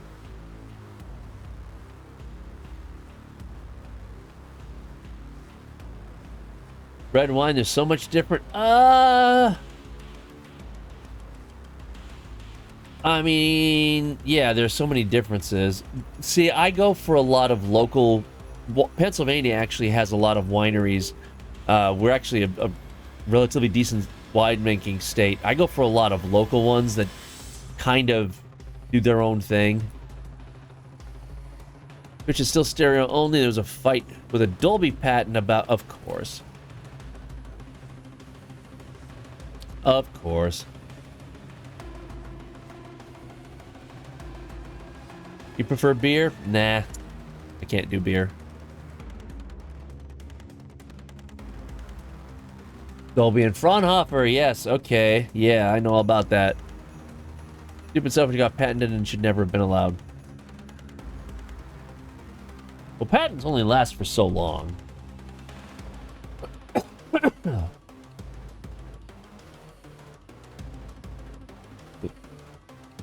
I mean, I don't mind Twitch being in stereo only, but I mean, there are a lot of games that have surround sound to them as well.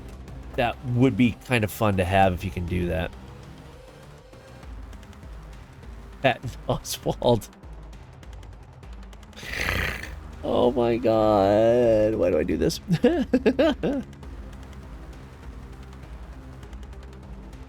Alright, so anyway. Hold on, I didn't even... What's Nightwaves? What do I have on Nightwave?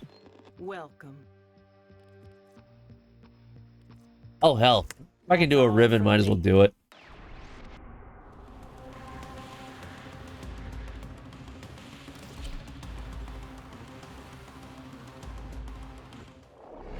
Okay, last chance. 75 plat. Exclamation point ticket. Exclamation point enter.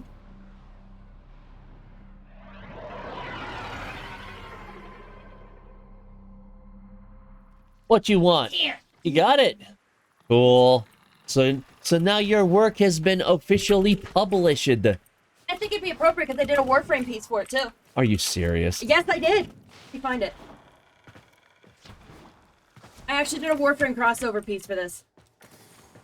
There it is. Oh, look at that. Excalibur, Umbra, and Ganon. My daughter, the artist. Oh, there we are. Oh, he's a magnificent, this man. He doesn't know when he's beaten. He doesn't know when he's winning either. He has no there we are. sort of sensory apparatus known to man. Monty Python. I love Monty Python. So yeah, there you go, right there. Nice little Warframe crossover with Excalibur, Umbra. Where'd you go? Right here. Very nice. I wanted to show Mom at first, but Your mom wouldn't have... I mean, she ran off into the void. She'd appreciate it, but at the same time, she'd be like, okay. I saw it. That's fine. It's here.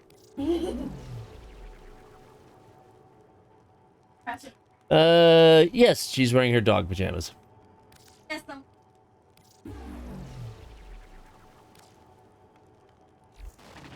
All right. Dreamers. Dreamers. They're just it. Yes, and she'll be going with me to TennoCon. She was so angry when TennoCon 2020 got canceled. Because all of my kids play Warframe. And she was just like, I want to go, I want to go, I want to go. What do you mean it's canceled? All right, last chance. Exclamation point ticket, exclamation point enter. I'm going to be pulling it right after this. Where do I want this? And the one was a rifle.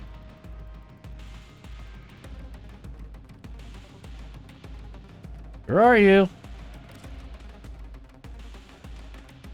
Okay, that was a rifle. What was the other one? I don't remember now. Eek.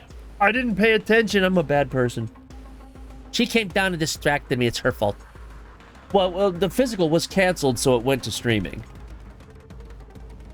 But, you know, the in-person was obviously canceled because of COVID, and she was supposed to go with me. She was really pissed.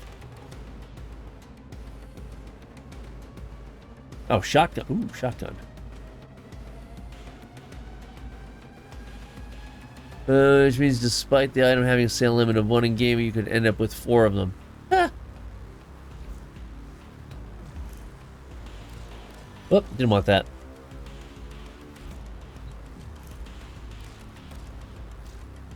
Well, All right.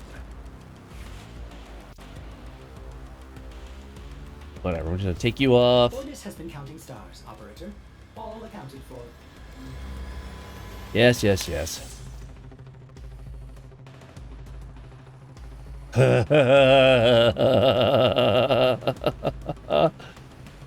Oh, I'm sorry. Is this supposed to be difficult? Really? Oh. Pardon me. Do do do do do do do. Where are you? There you are.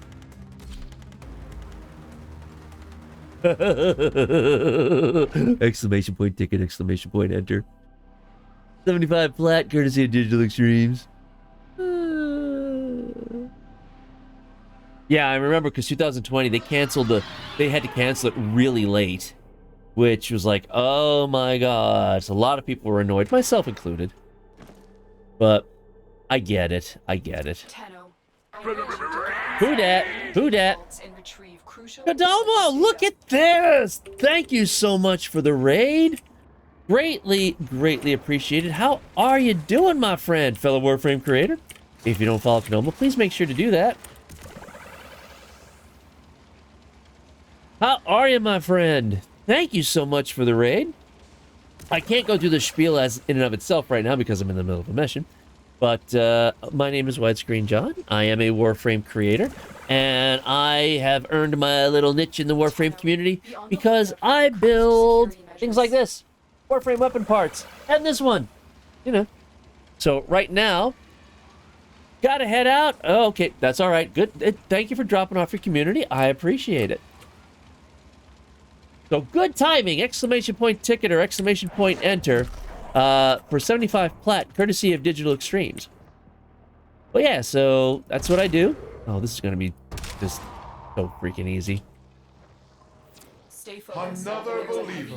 Please hold for redemption. Yeah, so this is actually my 10-year anniversary stream. Another believer. Not even so much, you know, Warframe's 10-year anniversary, which is legit, but Warframe became public on March 25th, 2013. I created my account on March 27th, 2013. So I've been playing Warframe for 10 years. And so this is a charity stream to celebrate that. And the charity is for the Trevor Project, which is to help combat suicide in young LGBTQ folks. So by all means, if you can donate, it would be greatly appreciated. For every $200 raised, I will suffer through a hot jelly bean boozled. A lot of people do the bean boozled as the ones with the nasty flavor. Yeah, I would rather just do the heat one because I don't mind the heat. I can't say I don't mind the heat. Depends on which one gets pulled. You're nearing the console. Trigger the alarms now, and they will start destroying the data. Oh. Another believer. So yeah. Please hold for redemption. Yeah, so I actually do my as an LGBTQ folk yourself, I appreciate the support. Yep.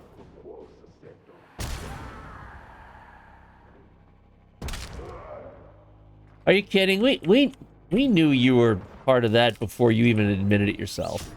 We knew. It's all good. Excellent work. A clean extraction with no alarms. But yeah, so I mean, I'll even do my props. Stay focused. There's a heavy on stream. You can see me. You know, you can catch me actually designing them, so you can see how they're designed. You can see me building them.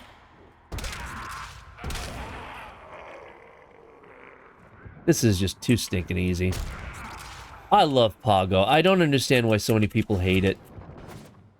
Maybe because it's a long mission, but there's so many Grenier anything that requires stuff like this, headshots or stealth, there's so many people. It's so easy to do it. And when you have a silenced Kuva Heck... Oh, look, a quad barrel shotgun that is silent. Hee.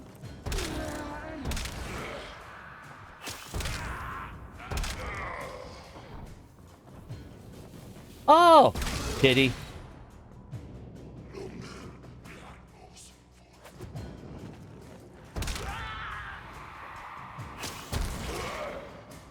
This is why I'm an Ivara main.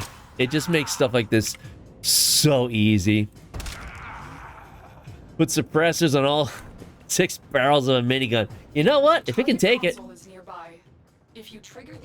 Warframe allows it. Every weapon class has a silencer option to it, so, you know.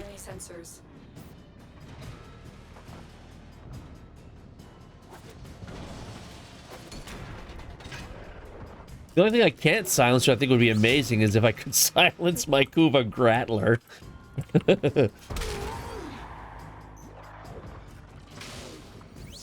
The Heck was originally a rocket launcher and changed to a shotgun later. Really? I remember the first time I did the Heck was Vacor Heck, and it was absolutely a shotgun.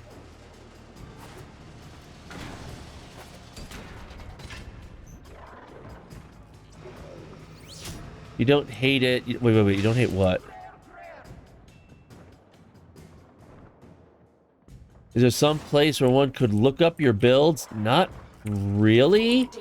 I have the Warframe plugin for Twitch enabled, so you can see what builds I've currently got loaded.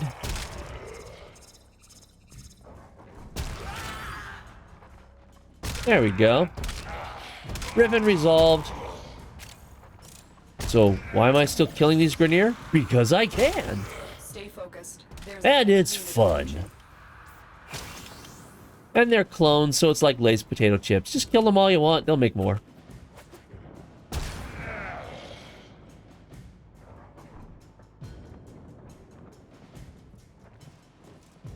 Ooh, gotta hit him though. Whoop, there we go.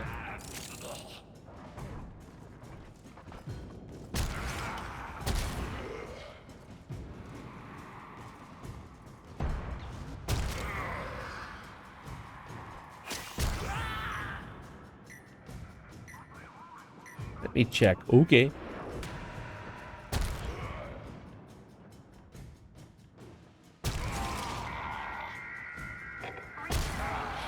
They can't see me.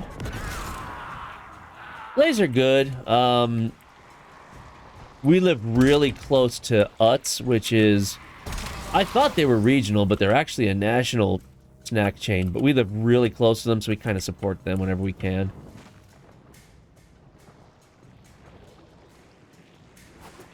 I know I hear an Eximus.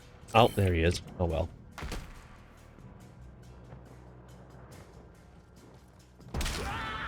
These are okay. I'd rather have some of the, like the Martin's Kettle Cooked chips. Oh, my God. And here's a little known fact. I live in Pennsylvania, and Pennsylvania potatoes are considered to be the best for potato chips because of their shape. That's why a huge number of potato chip manufacturers are actually here in Pennsylvania.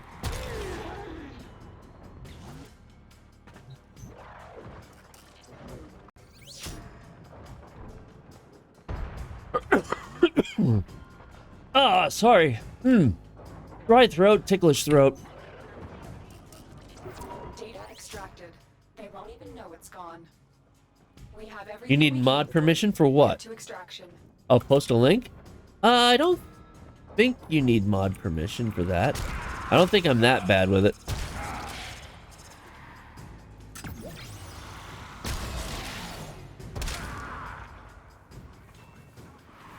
No. Hold on. Middlesworth barbecue chips are amazing. I'm grown up Pennsylvania. I was born in Scranton before Dunder Mifflin. So yes, I grew up on Middlesworth. Absolutely no questions there. Middlesworth barbecue. Don't care what it might smell like or anything. They're fantastic. I love them. And it drives my sister crazy because she lives in Delaware. She's literally right across the border from Pennsylvania. They don't sell Middlesworth in Delaware. What barbecue does it taste closest to? Oh God, I wouldn't know how to describe it. It's not overly sweet. Ooh. I don't know how to describe it, honestly. Alright, let's see what that ribbon is.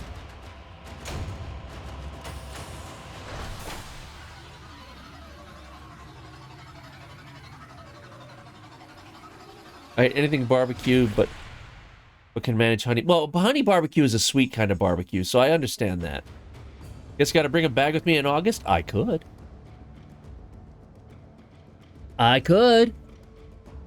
Actually, you know what? I should bring a bag of that, and I know Megan would absolutely adore me if I brought up some Tim Tams for her. Alright, what do we got? Sobek! Really? Those?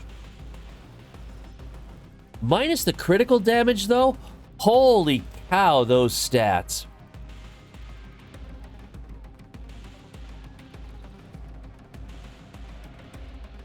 The critical damage is not good, but wow. It's not a crit gun anyway. I mean, it could be, but... Wow.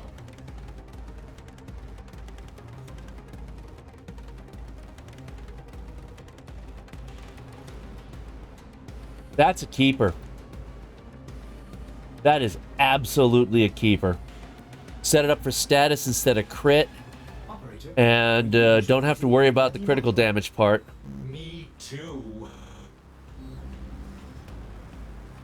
Woof. Okay. I'm keeping that one.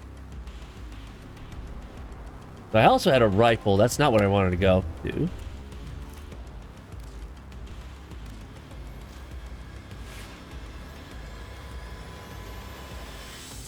Sobek Wraith. I haven't really played the Sobek. Let's do a Carrick. Just to see what that ribbon is.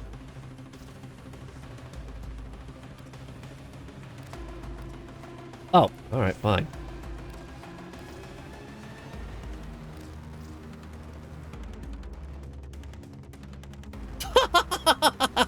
Okay. That's easy enough.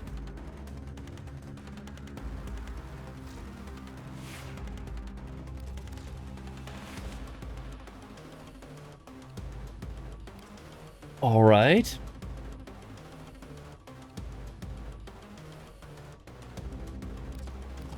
I have galvanized chamber there. Okay.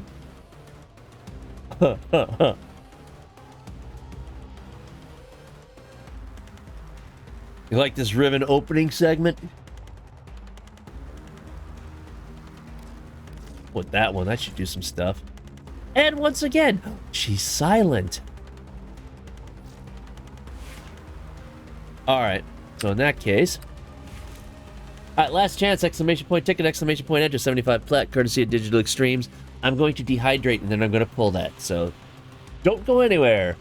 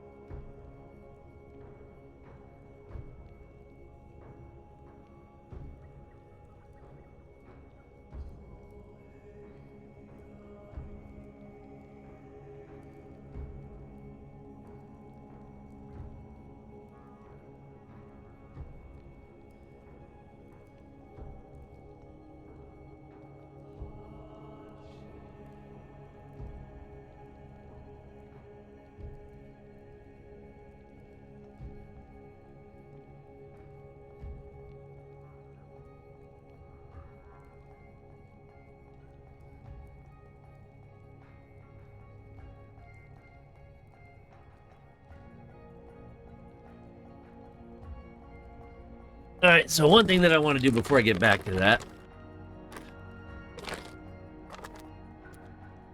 Idiot me let one of my 3D printers run out of filament. So, I need to replace the filament. Because good friend of mine and fellow Warframe creator, Royal Pratt, decided that she wanted to commission me for one of these Supras. Actually, she kind of guilted me into it, if you want to be honest. And, so now that the Supra is ready and it's available for commissions, she was just like, yes, and paid me almost immediately for the commission. And so I've been printing off parts for her, except that, I let the filament run out. Oops. Any idea if there's a good runout sensor? I don't know. I mean, I could probably come up with something. Supra Prime. There is no Supra Prime, but thank you for playing. No, so what happened was, I was going to take it with me to PAX East anyway, as a stress test. Because if she could survive several days at PAX East without breaking, she's good. But it's like the week of PAX, she called me out on Twitter and said, oh, not me refreshing Widescreen John's commissions page to see if the Supra is available.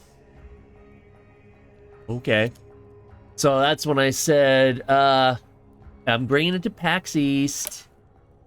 So once it's done there, then fine. So she got all excited for that, and she survived, so she's on the commissions list. All right, last chance. Closing the giveaway out.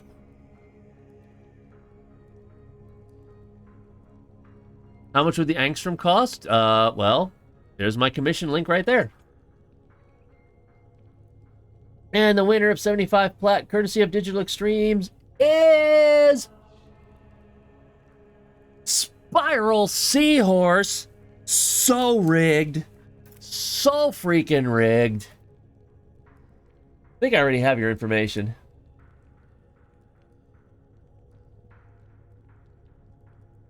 So rigged. I know Spiral Seahorse has won before.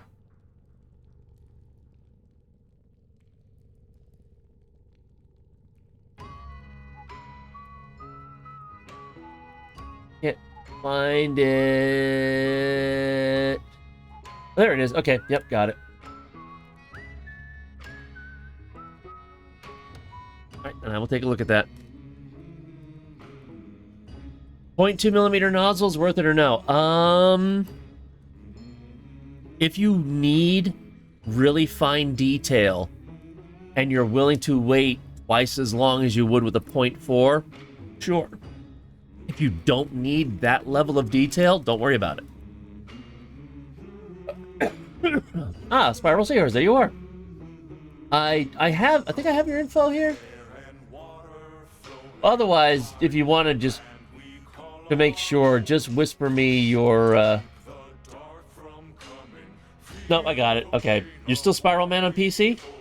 If that's the case, then that's where it'll go. Alright. Well, let me get this all replaced up.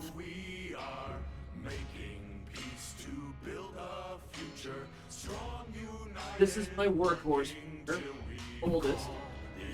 But so far, I mean, really the most reliable. I've so much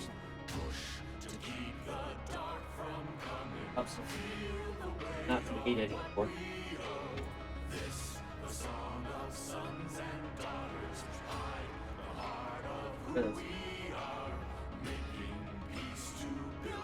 Alright.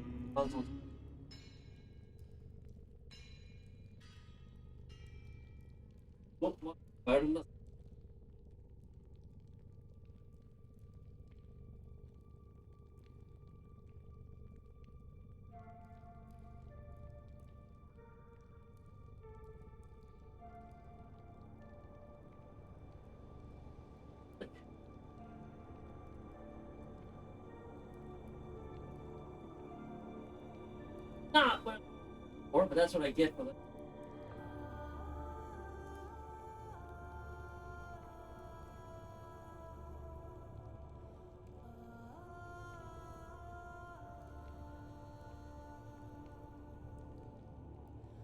The joys of doing.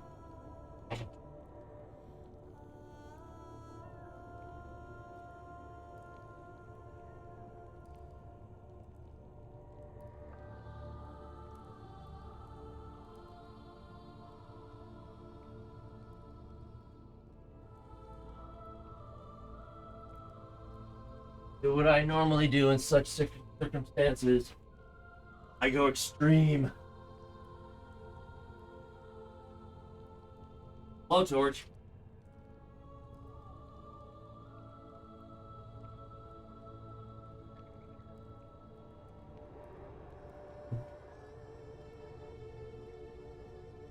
Another believer. Please hold for redemption.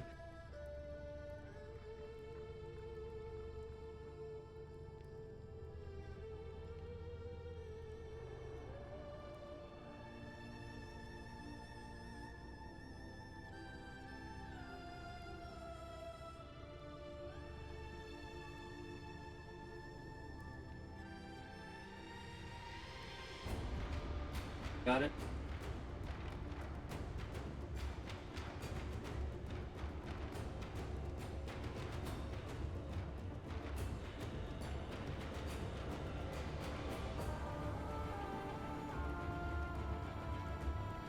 Right, well, that was not fun.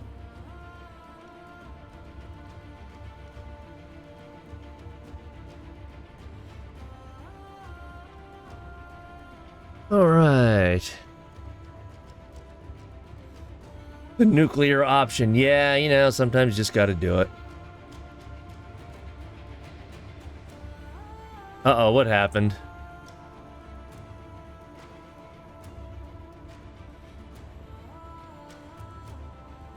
What did I miss?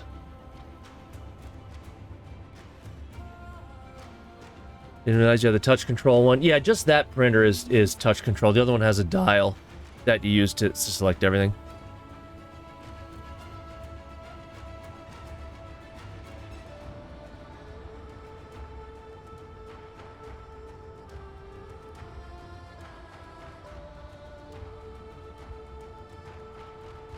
What happened in chat? What's going on?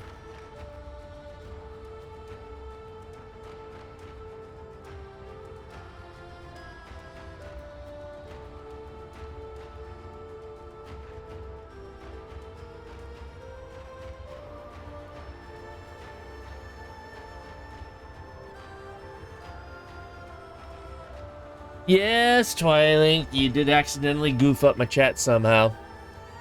That's alright. I didn't know if we got hit with bot attack or something. Anyway, so I forgot.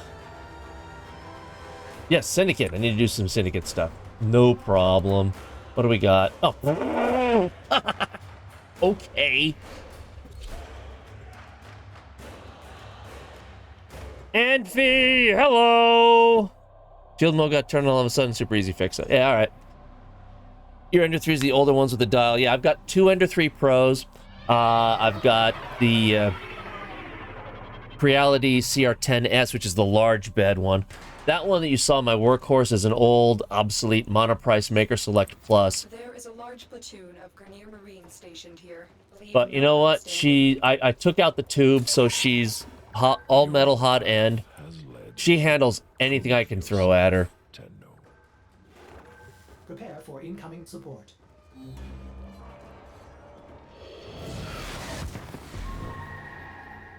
What do we got?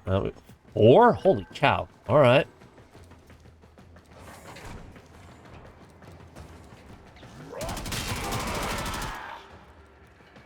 Well, that was just brutal.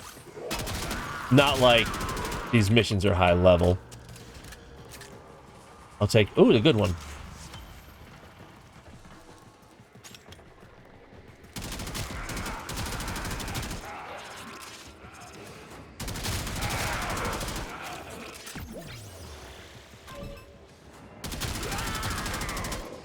Butchering away, butchering away.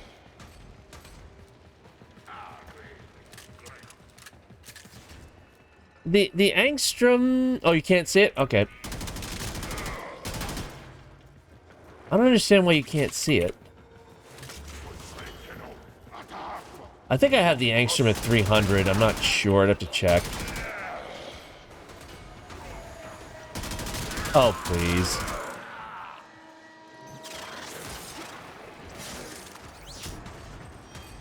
I have no idea what I'm going to be having for dinner. But, I mean, I'm going to have to eat sometime during stream. I probably won't be ending the stream for... Stay focused.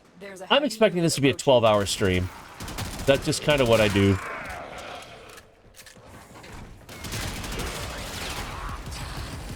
Tony patent design. I mean, it's a drill bit offset the center point, head coming at 45 degrees, and drill it 3 times using it. I have no idea what you're talking about. What am I making you? Nothing. Are you a member of this household? No, then I'm not making anything for you. Sorry. Whoa, that was dumb. Get up.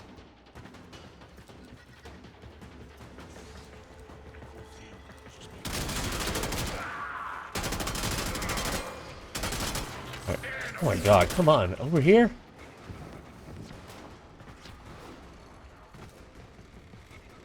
Making me run for these things.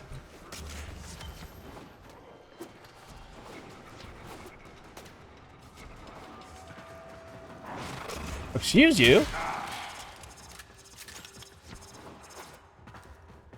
Oh, God, I want poutine right now. But in Canada, oh, I promise you, I'll be eating plenty of poutine at TennoCon. Absolutely love poutine so much.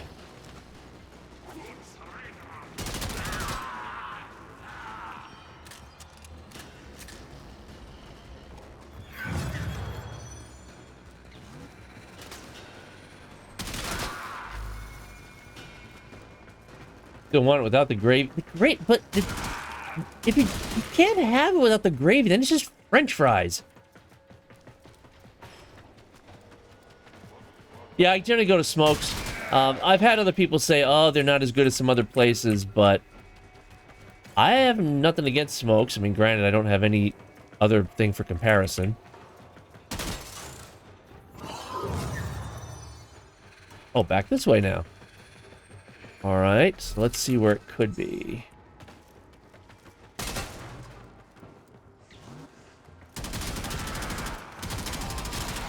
Believe me, one thing that I lament about being in Murica and not near the Canadian border is that there are no places around here that do poutine. They talk about fries and gravy, but yeah, that's not poutine.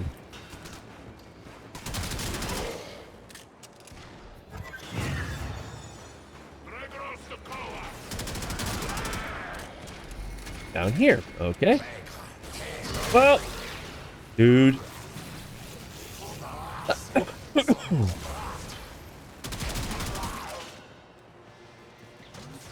No work until tomorrow. A tiny bit under the weather. Just very hungry. Yep. I gotta work tomorrow too. My first day back after taking off a week for PAX East. Oh, really? Okay.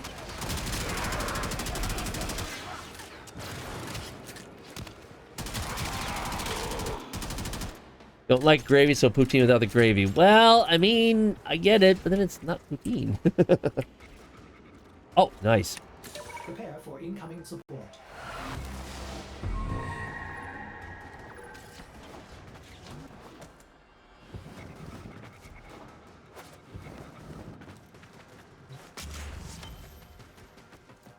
Oh, did those two Syndicate idiots get killed? I mean, not that I'm arguing. But they're not here anymore. I swear I'm after him.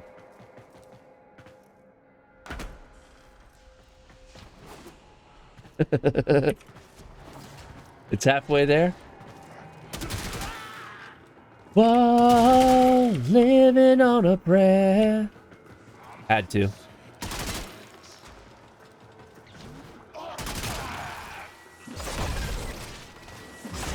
Have a splody glaive. Stay focused. There's a heavy unit approaching. Oh, really? Yeah, that didn't help you, did it much there, buddy?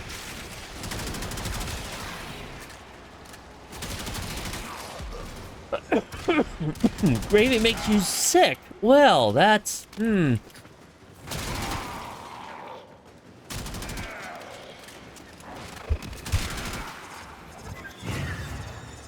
There we go. Oh, this way. Okay. Excuse you. Yeah, you ain't getting me.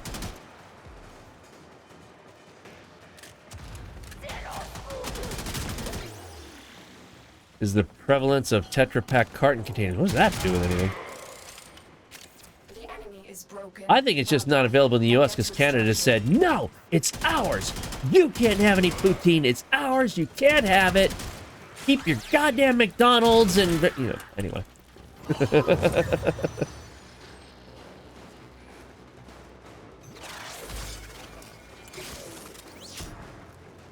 Somebody got MR30. Nice. Congrats.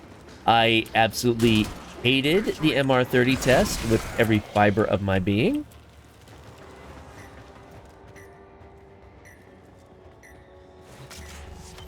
That's 7 of 12. That's fine.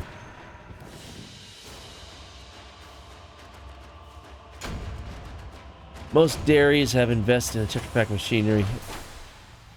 Oh, talk about bagged milk. Oh, yeah. That's not even a Canada in general thing. That's just an Ontario thing, from what I understand. Oh, the MR30 was horrible. Absolutely horrible. I hated it. For almost a year, maybe even more than a year. I simply said, that's it. I'm not going to worry about MR30. I'm going to be MR29 for life. Because really, once you get past a certain mastery rank, you're going to get just about all the mod points you need anyway right off the bat. Okay, you can't give blessings, but whatever. You know. But I was very content being mastery rank 29 the rest of my Warframe life. But one day I checked out the invigorations at the Helminth, and they had one for Mesa. 200% damage, 200% energy.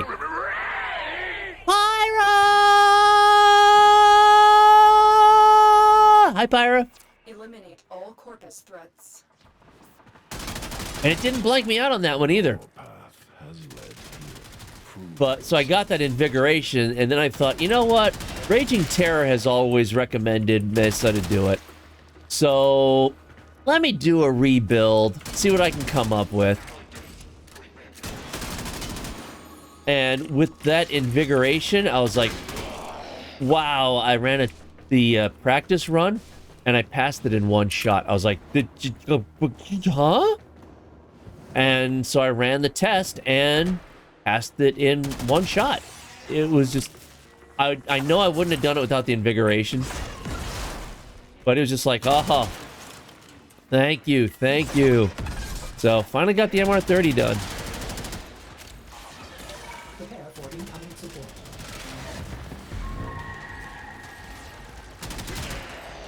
Retrospect should have brought Panzer Vulpaphyla. Where am I going here?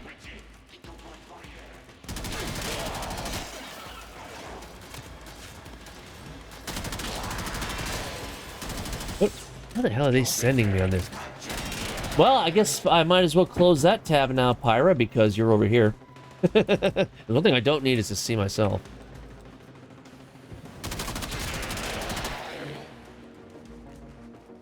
Okay, so now you should be synced up again. Stay focused. There's a heavy unit Oh, it's up there. approaching. Oh, it drives me nuts when they hide them down there. Because the game doesn't seem to want to let you actually, you know, go there.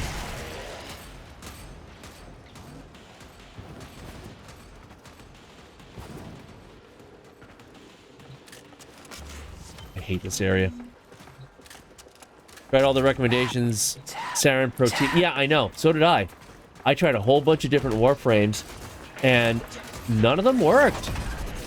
But I really think it was that Mesa Invigoration that really helped. And I got a little bit smarter, you know, it's like... I brought the Kuba Brahma, which obviously AoE, so that certainly helped. But I had, like, everything that I brought. Like, I brought my Zorus, I brought my Kuba Brahma, of course, Mesa's pistols. We're now at 200% damage, so hello. But I had, like, a combination of radiation, plus corrosive, plus viral. You know, split among them. And I think that helped also. Anything up here? No? Alright. Oh, we're not gonna go back? Really? Urgh. Fine. Is there really one down here? Twitch likes to lag the stream behind, so you should be current. I do have it on low latency. If you go in the settings for the video, turn off low latency and turn it back on, it should sync everything back up. Oh, for crying out loud.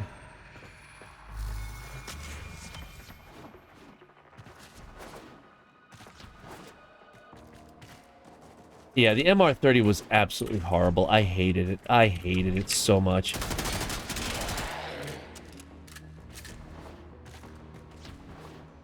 But I mean, compared to that, Legendary 1 and Legendary 2 are a freaking breeze.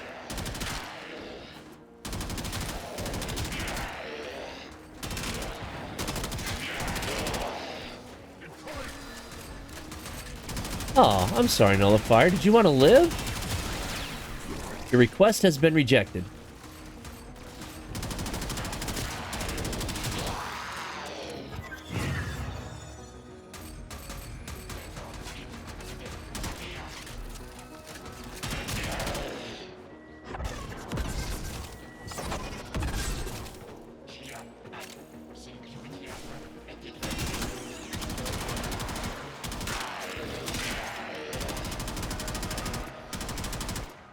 It's not a very powerful gun, but man, it makes a good sniper rifle.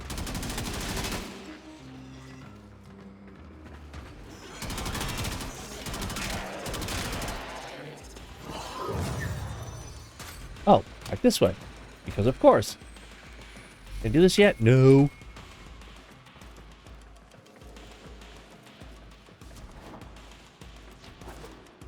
Engineer, a really smart suggestion for fixing an armor's passive. Make the damage from his death laser. Oh, yeah, there is one here.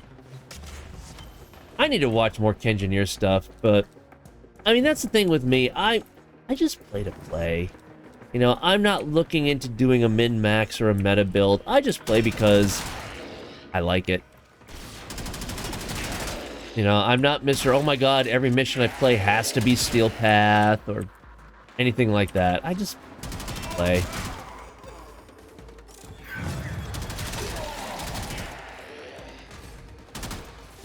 Go this way, huh? Alright. Well, it doesn't help when you run out of ammo. You do this yet? Yes. For incoming support. Well, I mean, that's all that I need.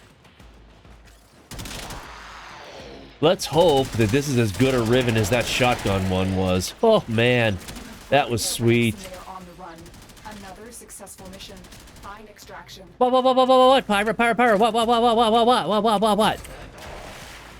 What's going on, Pirate? What's going on? Oh, I already got them. Okay, good.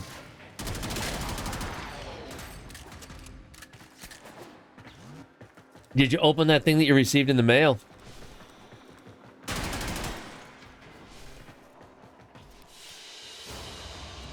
New vinyl soundtrack is physically underway. Awesome. I remember George saying that it was going to be 3 LPs, and I'm absolutely waiting for it because I got the original soundtrack right here, signed by George and Keith. I remember I was talking with Dean over the weekend, and he said he's not sure if it's going to be available for TennoCon. I hope it is. I've been waiting for that soundtrack because George first announced it, what, over a year ago? And it's like, where is it? Where is it? I want it. I want it. I want it. I want it. And then he said it was going to be 3 LPs. It's like, yes.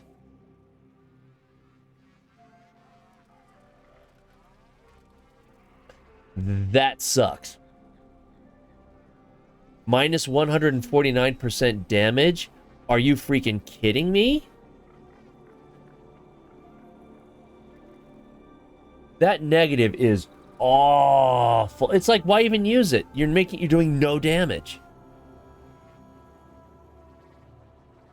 Right? Disgusting. Absolutely disgusting.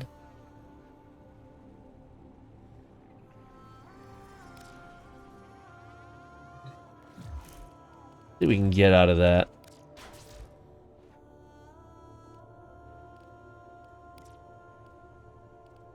Yeah, but the shotgun one that I got earlier was just what? Shit, which one was it? I'm trying to remember. Sobek. I've run diagnostic regressions. All systems nominal. You don't need to thank me. So yeah, this Sobek is crazy. I got this one earlier. Look at that. 134 impact, 115 electricity, 108 heat. Who cares about crit? Make that one a status weapon, and it will decimate. That one is just like, nice. The Ignis Ribbon is still at 68 rolls? Wow. Wow. 68? Jesus Christmas. Alright, which one was this? I got a pistol one, too? I didn't remember that. Oh. Shit, which one was this? Just rolled and I forgot already. I hate me with words. Me with words are just bad.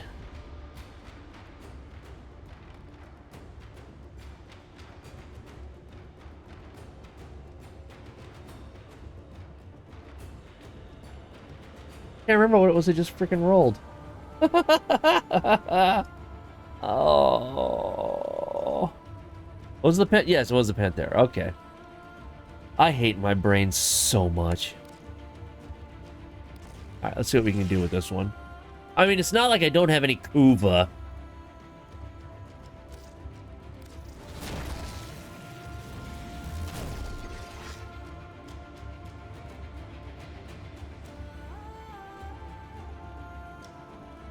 I mean, it's certainly better.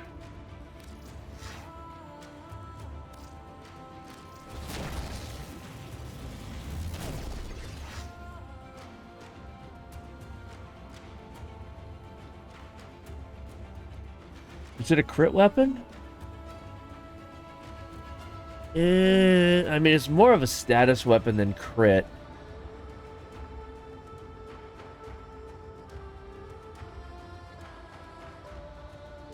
But it's certainly still better, I think.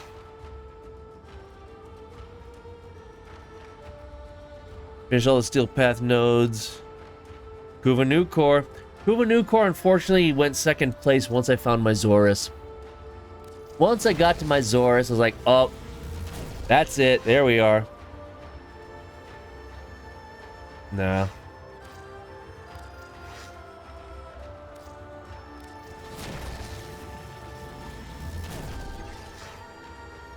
Okay, hello. And it is a high slash weapon, too. That ain't too shabby. I think I will keep that.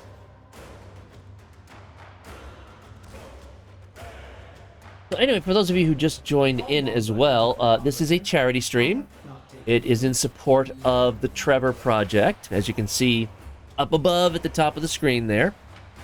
So for every $200 raised, I will regrettably suffer through a bean-boozled heat jelly bean And if we reach 1,000, I will be giving away an Ivara Prime because I am an Ivara main, and she is vaulted. So if you don't have an Ivara, that could be a potentially easy way to get her.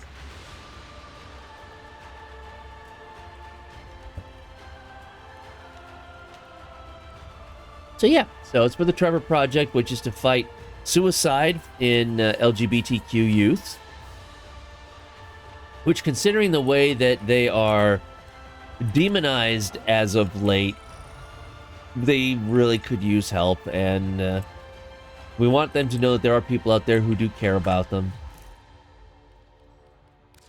So that's why I decided to support the Trevor Project for my 10-year Warframe Anniversary. Not Warframe Anniversary, my 10 years playing Warframe Anniversary. Alright, I did see a pistol ribbon.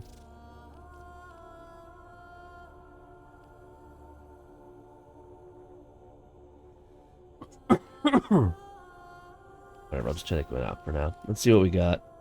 Oh, I got 2 of them. Sure.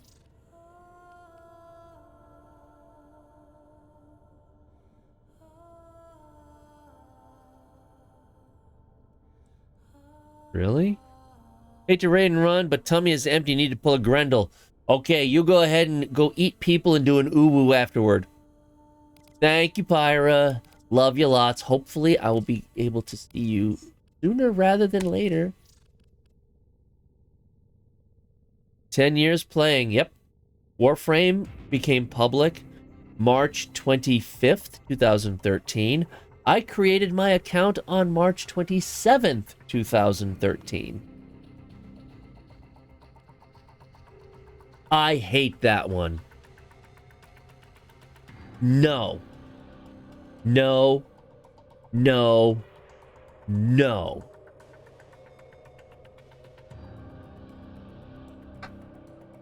Anything involving the Dargon pilots is just a big freaking no in my book.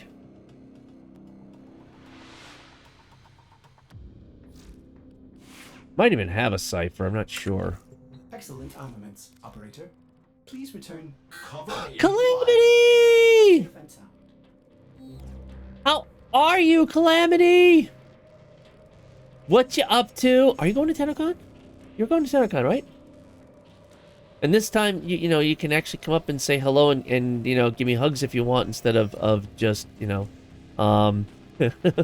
just, you know, hiding in the photo behind me, you know, photobombing me.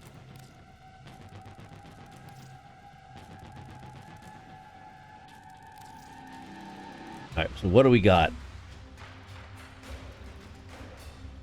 Comac? You are going to TennoCon indeed. Woo! Oh, that's right. I heard you were in the U.S. That's right. You were at some convention down in Georgia, if I remember correctly. Still need to meet your wife through Warframe? Well, okay. I mean, that's fine. Comac? I mean, that's actually not... Is it a status weapon? Whoa. It's already a 69% status weapon and 121 on top of that. Wow. In Kentucky, okay. Met your significant others and friends and went to the Comic-Con there. Cool.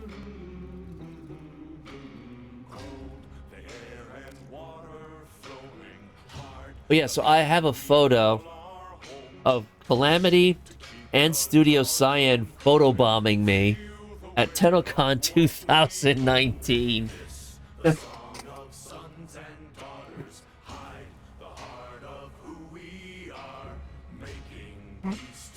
Alright. Tom Kenny and Sam Raimi. Oh no, don't show that pic. I wasn't gonna show the pic. It's alright. Wasn't gonna show it. You're safe.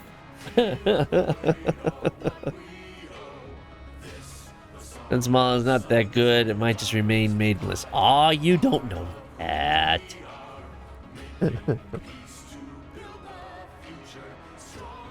Not too thrilled with that ribbon. That other one is going away.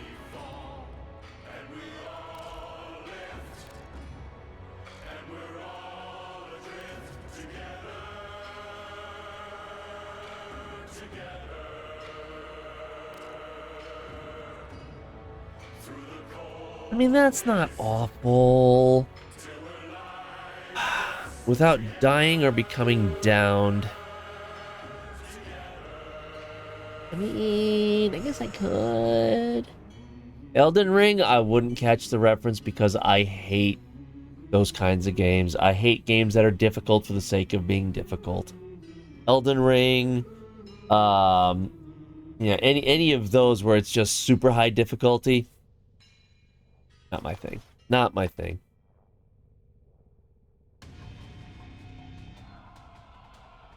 Nope, sorry, I wouldn't understand. Same here, brother, same here. Yeah, Souls games and things like that, I get no enjoyment out of them.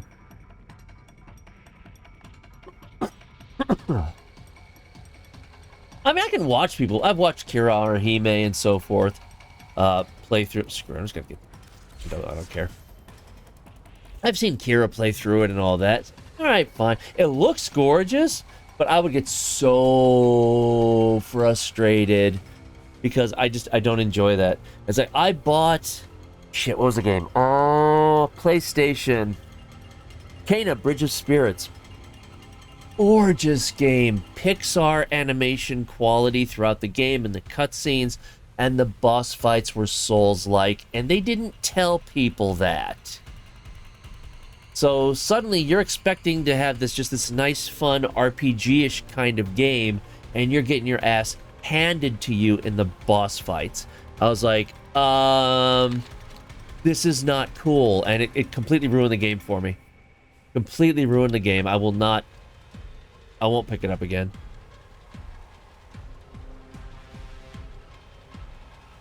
Okay, that drink was absolutely horrible. I'm glad I'm done with it. First game you watched me play, then you must have seen me when I got really frustrated with that. First boss fight, I was just stubborn, and I went through it for 3 hours before I finally dropped the difficulty level. I was just like, this is not fun. But I was determined, and it didn't make it. And what else do we have? Norway. It was 3 hours for that boss fight. So I just kept trying to do it. You know, and the problem is there is a parry or a roll mechanism to it. It's literally in the fractions of a second response time. And that's the amount of time they give you to respond to any kind of attack where you can parry. And it's so frustrating. And the boss fights will also do something like unavoidable attacks that will take off like 2/3 of your health when they get you. It's just, yeah. It's such a gorgeous game. I will never, ever, ever play it again. Ever. Just like Assassin's Creed Valhalla, but for different reasons. I will never, ever play that game again. And I'm a huge Assassin's Creed fan. Let's check what's next. Let's check what's next. Well, I don't know. What is next, Nora? Finish God of War in all difficulties and refuse fighting the Valkyrie. I have God of War. It was on PlayStation Plus. Ooh, I have to renew mine. But, I just haven't played it yet. Diablo 4, I kind of gave up on Diablo on 3. 3 ruined my taste for it. I used to play Diablo 2 like crazy. I played so much Diablo 2. And I played Diablo 3, and it was just like... You know, it's... I knew exactly what was going to happen to the one particular character, because that's the way the story was written, so that was not any kind of surprise. Diablo 3 didn't do it for me. And I kind of lost my interest in Diablo after that. You know, I'd rather go back and play Diablo 2, I think. Diablo 3 is heavy pay to win. Yeah, I mean, I didn't deal with that marketplace that they put in there because I knew it was BS. But it just doesn't do anything for me. Bloodborne does make me have moments, but you love the game. I mean, that's fine.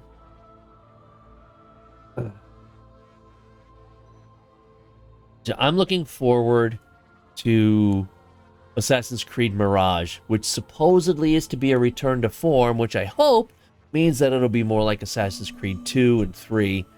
So that's what I'm hoping for. Valhalla, forget it. I'll go back and play Odyssey or Origins again before I play Valhalla again. You played Diablo 2 at launch? Same. I still have the collector's box in the back.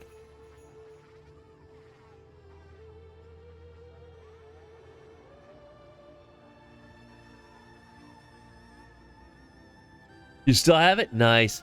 I'm looking forward to Soulframe. I mean, we don't know enough about it, though. It does look interesting. I'm curious to see how it looks like they're trying to convert it into a melee-based RPG, kind of like what Duviri is going to be.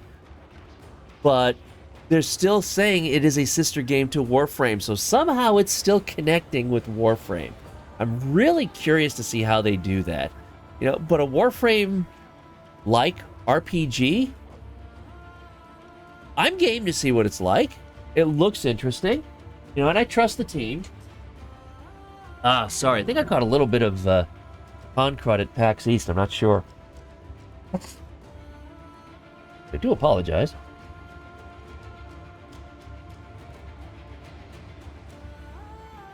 No, it's not necessarily going to be Souls-like just because it's called Soulframe. We've had that argument before. Another believer. Please hold for redemption. Cloud Life, thank you for the follow. It is appreciated. Yeah, I don't know. It's probably going to be a few years before it's out anyway. I'm curious. Warframe is all about Warframe is all about space ninjas. I mean, it's not called Space Ninja Frame. It looked a little Souls-like, but we didn't really see enough of the gameplay. You know, and who knows how they're going to tone the difficulty down before the game is released. I mean, Souls-like is Souls-like because it's difficult. It's you against an enemy that has a ridiculous amount of hit points that you have to hit and hit and hit and hit and hit and hit and hit and hit and hit, which to me is not fun. But we don't know that Soulframe's going to be like that. It might be. You know, we don't know.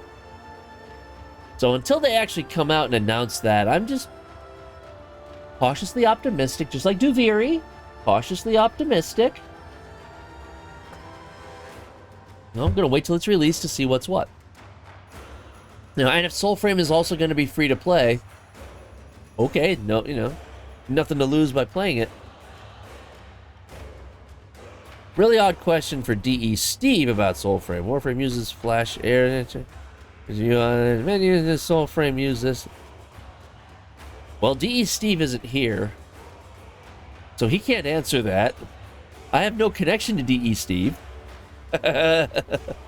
So, you know, go to TennoCon and ask him there.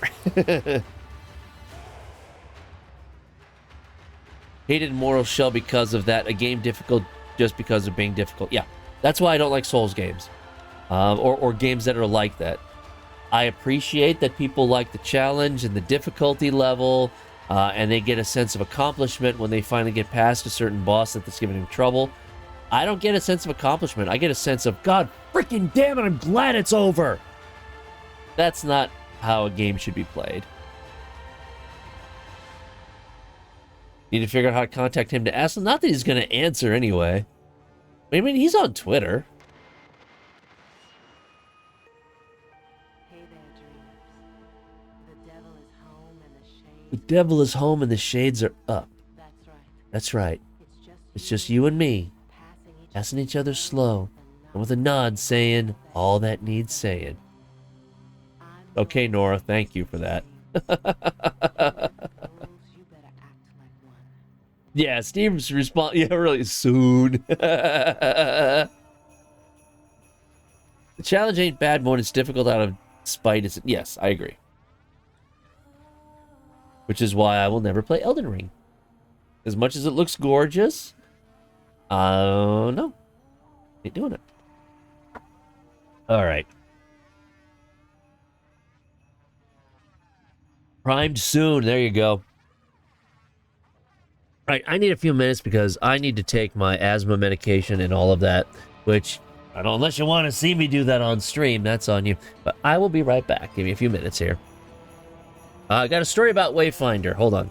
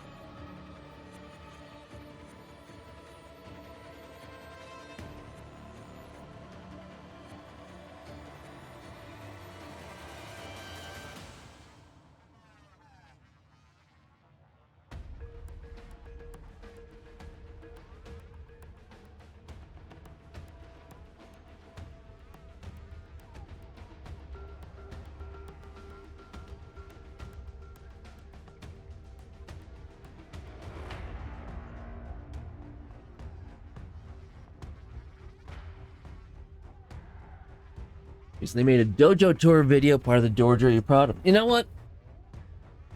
I've seen, obviously, like on the Thursday night streams, I've seen some dojos that are just super, super impressive. I wish I had the gift for that sort of thing.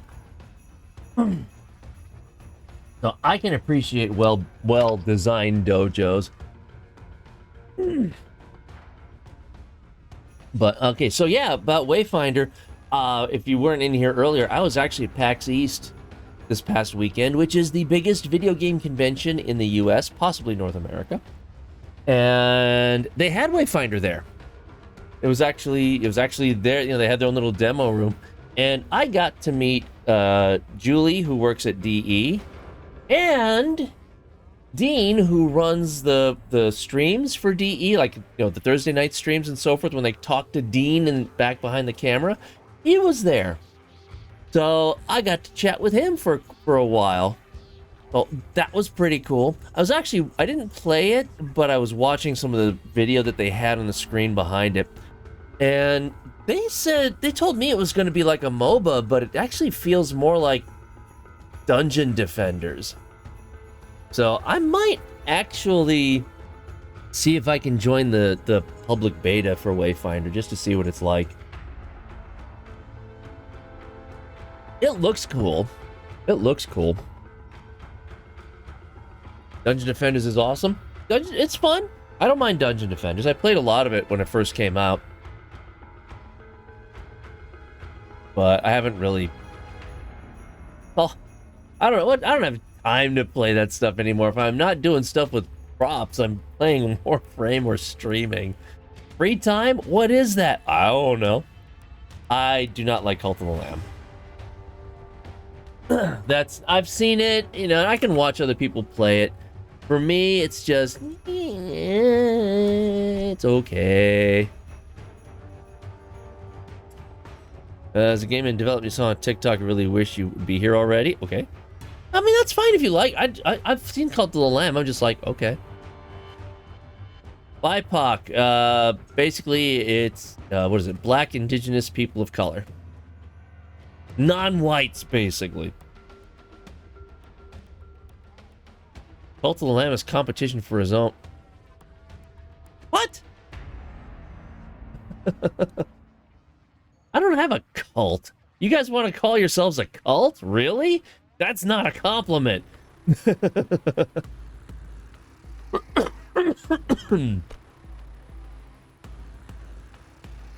Hold on, let me see if I can find that picture, though. Second. There it is.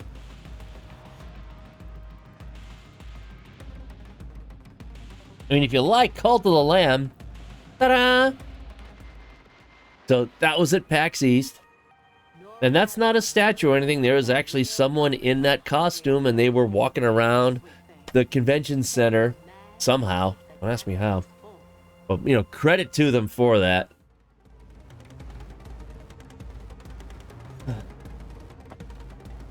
Keep reading COTL and reading as Children of the Light.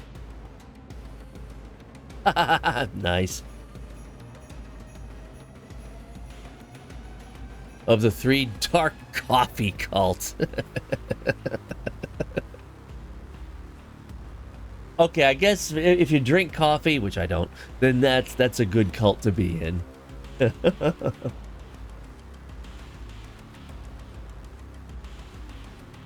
You like your coffee dark? Okay. I'm a Mountain Dew addict. That's my caffeine. You do drink coffee? I don't. I've tried. I can't. I just can't. It's too bitter. I can walk through the coffee aisle at any grocery store and just inhale deeply, and it smells so good. And then I actually try it, and it's just completely... oh, God. I've tried. I can't. It's okay, my child. I'm probably older than you. I don't know about the my child thing. Coffee forgives. Coffee's like beer, 100% acquired taste. Yeah, I agree with that. I agree with that. I don't really care for many beers either.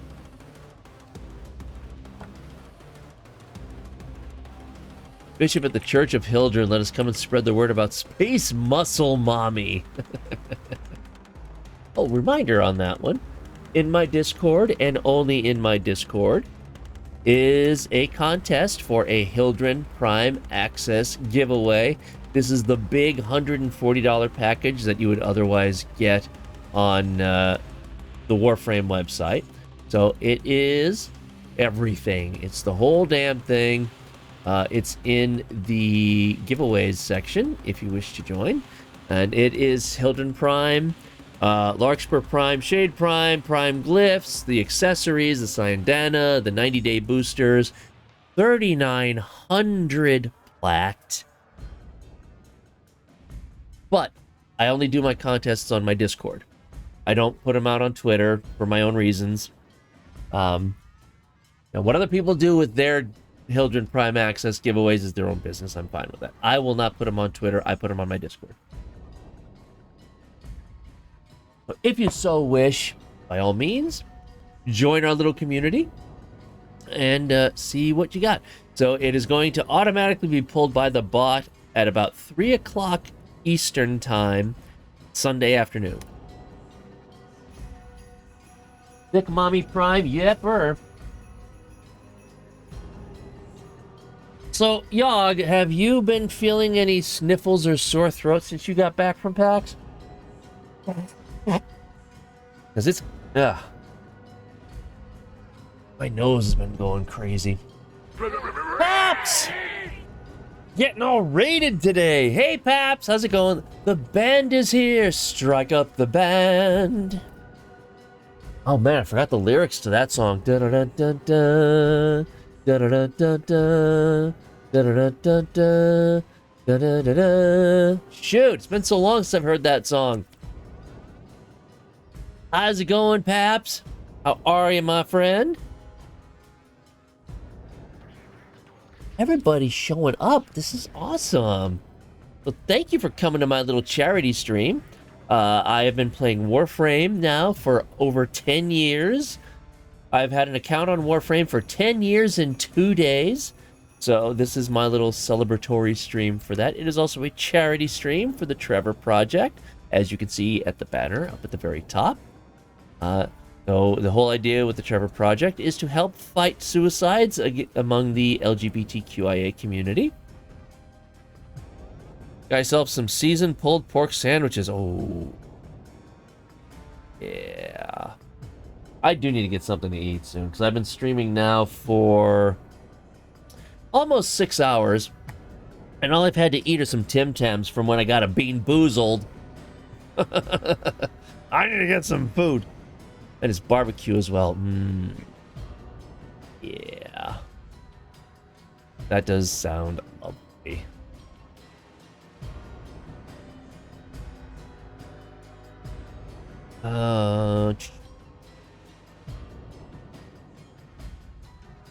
Say what?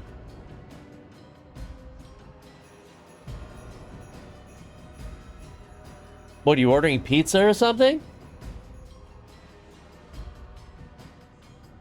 Oh, alright, I can live with that.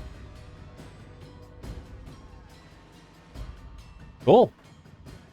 She's taking the easy way out, but that's okay. I wish it was pizza, but no.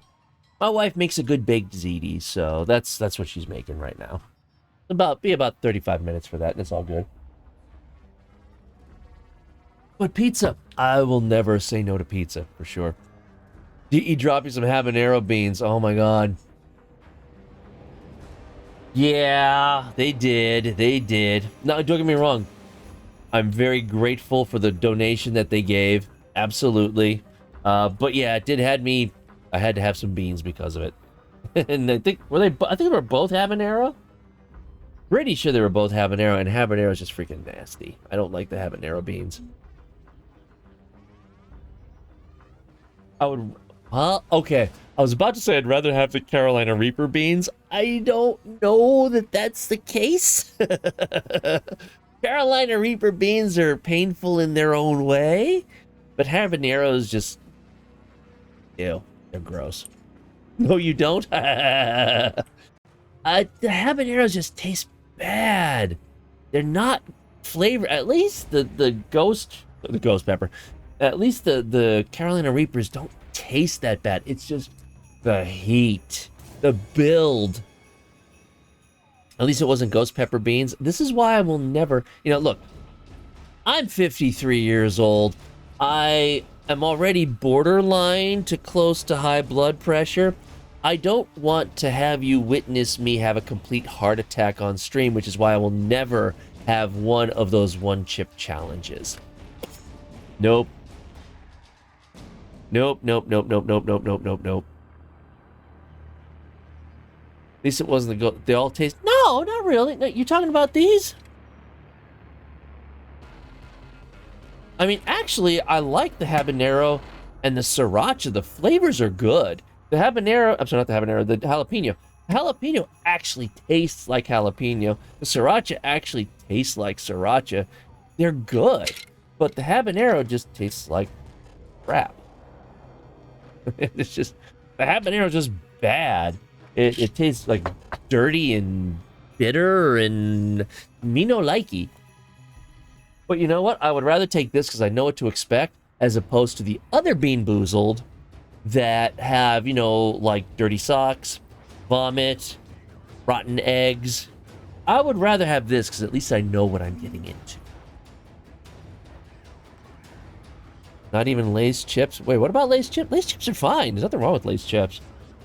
I'd rather have something. I'd rather have, you know, like Utz or Middlesworth or something like that. But I mean, in a pinch, I'll destroy a bag of Lay's chips. And if it's Lay's, or sorry, if it's Ruffles all dressed chips, which are no longer available in the United States, they will be destroyed. I will just rip the bag open and shove them into my mouth, and I will pull a Grendel for all dressed chips. You know, just you know. The Lay's, oh yeah, no one can eat just one. No one can. No one can eat just one Lay's brand potato chips. Yeah, I know that one. I'm an old fart. I remember those commercials.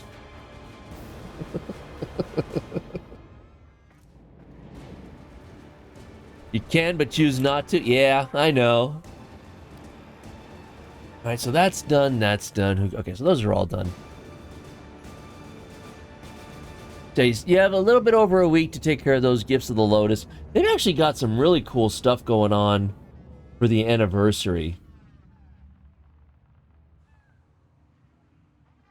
They're going to be giving us some stuff for the next several weeks, which is nice.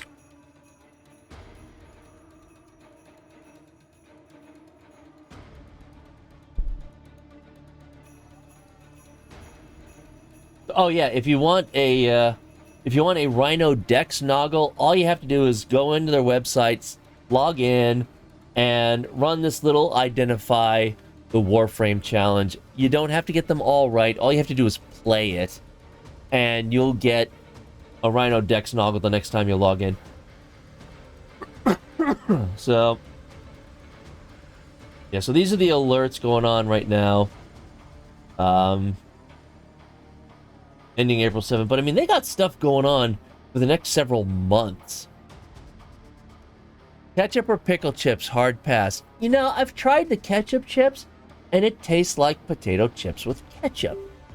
Okay, so I'll make some French fries, and I will have ketchup on them, and it tastes like the ketchup chips. I mean, if you don't like ketchup, that's one thing. But I hear so many people, oh god, the ketchup chips are so amazing. They taste like French fries and ketchup. Okay. I haven't tried the pickle chips. I'm willing to, I do like pickles. So I would be willing to try those. But the ketchup chips, I'm just like, eh? No big deal? Oh, here we go. Oh, that was the Double Affinity weekend. That's over. But Firefox here with cross-site scripting blocked, and identify the Warframe game will end with an error for some reason. Not sure if the problem is Firefox or... Run Firefox here with cross-save scripting blocked.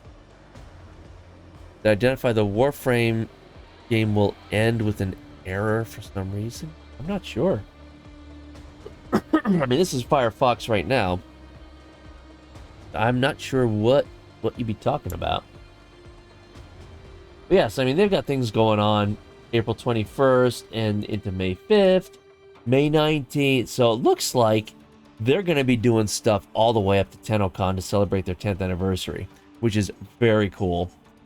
10 Kavat genetic codes. Oh, God, yes. I'm so tired of having to scan for those. I mean, try tripping. It was ketchup, not knowing that you can't stand ketchup. Ew. Almost immediately turned into a geyser. Gross. Gross.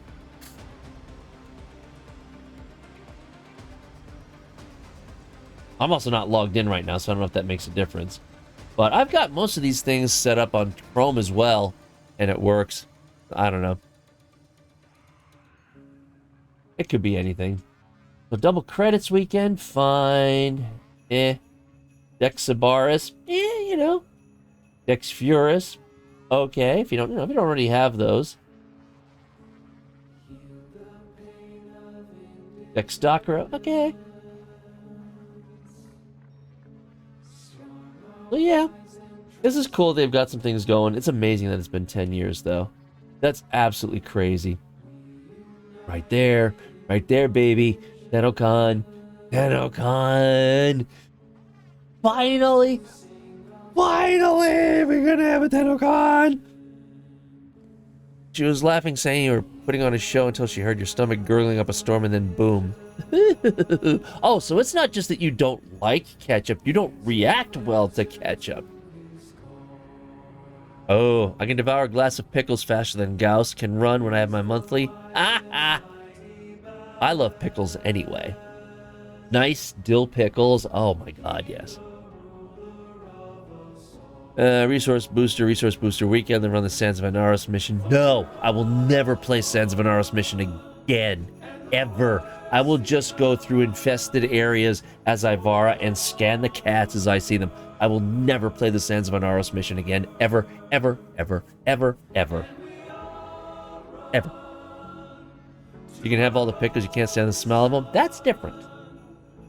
Another believer. Hold for redemption. Maydeva? I'm not sure how that is, but thank you for the follow. Sands of Anaros was terrible. I hated it. Absolutely hated that mission.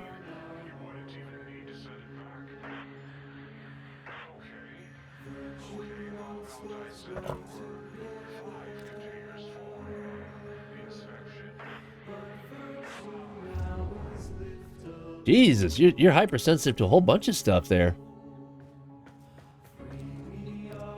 Let's see.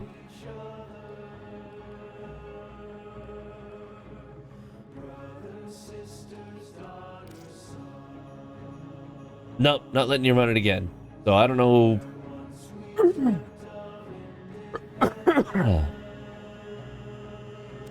I'm not sure how you could run it again.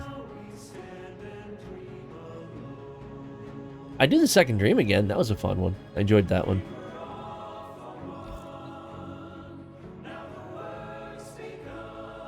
One of those missions you can't repeat, which doesn't make sense. Like I said, I won't play it again anyway. So, who's going to TennoCon? Who's going to TennoCon? Me. I'm fortunate that I can drive up to TennoCon. It's not that big of a deal.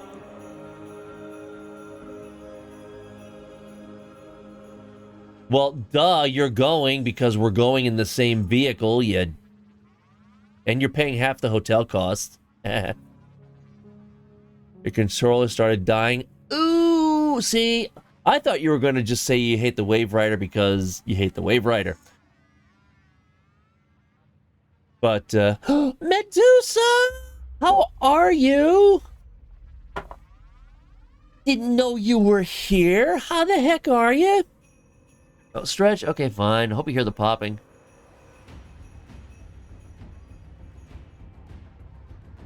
Scanned all but 2 cavets, but came out with 6 codes. Yeah, the fact that you can scan them, and there's a chance that you'll get a code, and then there's a chance that you'll get a cavet sequence that you don't already have.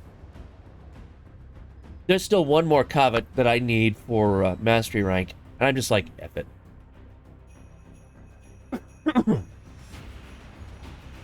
How are you, Medusa? Fellow Warframe creator and all that good stuff. Last playing Warframe, imagine that.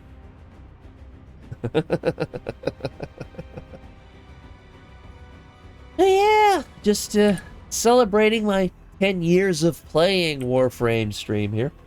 My nose is acting up. Excuse me.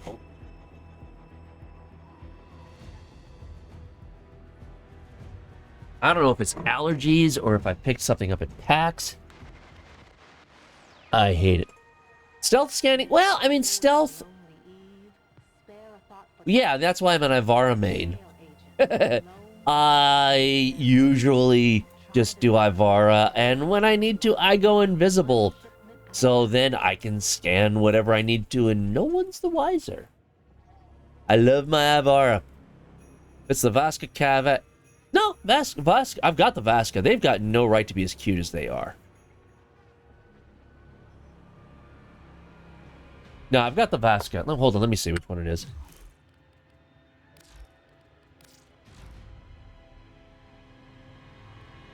Yes, I play a female Tenno just to piss off the alpha males who absolutely refuse to play as women in any games. They can go F themselves. Adarza Kavat, that's the last one I need.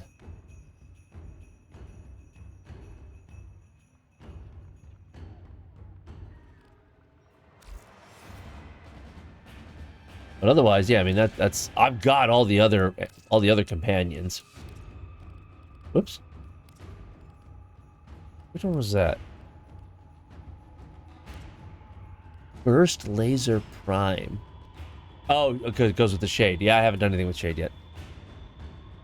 So, yeah. That's the only one I need, the Adarza, and I'm so tired of the random chance of getting the Kavat codes and then the random chance that I might get an Adarza. Whatever. I don't care.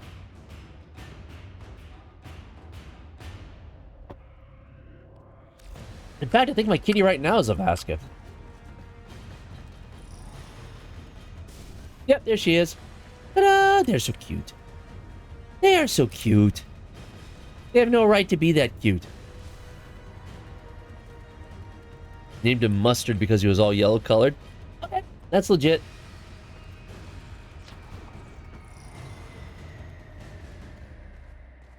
Yeah, otherwise, you know.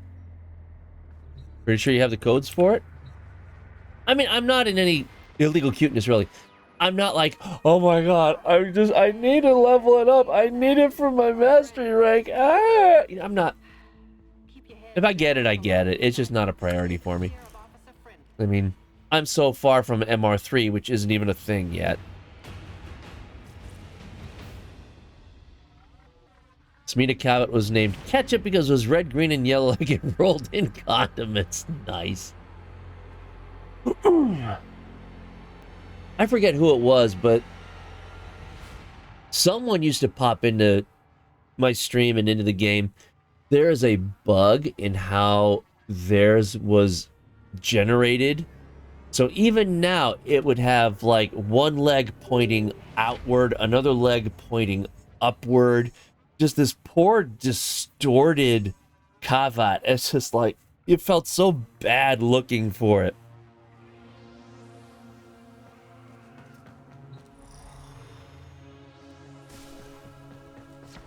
You want to hear the 7th? You want to hear Sleeping in the Cold Below?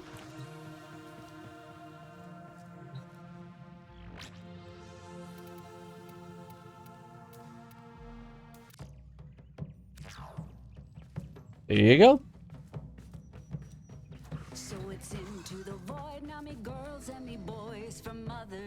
Yeah, it's so funny to look at. The poor thing is just completely, it just looks horrible. But for some reason, it's just the way they have the skin set up and the colors or whatever, and DE never bothered to fix it. It was apparently a known bug back then, and they just kept it. The poor thing looks like it's from some kind of a nightmare. Maybe that was it. It might have been a combination of Kavat and Kubro. And it was just, oh my god. That doesn't look like a pinata. I don't know what it looks like. Reb has a Kubro the size of a Clydesdale. I think I remember seeing that, actually. Bug frame. You gotta love it. I mean, come on.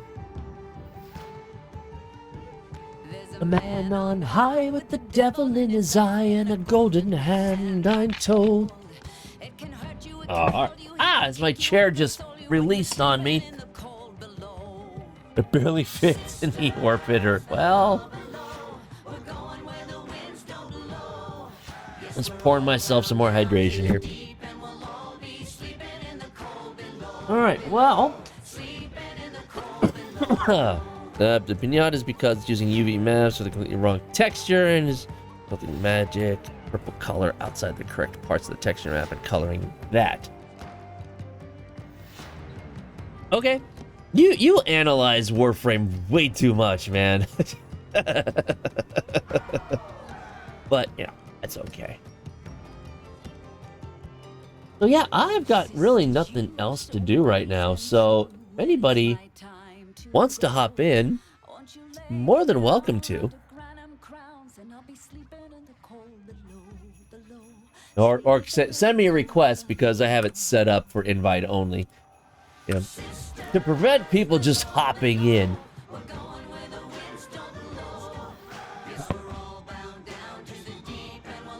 It's fun. You know, I just wish I had the brain for that. My brain doesn't work that way. You know, it's like I kind of envy people like Raging Terror and Kurarahime who just lock on to Warframe facts. You know, especially when it comes to like quests and interactions, you know, when it comes to mods and so forth, and they just know all this stuff. They're freaking encyclopedia. And my brain is just like, yeah, I'm gonna make you forget the name of that weapon you just used in the mission that you just finished. And it's a pain in the ass. I hate it. You only jump into, well, I mean, that requires a $1,000 donation goal. So, you might do that, you might not. I don't know.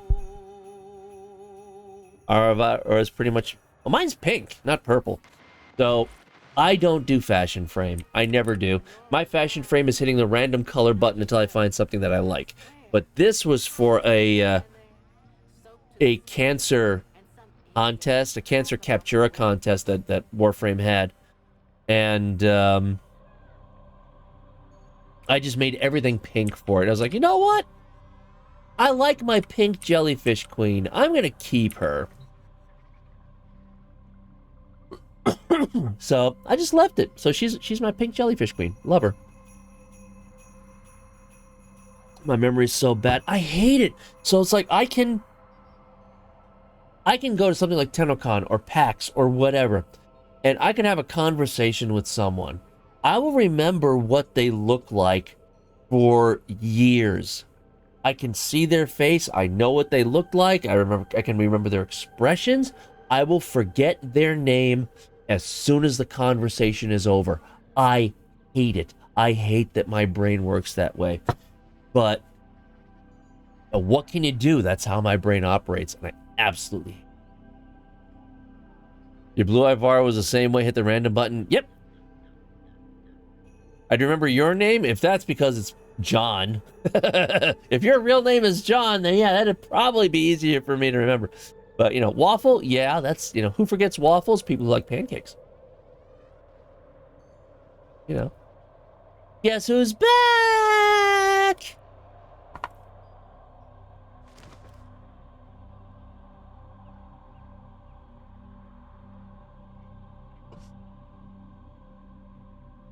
Well, that looks weird. So yeah, I mean, if anyone has anything that they want to do in Warframe and they want to hop in, you are more than welcome to send me a request. Otherwise, I'm just going to do stuff. And if you want to follow along with me, okay. That's up to you. Vulcanet, you're not going to TennoCon, are you? I'm not going to be able to give you big hugs, am I?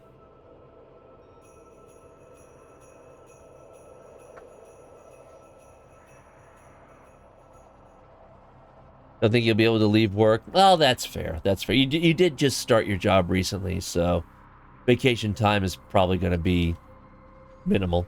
I get that. I get that.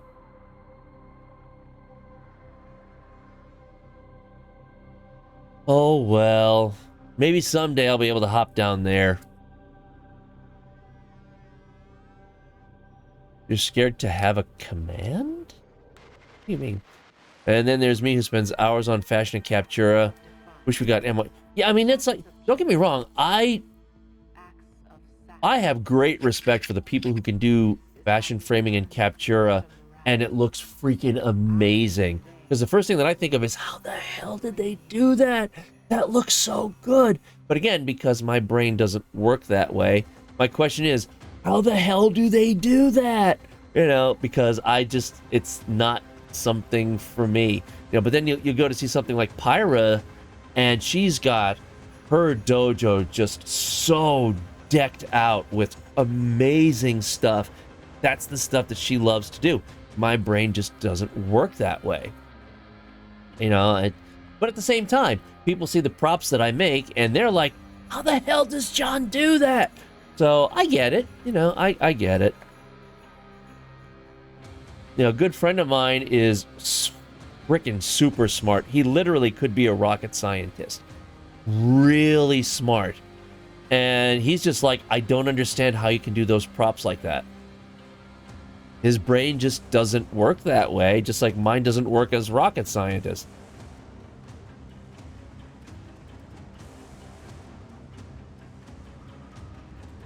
You want XP for decorating your orbiter? I would not get plenty of XP. I mean, my orbiter decorations are, a couple of things here and there. But, you know, not much. I guess this is about as decorated as it gets. And that's about it. That's about it. 16,000 hours on Steam, but mission time is about 4,000 hours. You tell me who decorates too much. There is no too much. You can never decorate too much. You can always decorate too little.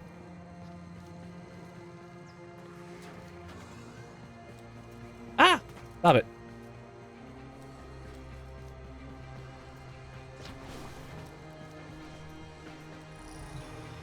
There's when we have a limited cast. Okay, yeah, all right, fine, yes. You do have a database limit. You know, you can only put in so much. You're right. You're right. But that, you know, that just means that you have to take some things out and come up with something new and fresh. So, you know. Sorry, not sorry, kind of. Hope I didn't catch anything. That's annoying. New and fresh? No. I'm sorry.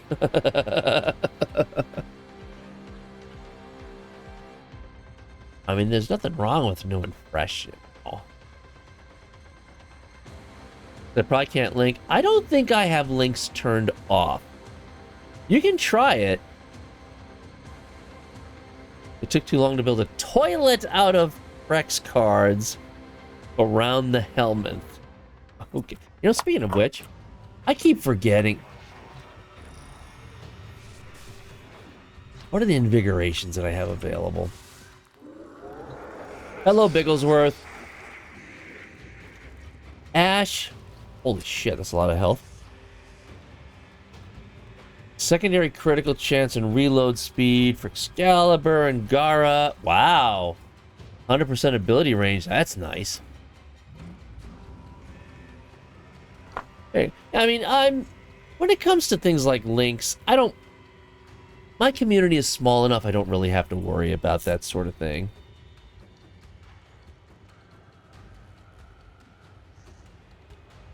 You know, so for now, I don't worry about links. If it gets abused, then I'll worry about it. None of these invigorations are really...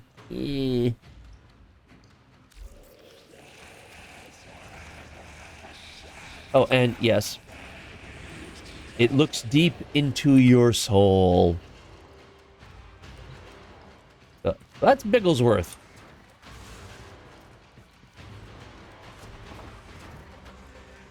Yeah, and yeah, I mean, this is my decoration. I don't do decoration. What did I say? Yours is named Toilet. Well, I mean, okay. I can kind of see why, but, you know. Yeah. Hello. It eats all your crap. Legit. What do I have? Oh, he's not hungry.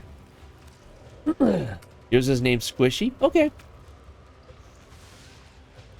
You know, I'm sorry. I have to... The people who named it Audrey the Second, it's like, come on. That's so... Yes, come on. We all saw Little Shop of Horrors. We get it. Yours is Hungry Daughter. Okay. I mean, it is always hungry. You're not wrong. I can't stop fidgeting with this goddamn goop that I got at PAX East. I need to get this out of my hands. Farming materials because you have a hungry daughter at home to feed. Are you using the app to farm for materials? Hey, Pixel Reboot. How are you, my friend? Yeah, look who it is. How was PAX? I mean, it was awesome, of course. Yours is named Bugglesworth. Mine is called Bigglesworth, you thief. You stole from me. No, PAX is fun. You know, it's PAX. How can it not be fun? So I got to hang out with Kirara Hime for Thursday night because she and Joe showed up for PAX East, and then we went out and we had dinner together. So she gave me some of her merch that is not yet available. So I got a couple of Kirara Hime stickers, which is cool. And then she gave me this keychain, which is so cool. It's a little fish bowl with her little fishies in there. So she gave me that. That was awesome. And Saturday, I got to hang out with Charlazard. So she lives about half an hour south of Boston. So she's like, yeah, come on down to our house. You know, we'll chill out. So, you know, we ordered some pizza and geeked out about gaming and Warframe and stuff. And they just bought a house, so we were going over that too and the fun times they've had with that. So got to say hi to Charlazard as well, which was fun. But yeah, PAX East, I mean, you know, how can you not have fun at PAX East when you got all this kind of stuff going on? I like that case. I really like that case. You know? Dude came in, was standing in line next to him with a hurdy-gurdy. So he, you know, because I also play keyboard and guitar, yeah, I was nerding out about this. Like, I've never seen a hurdy-gurdy up close. So he was showing me about how it all worked and the keyboards and all that. The props held up just fine. The Supra's all good. She's right here. She's all good. There we go. So I found out that the batteries last about 8 hours at its current brightness setting, which I'm okay with that. So yeah, no, she worked out very well. No problems at all. Now, in fact, the Supra is now available on commission for anyone who would like to order one. In fact, that's what I've got printing right now.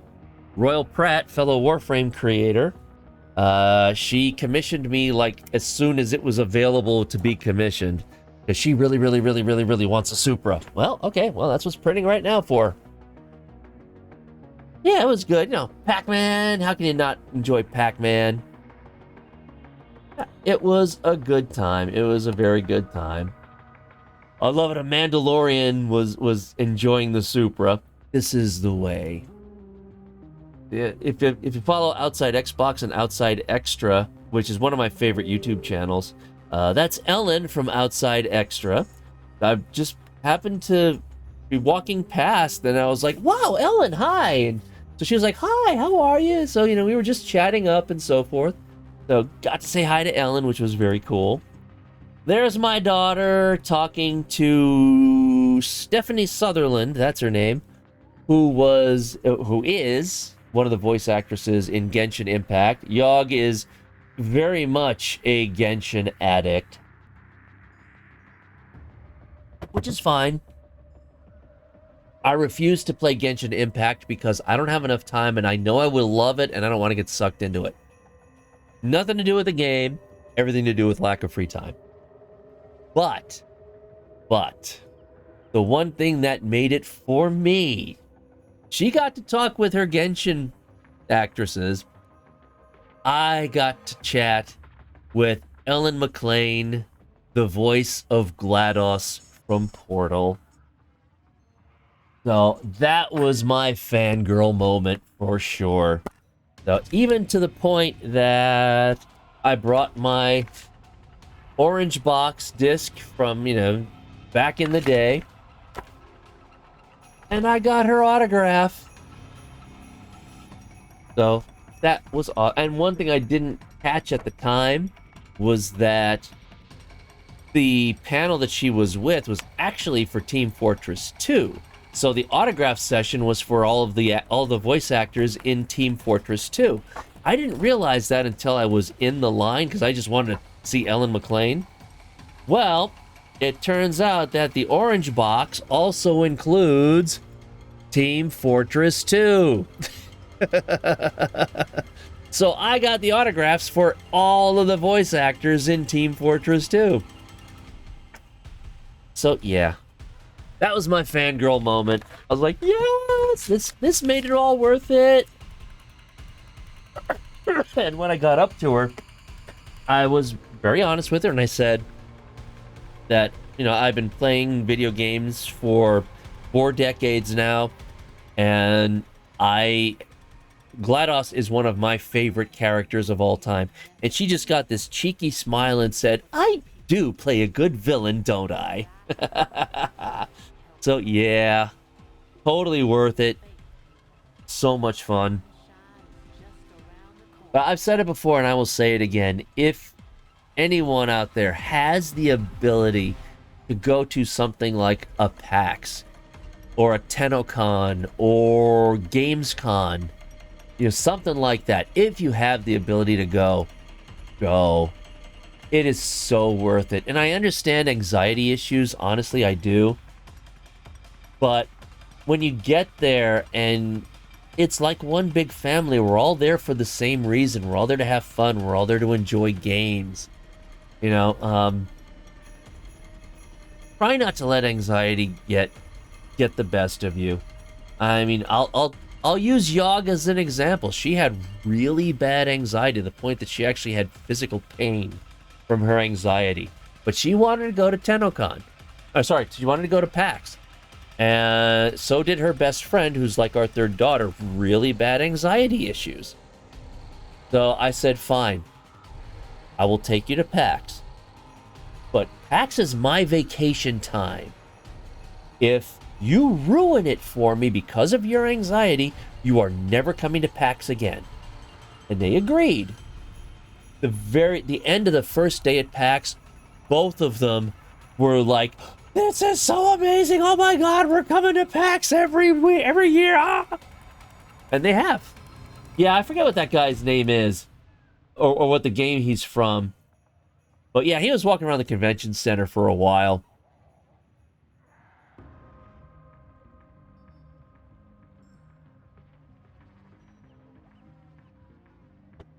Yeah, Kratos, and lots of cosplay. Yog, you gotta get your pictures out there.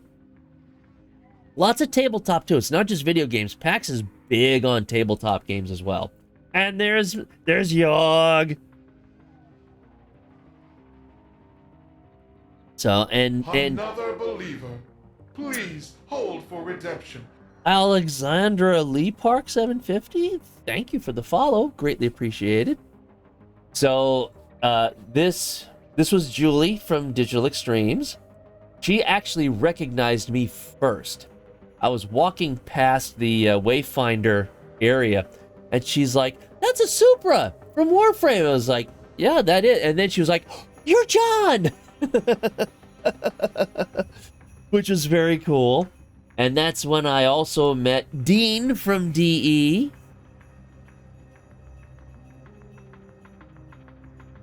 So it was a good time. It was a good time. PAX is always very cool.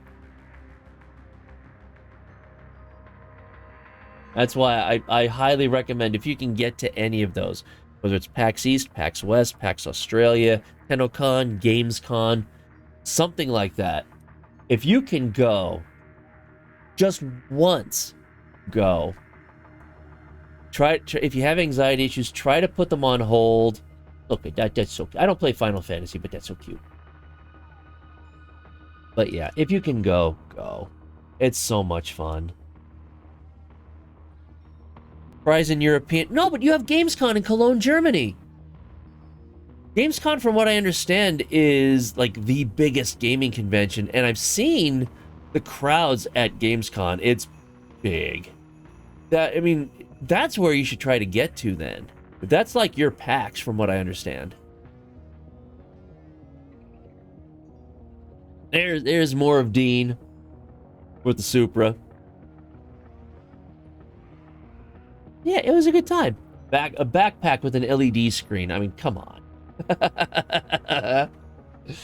That was so cool. For anybody who plays Undertale, I'm sure you recognize that one. And then back to the Lamb. So, yeah, it's a lot of fun. I'm sorry, Deltarune? Alright, whatever. You know, I don't play those. I know Deltarune's a sequel, but, you know. Whatever, Yog.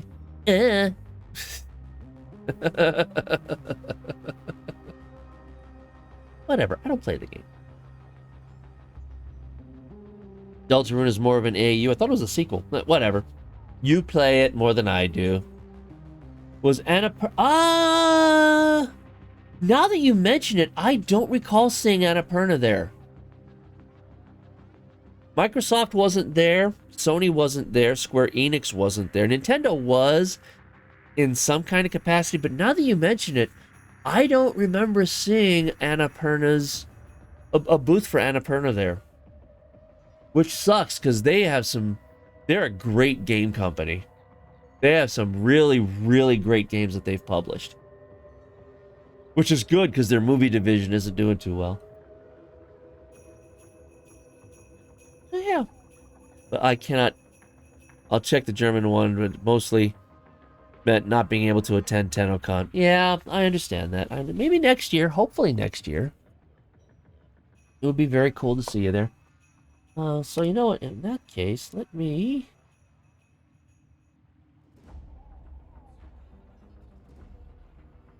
Is that it? There it is.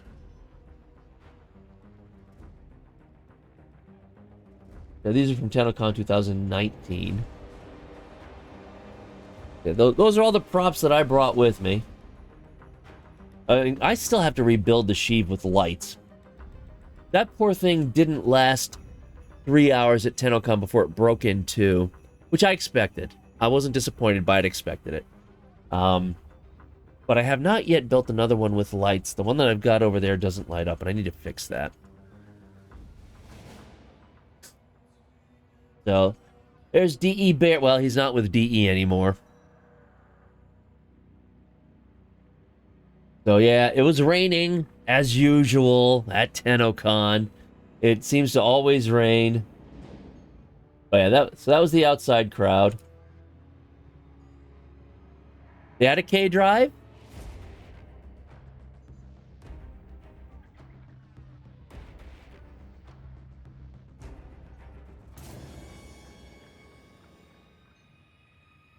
Yeah, this is the convention center. It's not a big convention center. You broke the K-Drive? You're not supposed to do that, you know. Rhino with, you know, signature cod piece.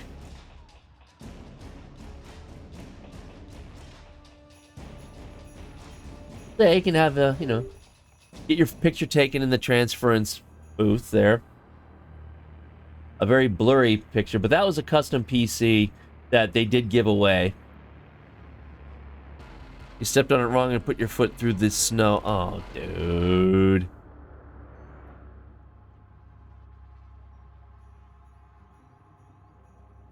But that's the main... Sorry. Oh, God, this ticklish throat is killing me. I was at the end, so it wasn't so bad. So So there's the main area. That's where, that's the big stage where everything takes place. Of course, Megan with the Vacor Heck. So the Vacor Heck that she now owns, I actually gave her that Vacor Heck at the end of TennoCon, which only my family and a few select friends knew was going to happen. Which was awesome. I gave her deer in headlights mode when I gave that thing to her. She was like, But I mean, I had another one in the car. So, stop dying. I'm not well, I mean, I'm going to die eventually. That's kind of the way it works, you know. Hopefully it'll be 30, 40 years from now. Oh, it was absolutely Megan stopped working. Okay. For anyone who has never heard the story, me giving her that Vacor Heck was, out of all the PAXs that I've gone to, out of all the TennoCons that I've gone to, that was like the one moment I wish I had video of it. So I brought the Vacor Heck, and she's just going ballistic over it because the Vacor Heck and the Arcoplasma were like her two all-time favorite weapons. So the fact that she was holding a Vacor Heck in her arms, she actually was coddling it for a little while, like just holding it like a baby. So, but I mean, I couldn't say anything because it wasn't like I could say, well, yeah, I'm going to let you have it at the end of TennoCon. I wasn't going to do that. So TennoCon was over, and I found her and Reb, because, you know, those two are attached umbilically, I think. So I found the two of them, and I went up with the Vacor Heck, and Reb was just like, I heard Reb say, oh, hi, John, because I guess they thought I was going to be saying, you know, goodbye or whatever. And all I did, I'll use the Super as an example, since it's right here. All I did was say, I said nothing, and I simply knelt down, lowered my head, and raised it up in offering to her. And all I heard was Reb saying, "You're giving it to her?" And I looked up at Megan, who's just like, and all I said was, "It's yours." No, it's yours. No, I can't. It's yours. No, I'll feel guilty. It's yours. Are you sure? It's yours. I had to say it like 5 times. And even then, I'm not sure that it really sank in.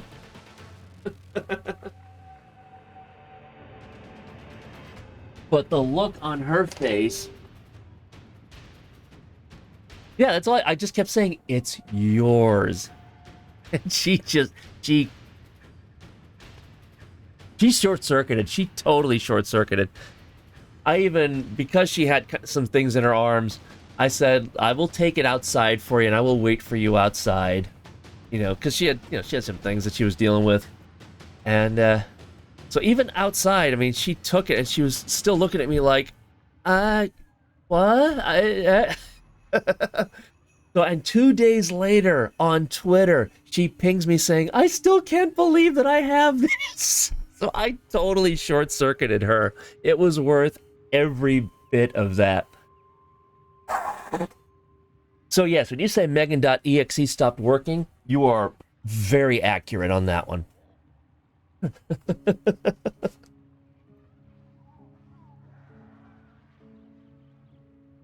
Yeah, we were just hamming it up there.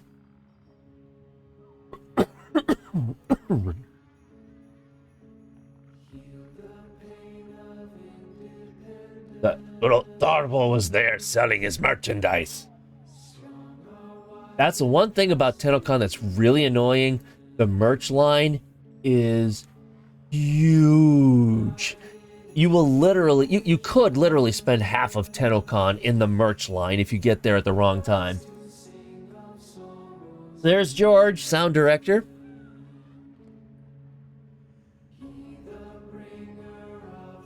And it was funny when I handed it to him, he said straight up, I would pay money for this. That was his way of saying, hey, how much to commission this and so forth, which shocked the hell out of me. I wasn't ready for that. But at the same time, I couldn't say, well, actually, Megan's going to have this at the end of TennoCon because I didn't want that getting back to her.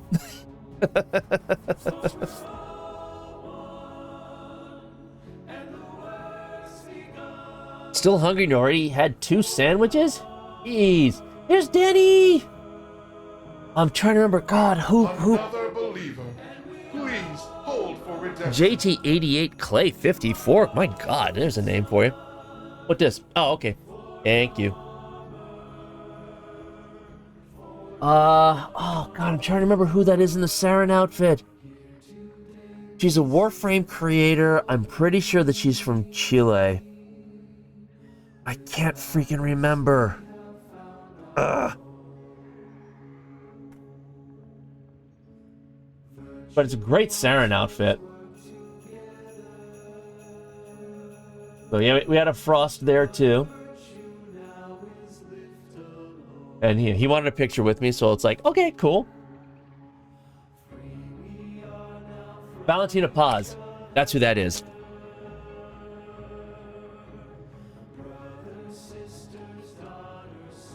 So yeah, Danny! Danny's such a sweetheart.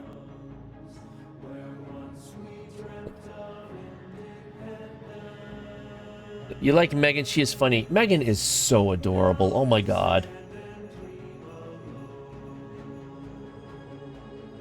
Yeah, so I met another guy there who made his... See, this is... Let me say this. This is a good opportunity for me to say this. I've been building props for only a couple of years. I'm 53 years old. I started building props when I was 48. You can start this kind of thing anytime you want. You know, it doesn't matter. And you don't have to use anything complicated. Yes, I use CAD. I use... 3D printing. I go into some stupid levels of details on my props. I get it. But if you want to build something, just build it. Find anything that you can to build whatever it is you want to build. This guy's Vacor Heck, that's a soda bottle. His ammo drum is a soda bottle that he just wrapped up in paper or cardboard and painted to look like the Vacor Heck ammo drum. It's a freaking soda bottle. So, and all this stuff is probably wood or foam or something. So if you want to build something that is Warframe related, what did I call it? Didn't I say that was an Archoplasma? What did I call that one? Whatever. But, the point is, build it. If you just want to build something, find the resources to do it and just build it. Your first iteration might not be great, so then fine. You learn. You just learn from that and say, well, next time I can do this better. I call it the Vacor Heck? No, I had the Vacor Heck. So yeah, that was one of the Lex Primes that I sent up. I mailed that up to DE, to Reb, actually, after TennoCon 2018.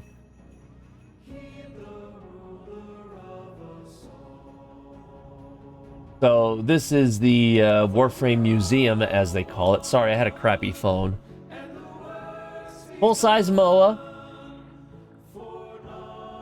The Opticore. Yes, the Opticore. If you've seen that video that they posted,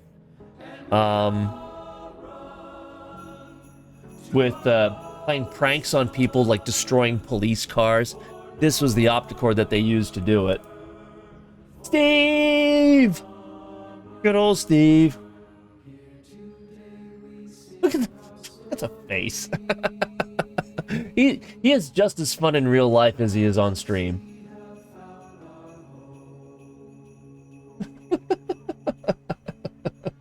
That was his idea, not mine. I just followed along. He is absolutely a goofball. He is so much fun. Yeah, they had a Comey board there. There's Royal Pratt herself. in her mag outfit, and she asked to hold the Vacor hex. I was like, sure. Yeah, the Mo was sometimes shown during the dev streams. Yep. So, and this was funny because I didn't know who she was or anything. And yeah, I took this picture and so forth, and it was all good. And like a year or two later, I'm following her on Twitter, and she posted a picture of her in this outfit. I was like, I have pictures of you! It's like, ah, look at that. Okay.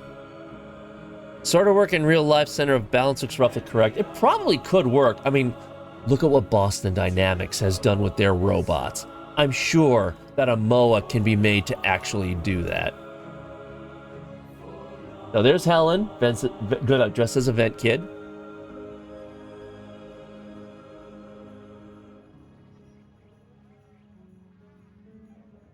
Yeah, they even gave me credit for that Lex Prime, even though I didn't design it. There's Jeff, who towers over me, and I'm already 6'2". Be epic to see it tethered to and following someone at TennoCon. That would be cool.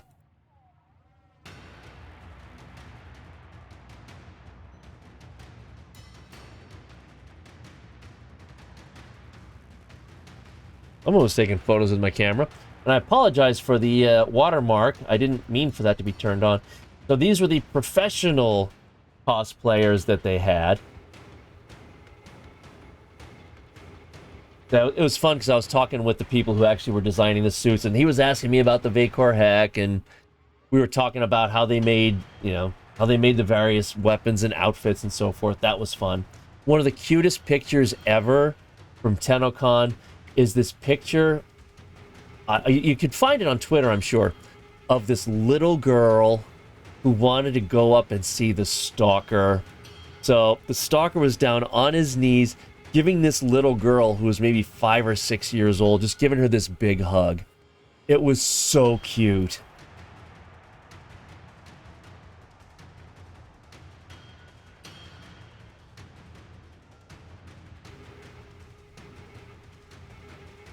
There's all 4 of them there. 5 of them. Good math, John. Space Mom! Space Mom? Vulcanet, you would be perfectly at home with Space Mom because she's probably about your height. Space Mom, I'm kneeling down for this picture, and I'm still towering over her. I'm not like on my knees, but I'm kind of crouched down, and I'm still taller than her. Meg is not too bad. Meg is... I'm 6'2", so Meg is probably about 5'6", something like that.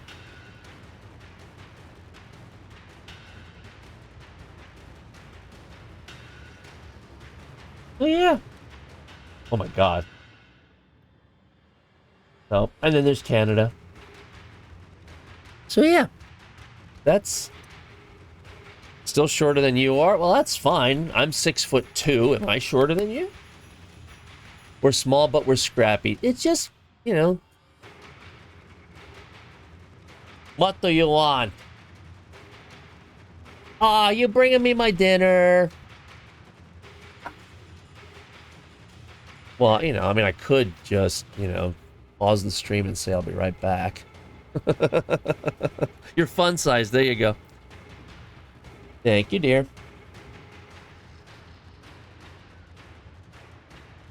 You're 5'4".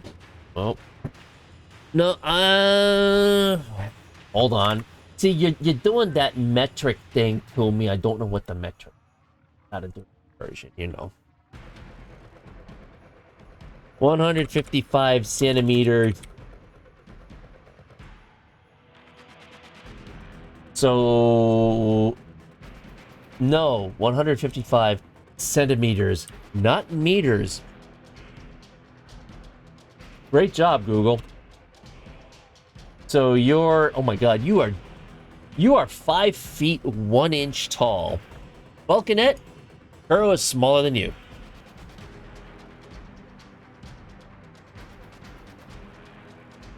Short gang, you know what? Nothing wrong with that. Thank you for sharing the pictures. Absolutely. Hey, you know what? If you can't be there, but those pictures can make you feel like you're there, or maybe incentivize you to go at some point, that's a win. But there's no reason for me to not share those pictures. Lady thought she was 5'4". She found out I was right, and she's 5'2". You're 5'5". Okay, so you're 6 feet tall. Yeah, I'm tall, boy. But again, you know, compared to Jeff and even Dean, I'm like, hi. Yeah, Reb is tiny, but she's such a sweetheart. Minnie Waffles is almost 3 foot. She's not 2 until July. 3 foot tall, 2 years old? Damn. Holy cow. Yeah, 155 meters. Well, there was a C in the search engine, but Google decided, nah, we're going to make it meters. 5'5", and your husband is 6'3". I'm 6'2", and my wife is 5'4". So we're kind of in the same boat. Yeah, I use her as a headrest. I'm not going to deny it. I do that too.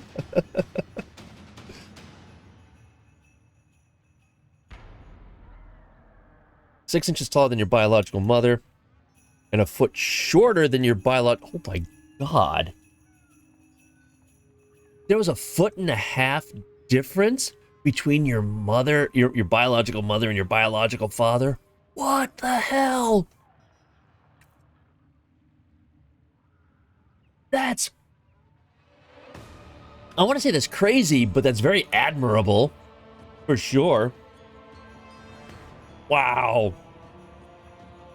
That's a hell of a difference. 6'2" and 5'4", 6'0" and 5'2". I don't think we planned it. Trust me, there was nothing that was planned about me meeting her. You know, I was typical teenager. Figured, I'm going to go to college. I'm going to live the bachelor's life for a while. I'll meet some tall, skinny blonde because, of course. That's what I was going to do. I had my life all planned out. So, you know, no girlfriend, nothing like that. Bachelor life for a few years. Cool. 2 weeks after I moved down for college, I met my wife. And the rest is history, and who ends up to be a short brunette. Yeah. So trust me, there was no planning it.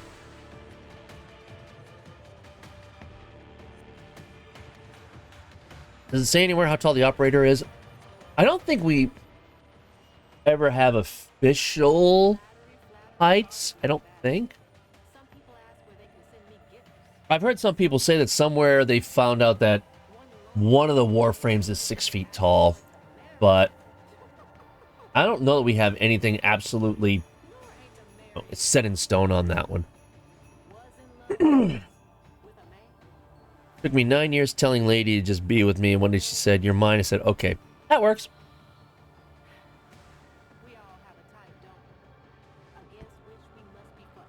So yeah, actually she and I are going to be celebrating our 30th anniversary in 3 weeks. Which just proves that she's certifiably insane because she's lasted with me that long.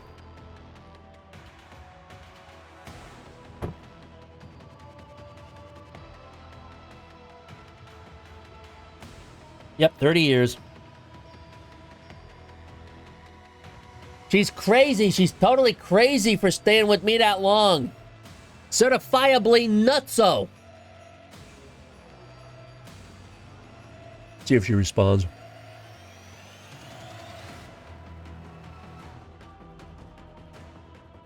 She's ignoring me. That's how our marriage has lasted so long. Lady was married when you met her too. Ooh, well, you know. You homewrecker. You're on your 12? Nice. We looked it up once. And apparently, the average length of a marriage in the U.S. is about 5 years. Average. So we're approaching 30. I kind of think that we broke that average a little bit.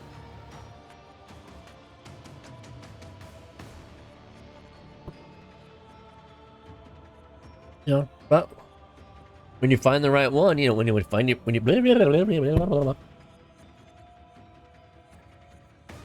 find your soulmate, it's just there. Her husband wasn't the greatest, but you get him blushing brighter than the sun. We're flirting with him hardcore. You know. You do what you gotta do. You're not married? There's nothing wrong with that. Not a damn thing wrong with that. And you know, honestly, a lot of people that I work with at my second job are young enough to be my kids. I totally do not envy youth. Kitty! Stuff's printing. Stuff's printing. It's printing. Don't get mad at me. I'm working on it. I'm working on it.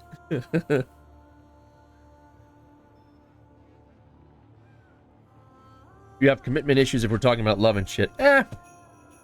I'm currently in the middle of what will probably be a 12-hour stream, so I'm just having dinner. We're just shooting the shit. Because, you know, my wife came down and delivered dinner to me.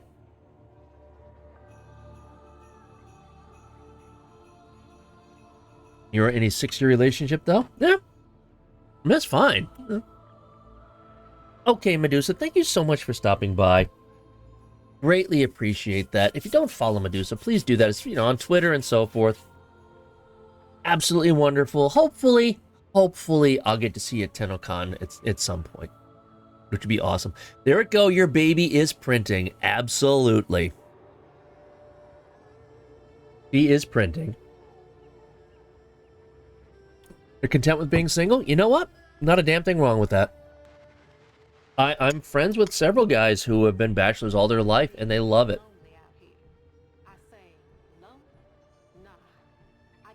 Till next time, absolutely. Thank you so much. Go get some sleep. Love you lots, and stopping by. Greatly appreciate that.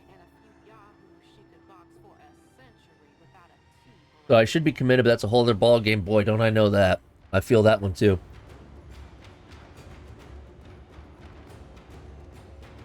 Oh, yeah. Yeah, so we're just chatting while I feed my face. Wish I was a dude making going to the bathroom easier. Yes and no.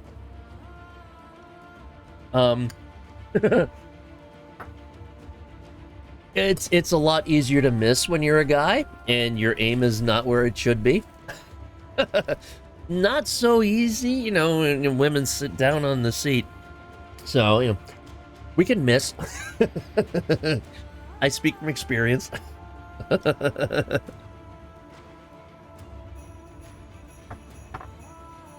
And besides, there actually are ways that women can use urinals.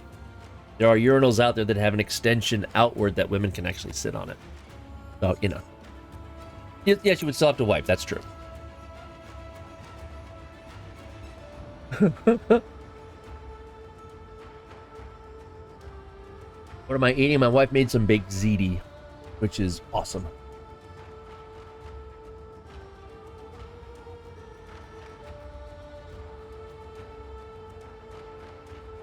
Yeah, Yog and I will talk about this every now and then. It's like, she gets her monthly visitor, and I'm like, I'm so glad I'm not a guy. I'm so glad I'm not a girl. You know, so I don't get the monthly visitor. But at the same time, I can get prostate cancer. I can get testicular cancer. And then the retort to that one is, yeah, well, I can get cervical cancer. Like, yeah, there are balances there. No, trust me, I am a guy. I can't prove it on stream because I would absolutely violate terms of service. Technically, males have a monthly too, just no drainage. You know, I have argued for a long time that men do have their own monthly cycles. But as you said, there's no drainage. I have argued that for a long time. You wish you were a cat? I get that.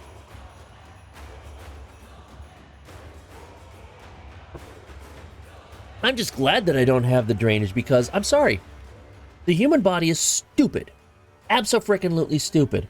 Women have been around for tens of thousands of years, and yet their body still thinks it's a great idea to every month tear down the walls of the house and rebuild them.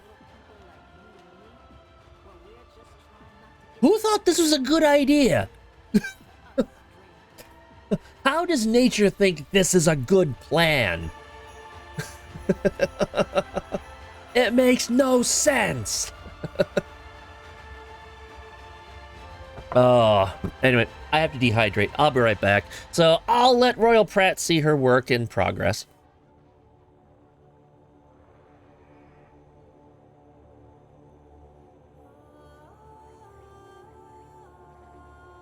This out on me. All right. This jammed up her.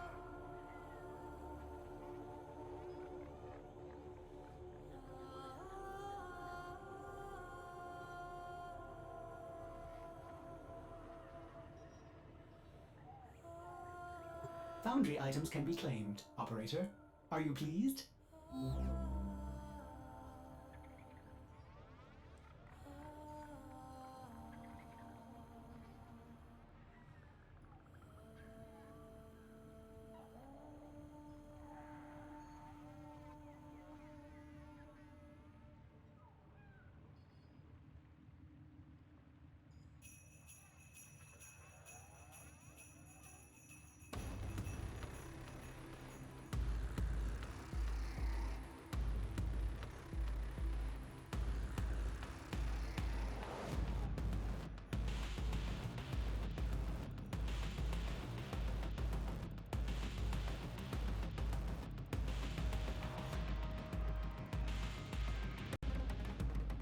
Try something.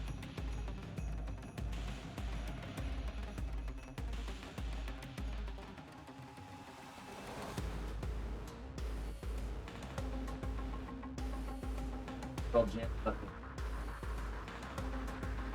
Tried to fix it. Well, no big deal.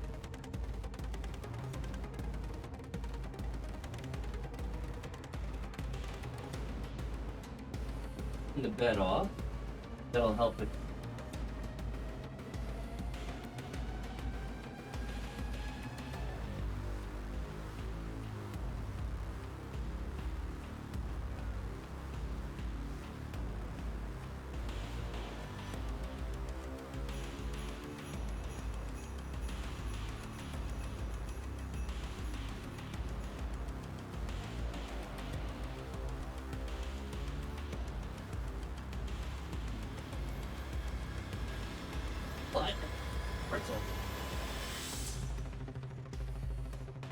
Here's the front of it. Here's the here's the front of this.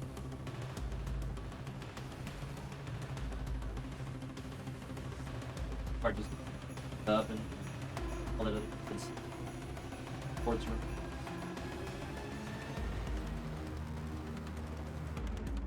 A mess. Don't care. It's my mess.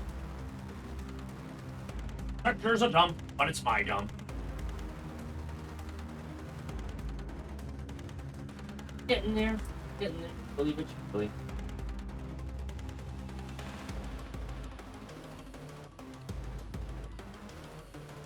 Go.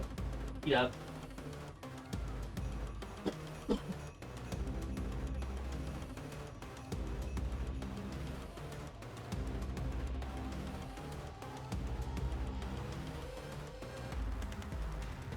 I don't know if the color board is going or.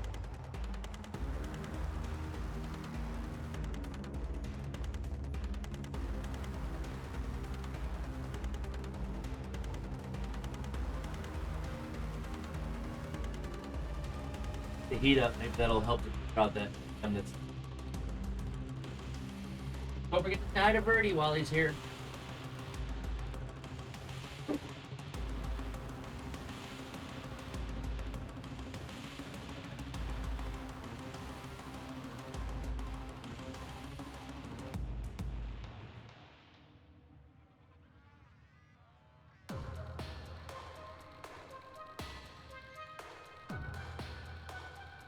That was higher temp about that, Jim. Well.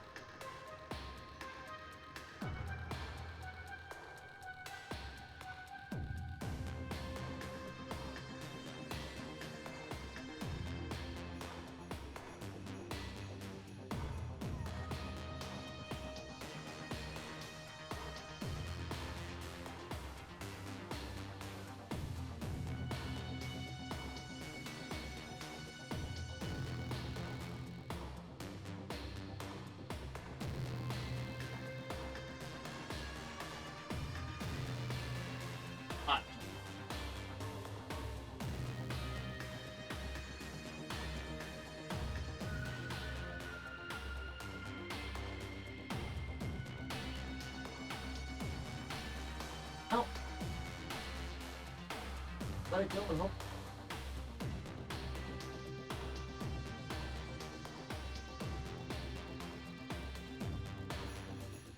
Oh, let it go. Alright. If it doesn't work, then I'll just clean that out and redo the stuff. What you making? What you making? I am making another one of these because Royal Pratt has already commissioned me for one of these. So I gotta do the parts all printing. Oh. This one shouldn't take too long. This is nothing like the Archiplasmor. So it should not be too bad. Get this done and over with.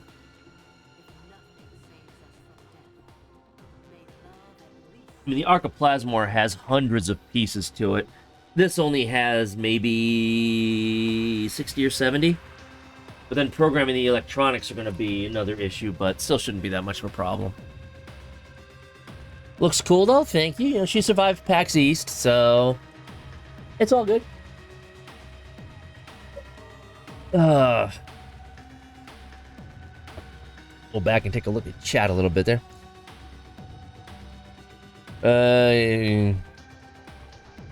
It's like, oh, yeah. Cheetahs are so cute, they meow like cats even though they're so big. That's true. It's very true. The cramping alone from periods makes me want to die. Yes, I understand. I've had to deal with my wife who's had very severe cramp issues, and it's just like, yeah, I understand that.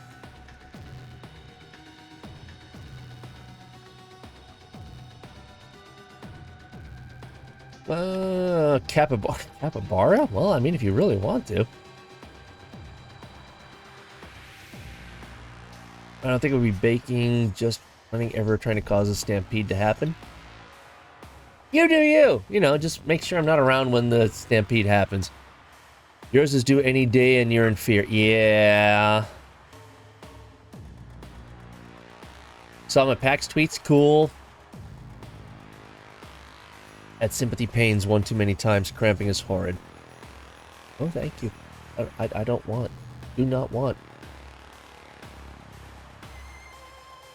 Some cramps have been compared to a heart attack in terms of how painful they are. Yeah, but you know what? Nothing can compare to childbirth. Especially when your wife was recommended to give birth naturally, and she shouldn't have because her pelvis is too small, and she ended up splitting her pelvis with our first child. Not that I speak from experience. Yeah, it's not. You look like a giddy boy at PAX. Well, yes, because it's a gaming convention, and gaming is part of my blood. But dude, I met the voice of GLaDOS. Come on. You know, I met Ellen McLean. I was able to talk to Ellen McLean and got her autograph and all that. How freaking cool is that? One of my favorite video game characters ever. And I got to say hello to her. And she is so cool. Because when I got up to her, people who've been in the stream for a while, this is like the 10th time you're hearing this, I don't care. But when I first got up to her, I said, I was completely honest with her, and I said, I've been gaming since the late 70s, early 80s, and GLaDOS is one of my favorite video game characters ever. And she got this cheeky smile on her face and said, I do make a good villain, don't I? It was awesome. It was so good. Enough to meet the entire Critical Role staff. I don't think they were there. I don't think Critical Role was there. Lady shouldn't have had mini waffles natural either, but they had no idea the umbilical. Oh yeah. That's a dangerous thing. Or that she had a placenta accretia. Oh, that's great. Okay, Jenny, thank you for stopping by. Greatly appreciate. I will keep you apprised as the model is going through its thing. Don't worry.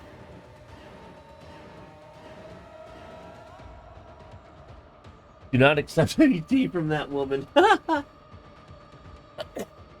Or cake. Because, the cake will absolutely be a lie, so I don't want to accept that from her. Oh, man, I must have gotten a cold. That's the one thing about PAX. It's a stressful time. It's fun, but it's stressful. And it's like all 3 nights. No, Thursday, Friday. We were crashed out at the hotel by like 10 o'clock at night, which is really unusual for both me and my daughter, because we're both night owls. But it's like 9 o'clock, 9:30, 10 o'clock at night, we were out. Because that's what PAX does. Patrick Stewart, I've met him. I've actually met him already. I got an autograph from him. I got a picture of him. I have met him. Granted, it was just brief at a autograph signing thing, but I have met him. PAX is so fun, but it's so exhausting. Yep. Mini waffles is fine, even with the umbilical cord. Yeah, as long as it's not tight and they can get their fingers up and pull the umbilical cord over, that's fine. But after Youngster was born, then that's when we decided, yeah, you know what? C-section. Even if the doctors were like, well, C-section. We're like, She split her pelvis. C-section. And that's when they were like, oh, yeah, C-section. So the other 2 were born C-section.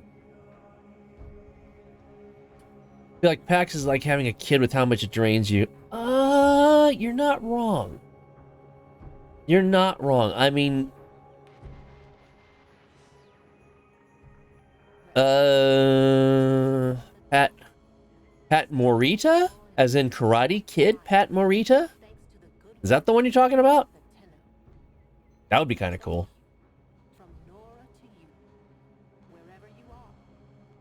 That would have been cool. No, for me, the coolest celebrity interaction that I had was, it was a Star Trek convention up in Scranton. My friend's uncle was in charge of security, and the guys who ran the convention lived a block away from me, so I was friends with their daughters and all of that, so we knew each other. And they let me backstage when DeForest Kelley, who played the original Dr. McCoy, was there. So I was able to go back and talk with him and his wife for like 15 minutes. I was allowed backstage while he was on stage doing his thing. Then came back and we were chatting a little bit more. And the one thing that I got his autograph, which he never gave out.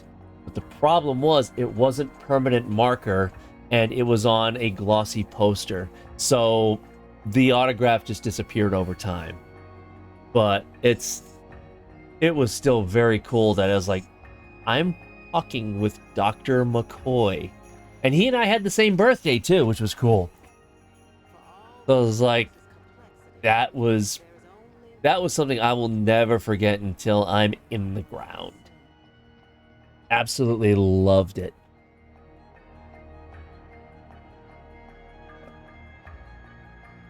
I randomly come here expecting some Warframe. You see an Elcar's interface and people talking about meeting DeForest Kelley.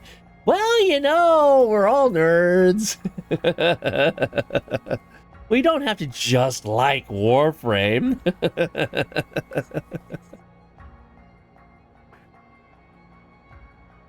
See if UV lamp makes you autograph. I don't even know where the poster is. Honestly, I don't know where it is. But, you know, it's okay because I remember meeting him. I remember talking to him, you know, and him and his wife, and they were absolutely delightful. So if I can find the poster, fine, I'll take a look. But I don't even think I have the poster anymore.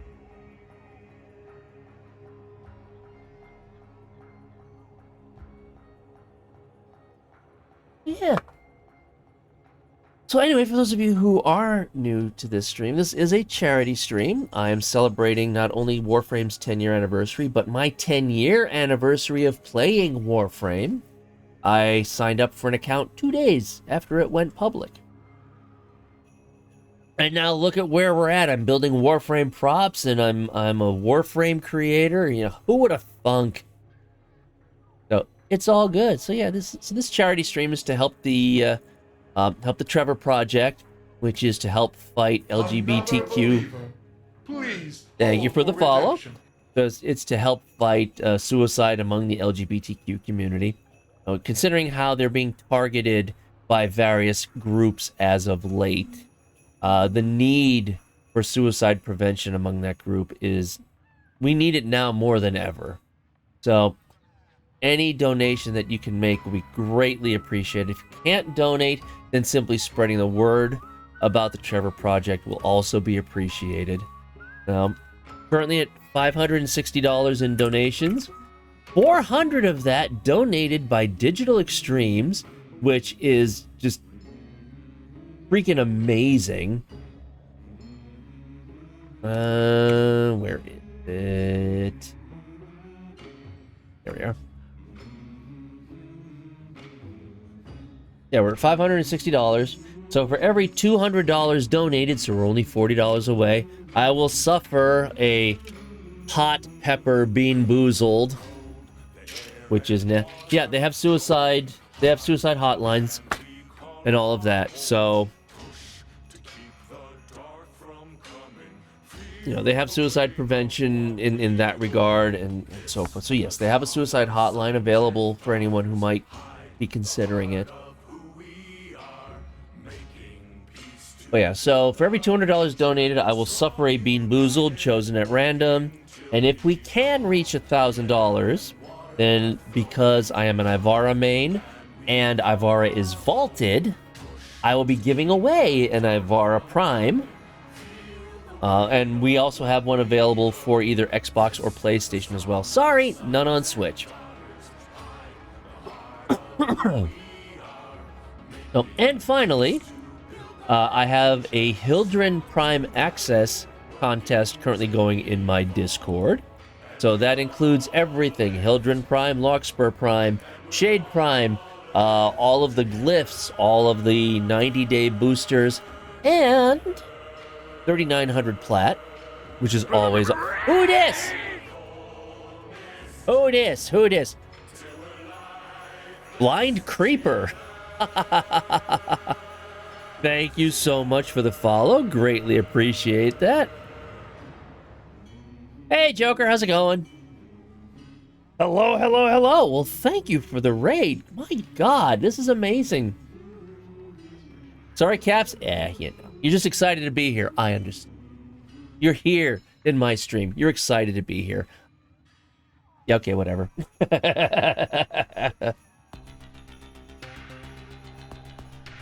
I am good. I am good. We are in the middle of what will probably be a 12 or 13-hour stream, supporting the Trevor Project and fighting LGBTQ suicide. So that's what's going on right now. Celebrating not only 10 years of Warframe, but also 10 years of me playing Warframe. And yeah, that's what we got going on now. So I'm just doing whatever, you know.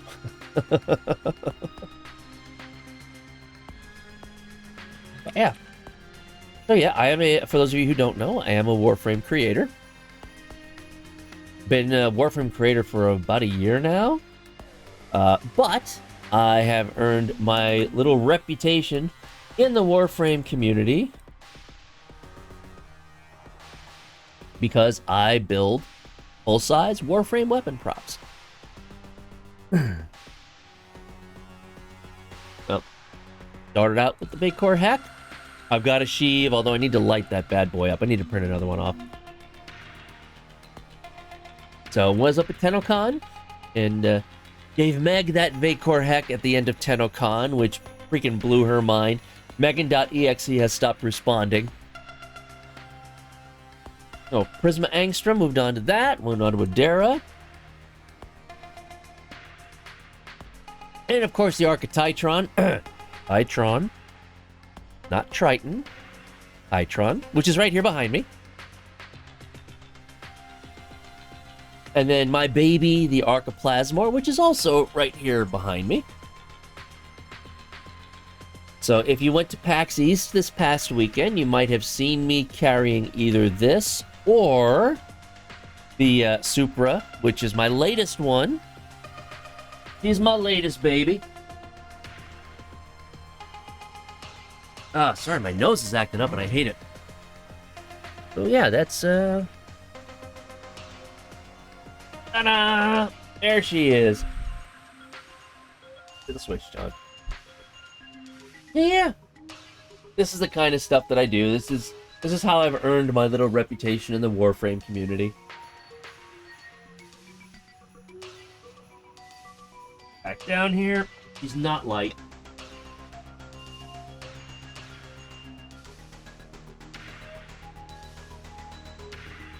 See, blind jump. Well, I mean, yeah, I mean, you're not wrong. I mean,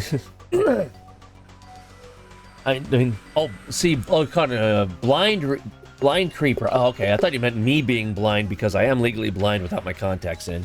That's what I thought you were talking about. So, well, Joker, did you leave the raid this way? Is that how that worked? I appreciate that. I don't know about cool. I tend to be an idiot. You suggested? Oh, thank you for that. Please hold for redemption. Ah, Blind Creeper, thank you for the follow. You will soon realize why that was a really bad mistake. Yeah. Well, then again, you can always just unfollow when you realize what a jerk I really am. So that's how that works.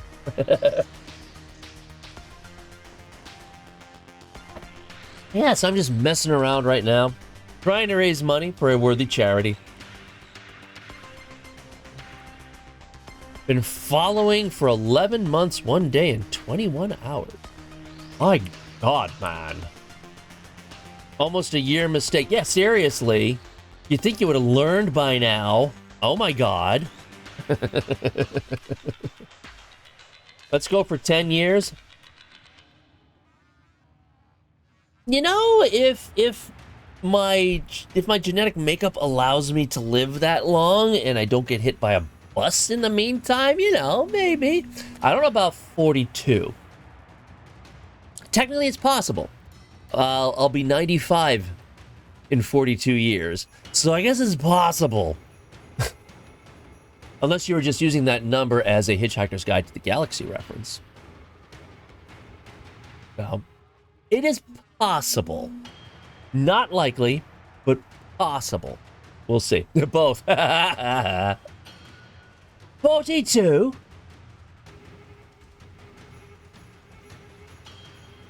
I need to read that book again. Stretch! Oh my God, girl, fine. You know, I look at it this way. I have no choice about growing old, but I'll be damned before I grow up. That's the way I look at it. I am a 12-year-old trapped in a 53-year-old body, and I like it that way. And that comes across on stream, too. Trust me. What? What are you whatting me about, Kuro? When I stop lurking in any channel, that's when everyone else starts funneling in. You're just a magnet. That's what it comes down to. What?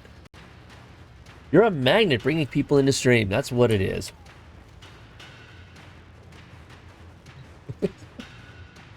So, I mean, I got nothing going on here. If anybody wants to join in, all you have to do is ping me. Otherwise, I'm just going to do some stuff. I mean, I could always use more void traces.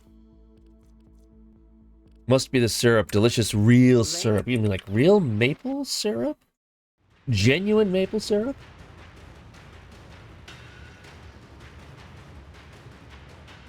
I am the viewer magnet. I'm the viewer. Yeah. I might be a magnet, but I think mine is like, north to north, repels people. The kind you have in your fridge?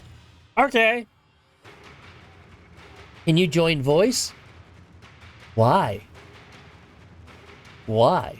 Why would you want to? You just want to take over my stream. That's what it is. You're trying to boot me out and take over. You know the feeling of repelling?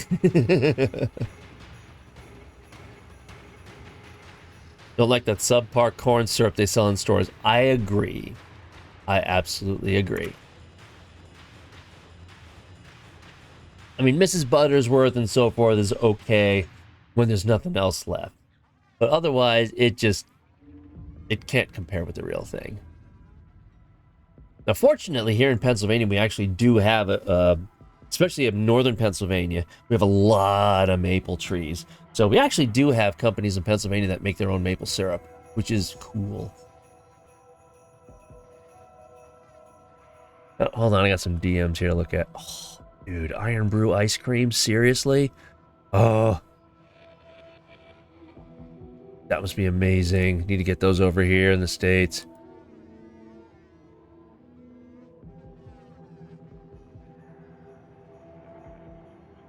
All right, there we go. Okay.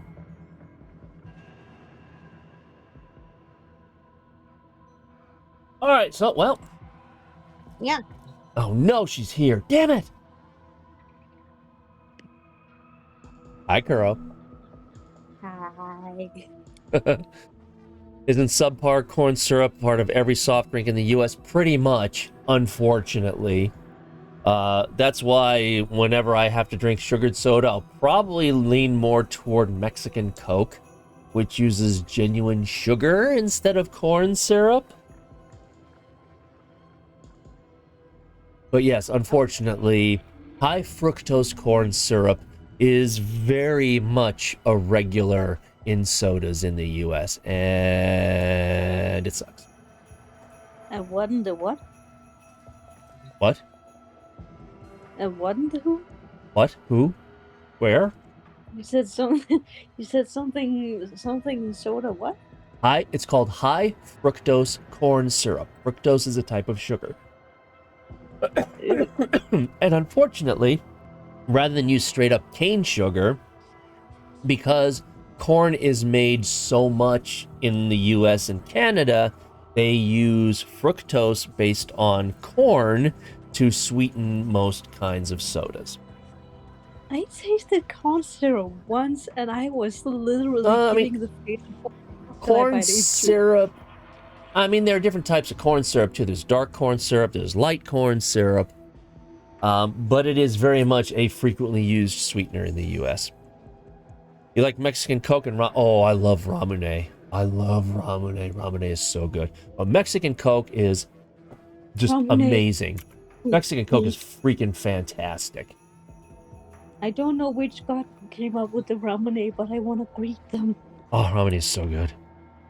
It's sweeter than cane sugar. Yeah, yeah. High fructose corn syrup is like super sweetened, which affects the taste. Oh, sorry. I think I caught something at PAX. My nose has been going crazy since I came home. Hope it's not COVID again. That would suck. I mean, I got vaccinated again last month, so, I mean, I could still get it, but it shouldn't be as bad as if I wasn't vaccinated. I don't know how I can't knock on any wood. I don't have any wood in my... But I am knocking on wood that I'm still lucky. I dodged the bullets so many times. I dodged it for 2.5 years, which is really amazing considering that my second job is in the public. It's 1 a.m. Have a good... Oh my god, 1 a.m. So... You're in the UK? Or somewhere in that area? Really glitchy over here, yeesh. You are in the UK. Ah, indeed. I still have a bottle of Iron Brew in my refrigerator. I need to replenish that. And I am an addict of Roundtree fruit gums, as well as McVitie's digestives. I will destroy those. Your path has led here. Prove yourself, Tenno. Isn't Mexico the country with the highest Coca-Cola consumption? It might be. I would have thought that's the U.S. But yeah, thank you for stopping by. Thank you for bringing your community here.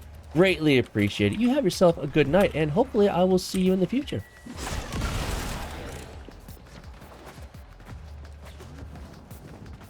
We'll have some biscuits with your teas. Tenno, be on the lookout for increased security measures.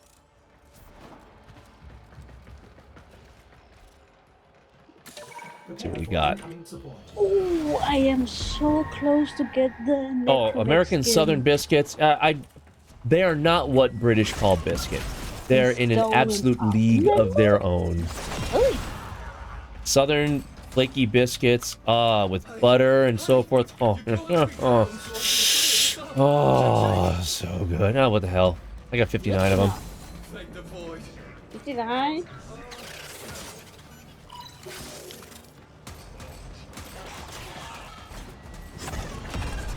No proper biscuits anyway. Oh, I see what you're doing. Making a hit and run. Okay, fine. Looks around. How the... I don't know. It's not so much how did you get here, but why are you still sticking around? There's a heavy unit approaching. Well, I have everything from the Nightwave, and I didn't expect that I would then have the day. That would happen. I need one you of came those... in with the raid. Well, yeah, I mean... well, I can see on my screen that you came with the raid.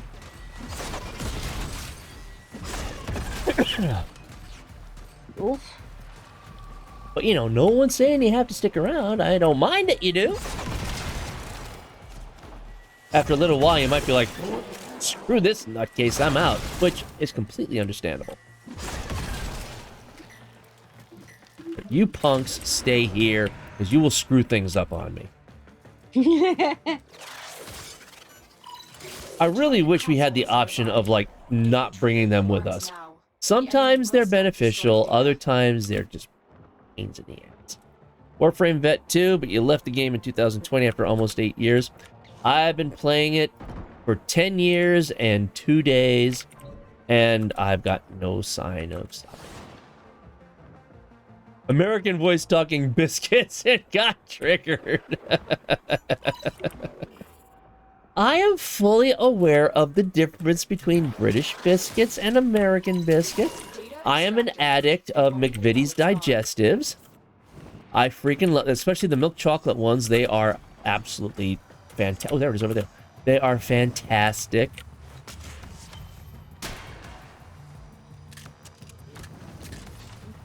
But yes, I understand the differences between the two.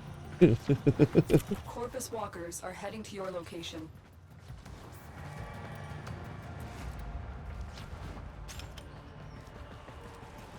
Oh, it's for the void rig. Then it makes sense. Oh, still something back here. Oh. Okay. Oh, there it is. Excuse me? I only have the Bone Widow. Oh, shoot. I'm still in the Carrack. Whoops. My bad.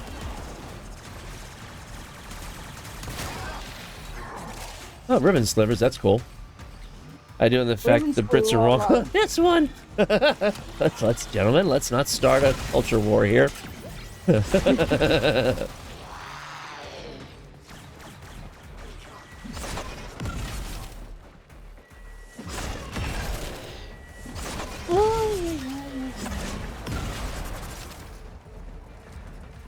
But I do love watching videos of like people from England trying American biscuits for the first time because they hear biscuits and gravy and suddenly it's just like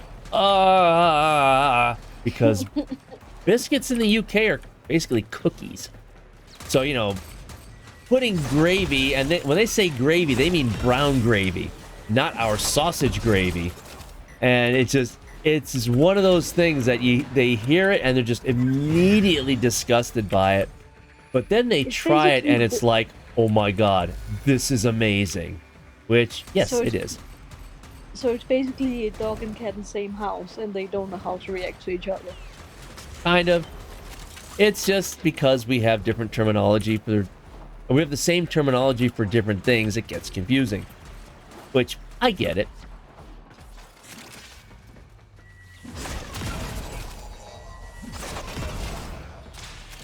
American biscuits are good, they just should have been named differently. I saw one guy say that... How did he say? Ours biscuits and gravy should have been named... What did he call it? Cake and sauce? Or something like that, which is just... No! No! They're more like scones, yes. But it's like... This guy actually said it should be named cake and sauce. I'm like, no, they're not like cakes. And it's not sauce in the British term. It doesn't work that way. But thank you for playing. Lord.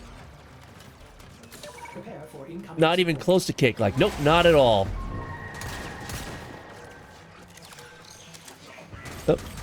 Oh, that's C over there. Okay.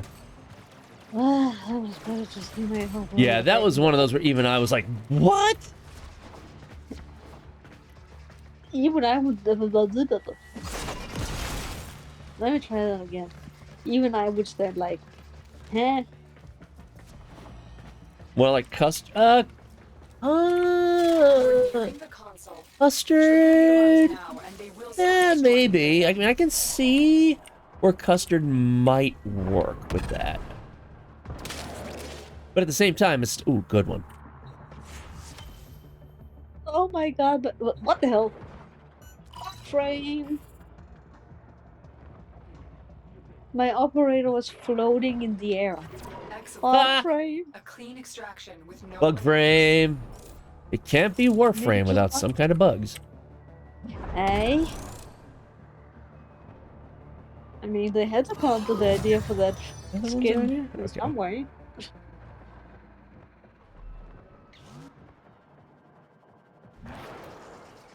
I still believe it's because Warframe's The biscuits so aren't the buggy issue that for you, they it's the gravy. help with that skin. Yeah, but you know what? You're used to gravy as being brown sauce, and it's nothing like that. It's... I mean, it's flour-based, so it's thick, and it's got a richness to it, and most of them have sausage in them. You know, as well, and with other components as well, and it's unlike anything you have ever tried, I promise you. And it's amazing. Oh, hi. Bye. Yeah, that white gravy is... You have nothing like it. But it's actually really easy to make. You should try it. Stay focused. There's a heavy unit approaching. If you can get past the looks of it, I think that you will just be amazed. With, what? So, with white sausage gravy. Why have I never tried that? Huh? I have never tried that before. Just look up Southern gravy. American Southern gravy. Or American Southern sausage gravy. Vulcanette probably has a recipe she could give you.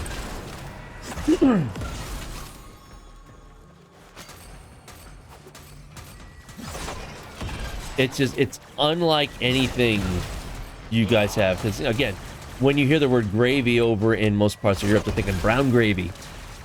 No, that's not what this is. That's not what this is. I'm not so fond of brown gravy, so...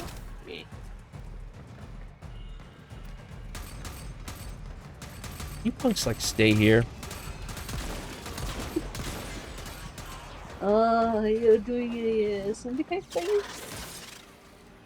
Yeah.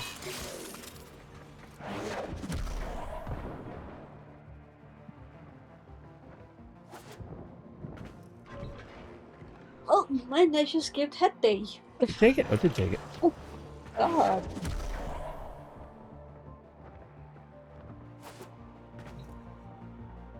Oh, I love Vulcanette. Absolutely adore her.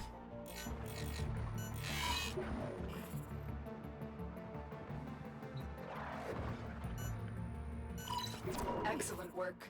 No wonder America steals words to name completely different things like biscuit. At least we don't have unnecessary U's in a lot of our words.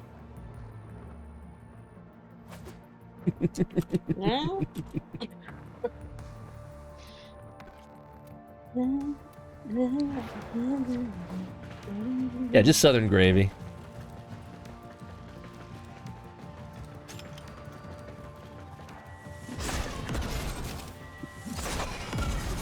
And that gets a road. But it's so good.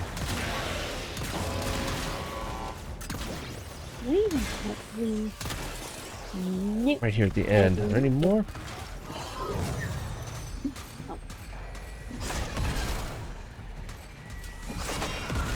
Cauliflower cheese sauce? Ew, what's that?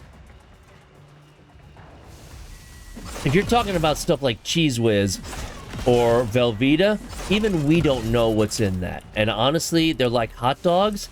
Velveeta's like the hot dogs of the cheese world. You don't know what's in it. You probably don't want to know what's in it. Ignorance is bliss.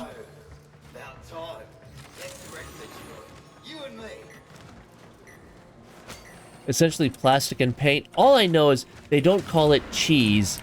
They literally call it on the box processed cheese. Processed cheese food product or something along those lines. But they don't call it cheese. Ow. That is weird. Because we don't know what's in it. To be quite honest, we have no idea. Yeah, processed cheese products. So there's some kind of cheese in there, but it's not a cheese in and of itself. So it's a cheesy one? It's, yeah, it's called, there's two of them. It's called, one is called Velveeta, and the other one is called Cheese Whiz. Now, the great thing about them is that they melt beautifully, so you don't have to heat them up very hot for them to just become all melty and gooey. So they're great for things like pouring over nachos or things like that.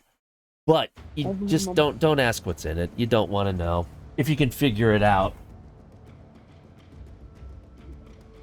I don't mess. Mess is poisonous. If it was poisonous, we wouldn't be able to eat it. Poison. What am I running? I'm just running. Oh, what do we got? Warfix! Warfix! I've only got 6,500 of them, Darbo. What's up, Violet? I'm just running because, you know, no one's asking anything and no one wants to join, so I'm just running stuff, you know. Trying to raise money.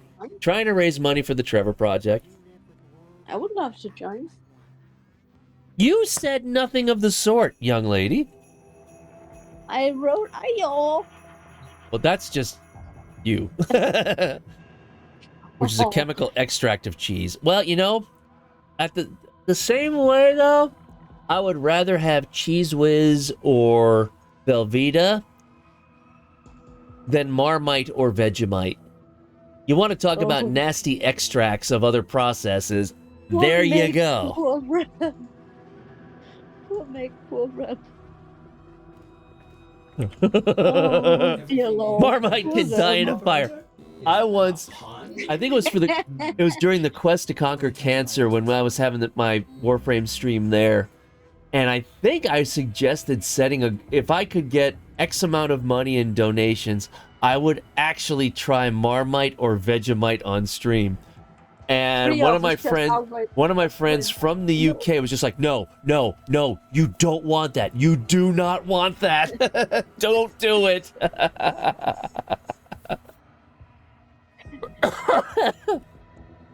Yes, we always literally just went I know Vegemite and Marmite are just the thing, you know, Vegemite for Australia, and so I get it, but that doesn't mean I have to try. It's, yeah, freaking yeast extract. You know, the thought is making my stomach go like, it's just like, Please hold for redemption. Voxter, thank you for the follow. Patently, Vegemite is different, as in worse. I mean, they're both yeast extracts. I can't imagine they're...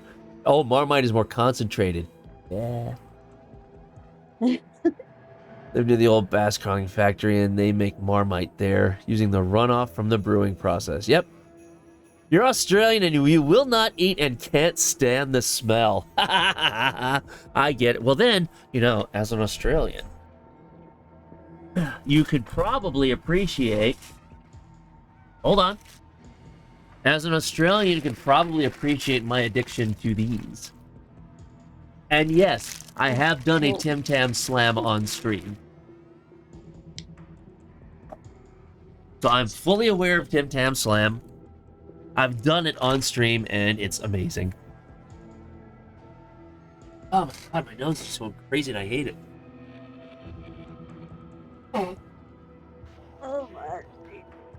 I'm not sure if I picked up something at PAX or if it was just my health. Because PAX is very stressful. If my immune system just was like, yeah, I don't like this.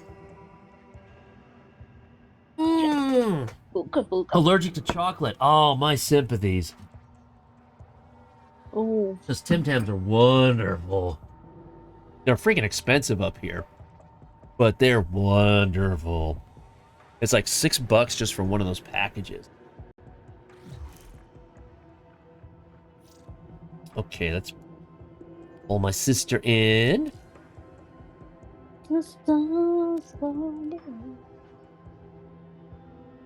Not the kind of outfit I wanted on my operator, but okay, that's actually too bad. Milo is just, I don't know Milo, what that is. I don't know anything about good chocolate. I live near Hershey. Okay, that's not fair. I'm not a fan of Hershey's plain chocolate, but they've got a couple of different varieties that I actually like.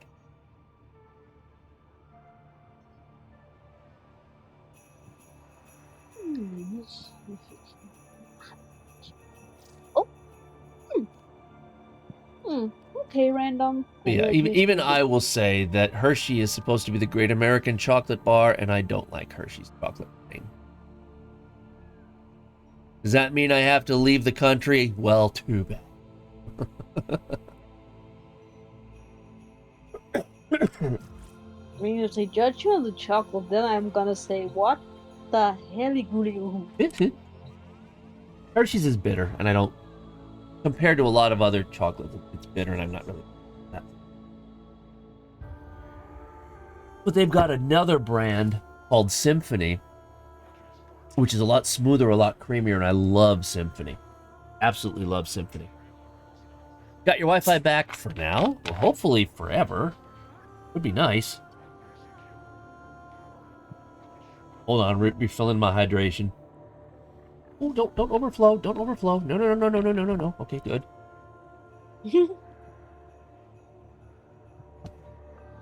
Oh, wow, those two are Yeah, I bought some of the chocolate from Aldi's. We have an Aldi's near us. Their chocolate's pretty good. Me and my Skaluti Boop. Huh? You're okay with Hershey and Nestle, but neither can compare to German or Swedish. Probably. Nestle's okay. Oh, this is... It is cold.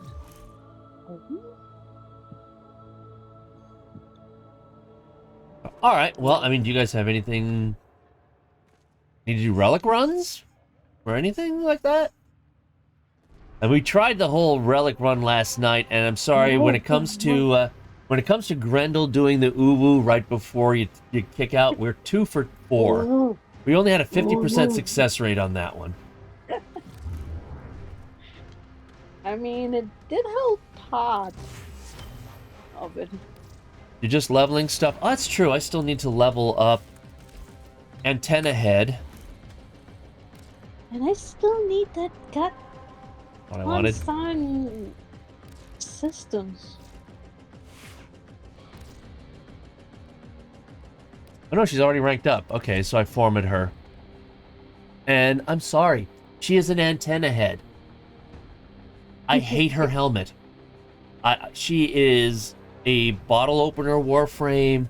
She is an over-the-air Antenna Head Warframe. It's just... she's a Loki unibrow, as in like Disney Loki unibrow Warframe. I hate that helmet so much. You said antenna head, and now I can't unsee it. You can't. No, if you're used to the old and the old rabbit ear antennas from TV, and people would often put a piece of aluminum foil between them to try to increase the signal. That's what I see. I see her as antenna head. Hello, little sis. Hey, big bro. All right. I just broke my desk, so I still. drinking water. It's nice that we can actually hear you on stream now. Yeah, because big sis left. So. Yeah, you know. She got married, the fool. He's a really great guy. Showing my age again? Dude, I'm 53. I admit it. I have no shame in that.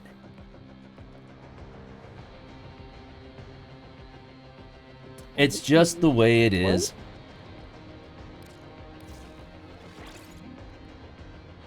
You know? Besides, it's like I've said many times, I have no choice about growing old, but I will be damned before I grow up. That's so true. That ain't ever gonna happen. Well, I still need shades. What was it? I already forgot what part of it was it I needed for. I don't know. You need to tell me what part you need. We don't know. Age is only a small number. Yeah, I mean, I know people who are half my age and they're older men than I am. I needed systems. And I'm still not lucky getting any of the damn thing's blueprints. Which one? The shaped. My God, Mistwalk. You know, talkie. It's the Age is only a number, and I'll still be gaming till the. Oh, absolutely! I've been gaming since I was 7 or 8 years old. I've been gaming since the Atari Pong was new. I need the systems for Jade Prime. Ah, yes, poor souls drained out of any living joy. Yes, absolutely. That's why when people are like, you act your age, not your shoe size. No, I will gladly act my shoe size because that means I know how to have fun and you don't. Your problem, not mine. Hi. Prime or the systems of AXE B6, I think.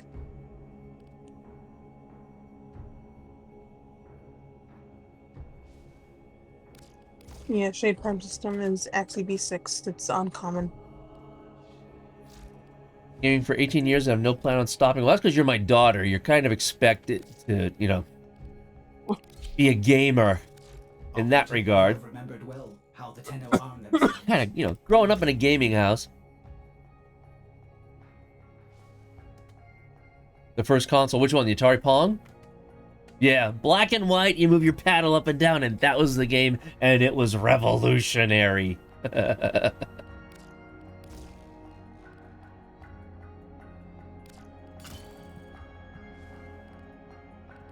It was amazing. I was extremely lucky with buying a relic pack. I just got one AXE B6. I don't have enough to radiate it.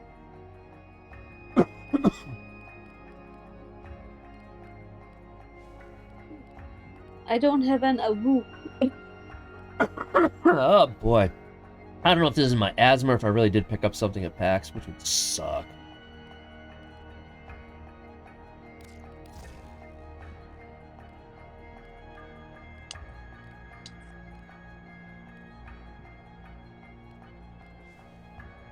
Well, let's at least give it something. Let go. Pay your bills and buy your food and not hurting anyone. What does it matter to others that you'd rather have fun and act your age? Yep. You betcha. Absolutely. That's literally one of the reasons why a lot of the people whose streams I hang out with are young enough to be my kids. So I have earned the loving moniker of Stream Dad for many of them.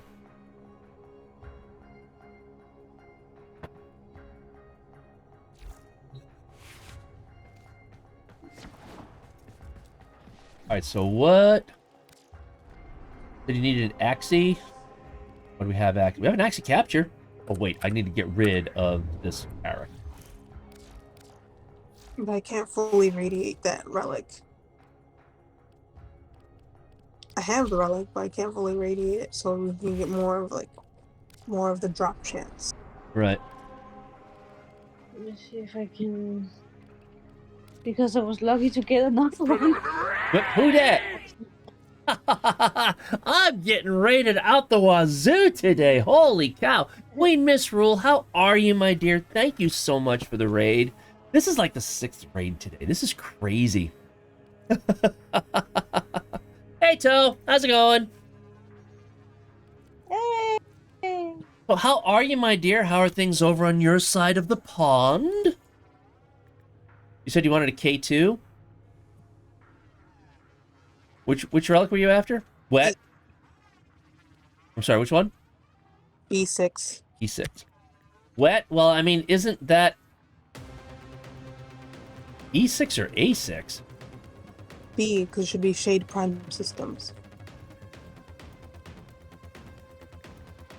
Ah, okay, there we are. Can I fully radiant it? Yes, I can. So maybe. Yeah, but, you know, as one of my friends from London told me, we don't have climate, we have weather. I've experienced British weather, and it's just beautiful, sunny day, and everything is fantastic, and all of a sudden, downpour for 30 minutes, and then all of a sudden, beautiful, sunny day. I don't know how you guys do it.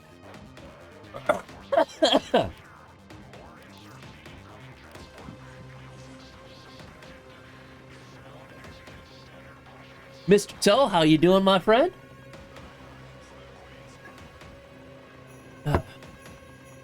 Hope you slept well last night. I know you said you were having issues with that. But anyway, so yeah, you're surviving. Yeah, I hear that. First, do not handle it very well at all and need to be transplanted elsewhere. You will always be welcome in Pennsylvania. Assuming that this is someplace you'd want to go to. I can only rank it up to exceptional, so right. Hopefully that's it. Well, yeah. So this is currently in the middle of, will probably be a 12 or 13-hour stream. This is my 10-year anniversary playing Warframe. Not just Warframe's 10th anniversary. So, I've got another giveaway to do. That's right. I've got another giveaway to do.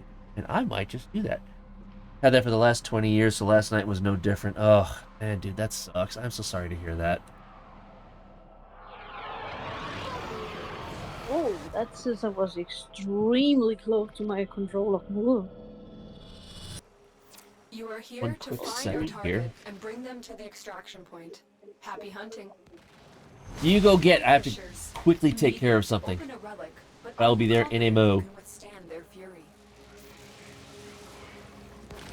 You found a fissure. Look out for reactant.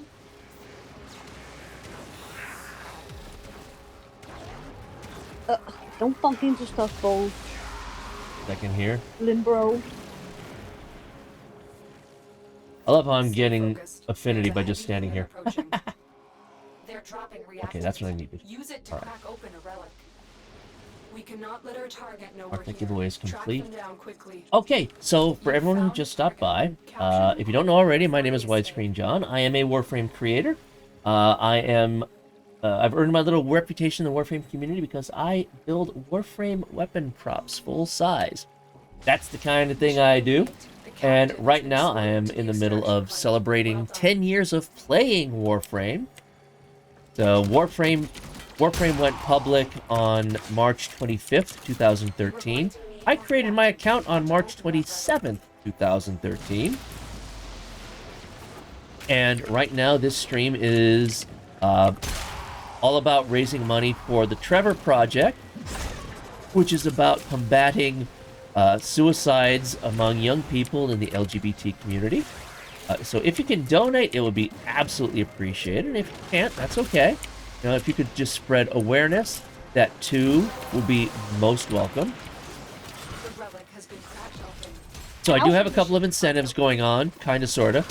For every $200 raised, I will regrettably suffer with a hot, spicy jelly bean chosen at random as to how awful it could be for me. But if we reach $1,000 donated because I am an Ivara main and Ivara is vaulted, I will be giving away an Ivara Prime. So for those who don't have that. But because this is also a charity stream, DE was kind enough to give me 2 Crystal Bastion, Citrine Crystal Bastion packs to give away.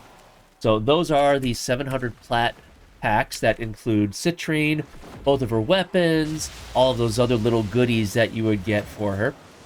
So I have 1 more of those to give away. I think I'm going to do that right now. So exclamation point ticket or exclamation point enter gets you 1 entry into getting a Citrine Crystal Bastion. It's available on any platform. And it will come directly from Digital Extremes, you know, when I submit it. Oh, really think that I picked something up at PAX. What do we got? Well, look at that. And did anybody do an uwu or did it just happen? I don't have an No, nobody does uwu. So that was just the RNG gods being generous to us this time. I'll take that. And if yours was tempting too.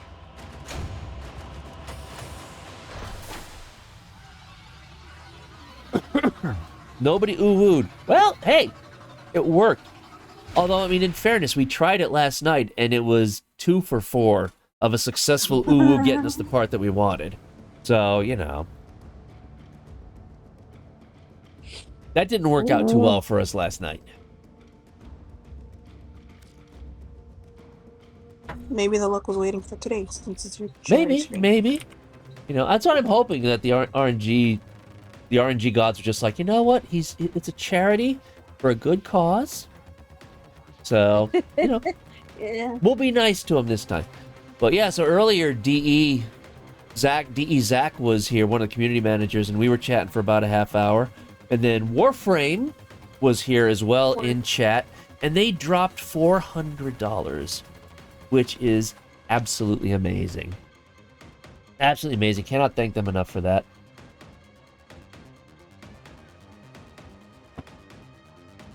So yeah, it has been a good day. The only thing bad about today is that I have to go back to work tomorrow.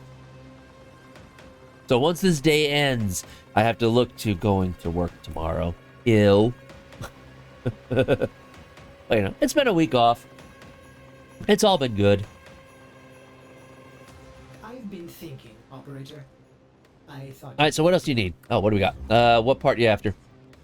I'm at the Neo relic. This is it's a common drop. It's Neo and 22. Oh, I've only got 11 of those. Oh, it's a diabolical sabotage. You know you I stinker. really love Bugs Bunny. I will always... See, my nose is kind of stuffed right now. I will always bring out Bugs Bunny when it comes to the sabotages because they're always diabolical sabotages. That's just the way it works, Doc.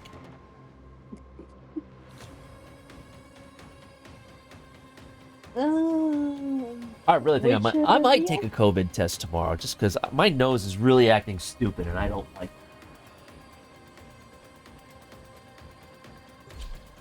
it. I mean, granted, it is also change of seasons. I do have allergies. So it could be a bunch of different things, but, you know, just to be safe. Exclamation point ticket, exclamation point enter for a Citrine Crystal Bastion pack. You had it recently? Yeah, I had it a couple of months ago after 2.5 years of avoiding it. It wasn't that bad because I've vaxxed and boosted. I've had worse. Oh, you didn't say this was Steel Path. I'm in here? Huh? I'm screwed. I am not built for unable to pinpoint. Because the other ones would either defense or disruption. I don't am wanna do more that. screwed than you because I don't even have steel pads unlocked, and I don't know why I'm allowed in here. You're near a fissure. That means scan out if violence shows up. Look for one reactant. I so need my scan out if violence chooses to show up. I'm just glad that my Heck and my Zorus are just about steel path ready. They will kill Please things. let me know if violence shows up because I need to scan him. I'm all the way towards the target. Well, she's gonna level up. Violence is a limbo, and I love limbo. We all know that. That but COVID I last also summer have despite my vaccine. own Well, lab. keep in mind, the vaccines don't stop you from getting it. They're not a preventative. The whole idea behind the vaccines is that if you do get it, your body is more capable of handling it. That's the idea. So saying, well, I got the vaccines, but I still got COVID, you're misunderstanding how vaccines work. Why are you guys? Because I cannot handle a level like this on my own.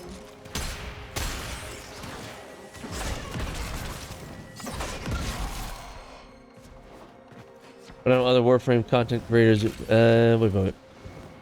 Probably just a bug. I mean, I was at PAX East this past weekend, so, you know, when you're with thousands of people in an enclosed area, and I've said this multiple times, and it's true.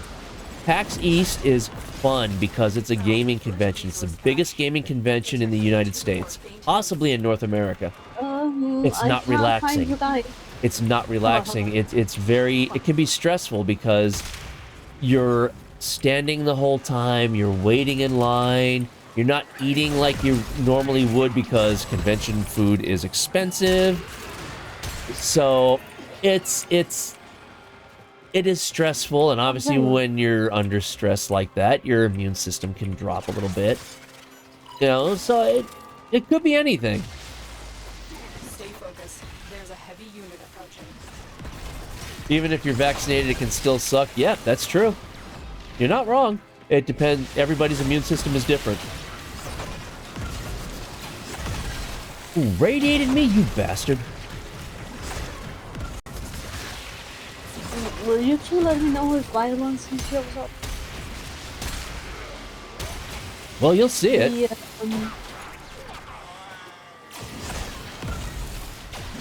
I am not strong enough for this.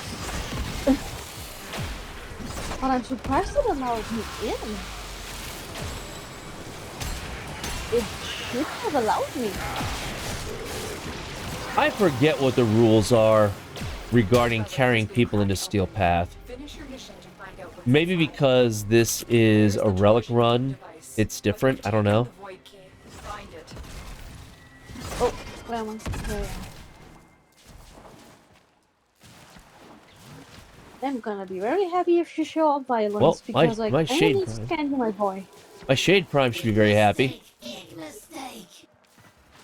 Convention food is crazy. Better have your, and that's what we do. You are allowed to bring in like snacks.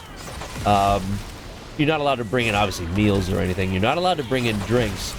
But whatever, you buy some drink mixes and you buy a bottle of soda, and then you just fill that with water, and you know, off you go.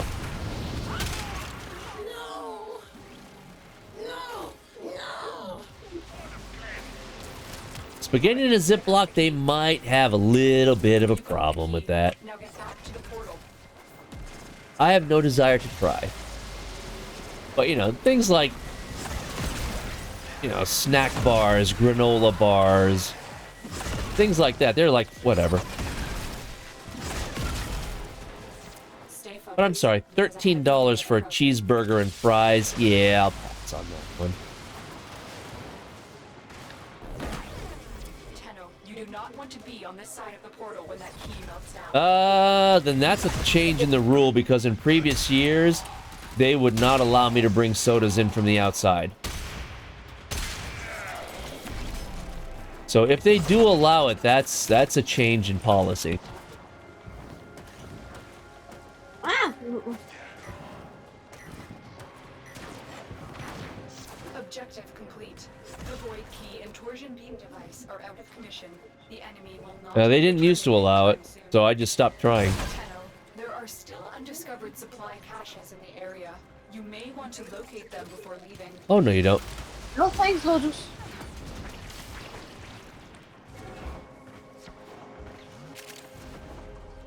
Yeah, the caches aren't worth it. Especially because it's Yeah, y'all talking about packs. Aw, no violence for me. Oh well.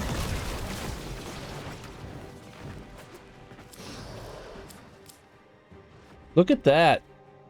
No. Yeah. Even the cat is going like, what the fuck is this? Oh, got resources. That one's done. But fortune favors the bold, and there ain't none so bold as people with nothing to lose. Oh. Hi, Vulcanet. We love you, Vulcanet. Yes, we do. Else I wouldn't have come up with the idea of that.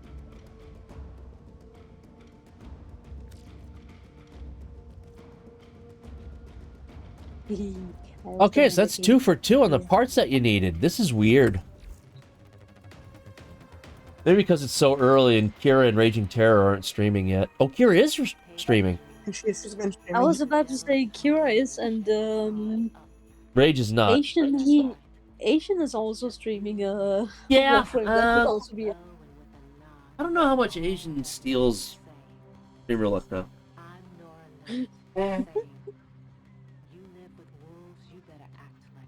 Asian streams, Warframe, like Genshin, Tower Fantasy, some other things. It's residual uwu luck. I don't know, because we were only 50-50 last night with the uwu luck. So I'm not sure how much of that is you know, residual. I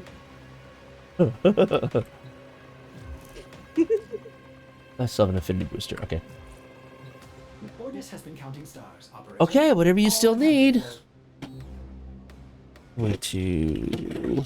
It would be fun if I could be dragged into a regular steel path. I don't know if I would allow The State Prime Carapace is what we have. There's a delay on the uwu. It might have gotten clogged in the pipes. There you go. No, it is. I don't know. I don't know what I'm thinking about. I kept trying to attempt delivery, but they kept getting the wrong address.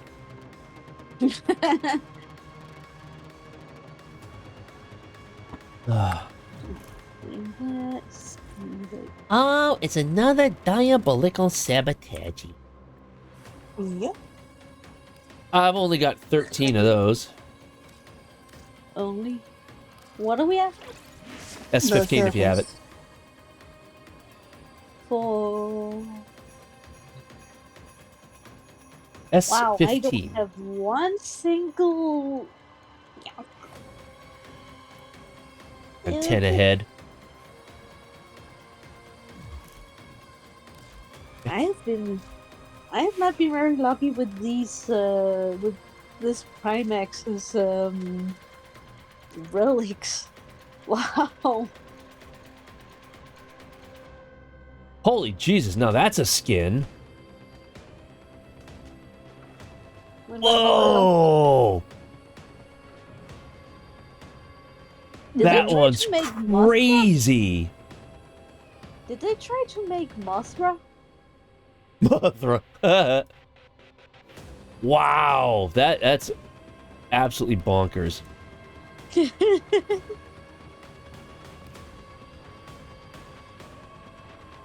try Been rocking on her for months. That's yes, Mothra. Make her. wow.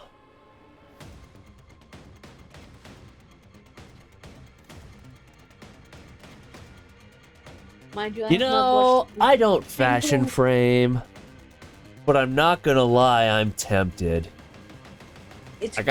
I got plenty of plat for it. I only have 20 plat. Part of a collection. Make sure you get the whole thing if you want the skin. Well, I mean, it's right there. I can just buy the skin right here.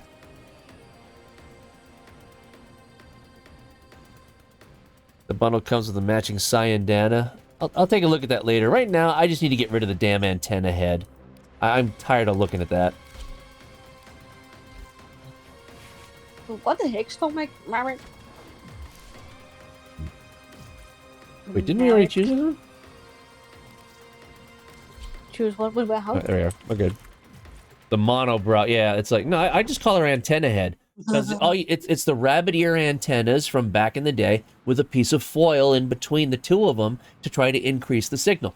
So she's either Hildren Antenna Prime or Hildren Bottle Opener Prime. One of the two. Take your pick.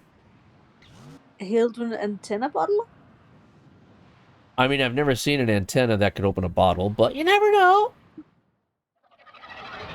Hood Ornament Prime, yes, there's that too.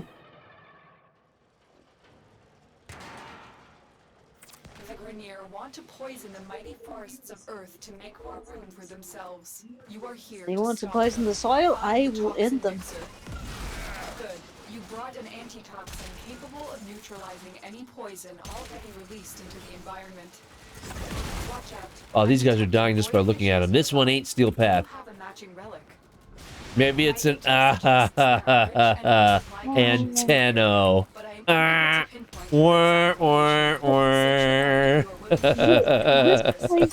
This place right here, that reminds me of...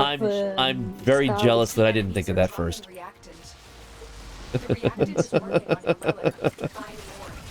Oh god, that was excellent. No pun intended on that one. Harold Prime Sisters, Jessies, whatever. I can't read today. Drama.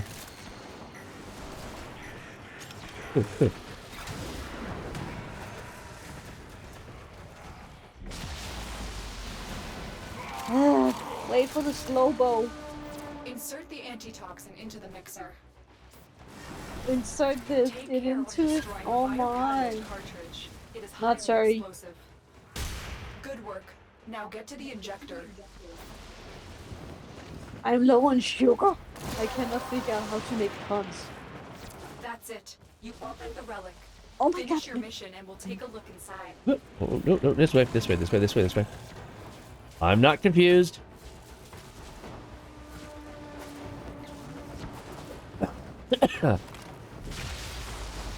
Start the injector.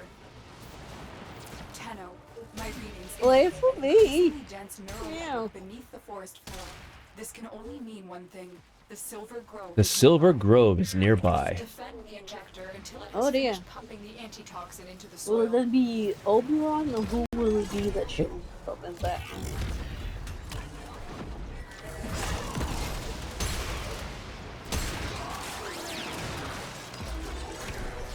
Gotta go for a bit. Stay amazing, dorks and dorkies. Well, I don't know who you're talking about. I would never do anything that could be considered dork or nerd or geek.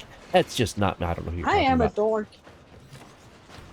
Especially me, stay amazing. Jesus, you have a low, you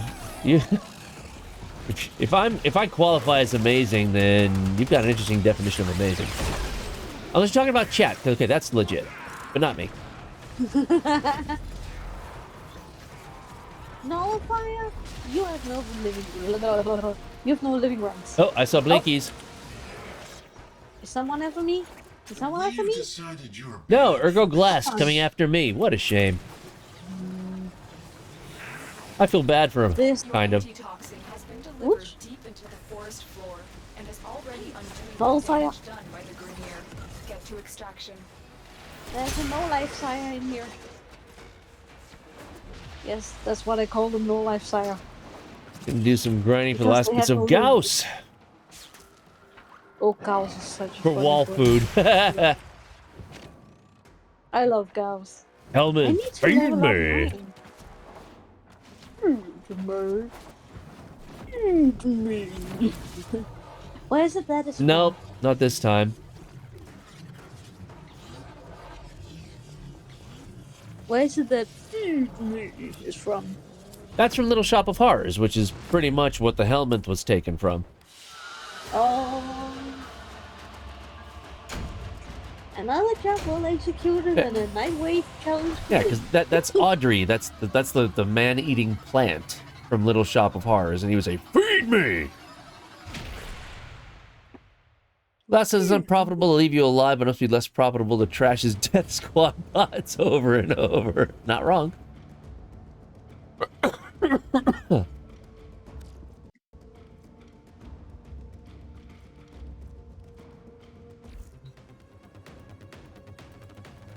Can we try and see if I can be dragged into a regular... Well, why don't we try that one again to see if we can get that part.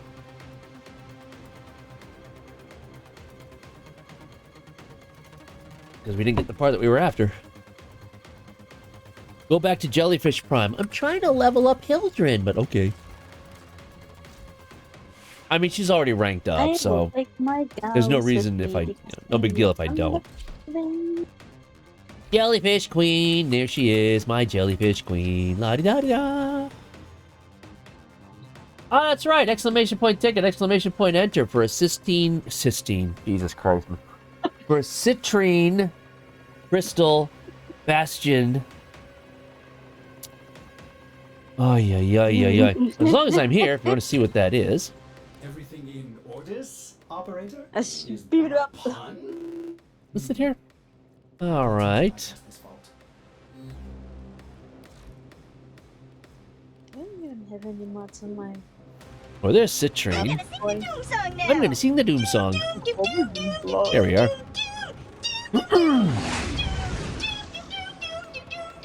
So... Girl. Would you please stop singing? So yes, this is a Citrine Crystal Bastion collection, 740 plat in the marketplace. You get Citrine, her helmet, Stephlos Corafel, her Sugatra, her sigil, and the Belric and Rania reunited decoration. 740 plat. DE has given me 2 of them to give away. I've already given away 1, so this is your last chance to win one. Exclamation point ticket or exclamation point enter.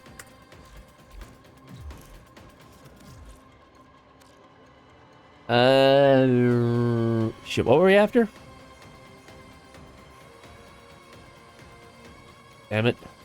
Shade? Okay.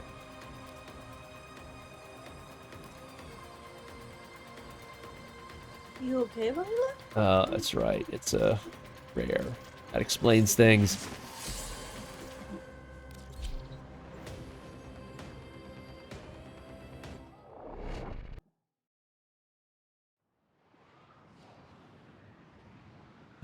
Tenno Invader Zim. Just so happened to pop in for that sound. Is that it? Nice.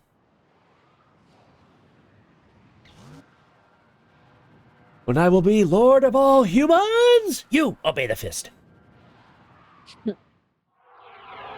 Oh. God, that cartoon is so good.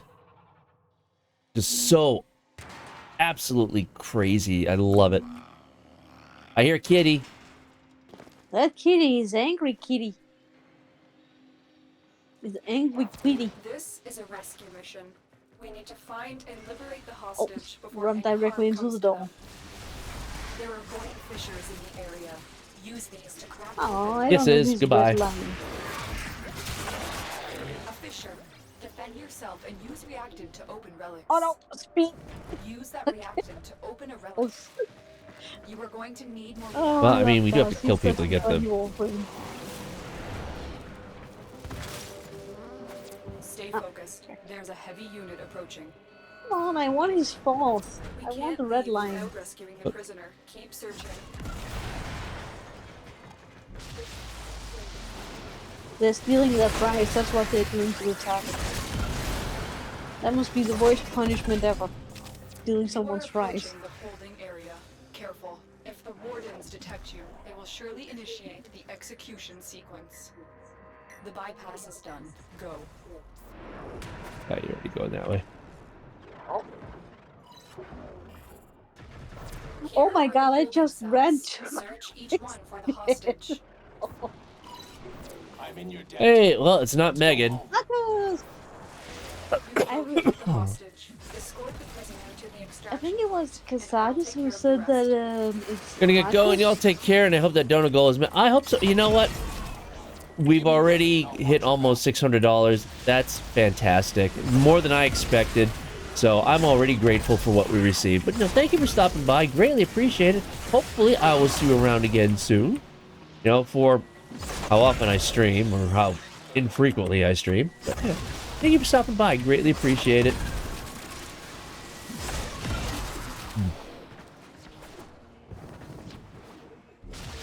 We've got robots in now. Woo! I have way too much speed on here. Oh, God. That's Oh, it. God. You opened the relic. Finish your mission and we'll take a look inside. Speedy frame. Fun you. Stop running into stuff. Sorry, I gotta kill a nullifier just because it exists. Woo! Oh my God, that was Oh man, we didn't even get an uncommon in all of that. Well, I just take the format. That it will help the dojo. Look at him. Lame.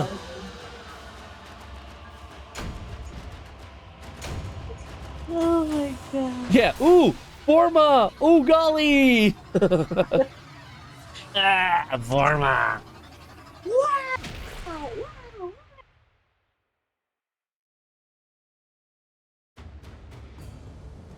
You know, but that doesn't necessarily mean anything anyway. I remember one time on stream, granted I was not doing a public session, I was doing it solo. But I was after Forma. And I did 12 or 13 void runs in a row using Forma as either common or uncommon and did not once get a Forma. I could make a joke, but I don't want to get yeeted. I'll yeet you anyway. Oh. You guys do what you need to do. I have to dehydrate. I will be right back. Yuki dookie.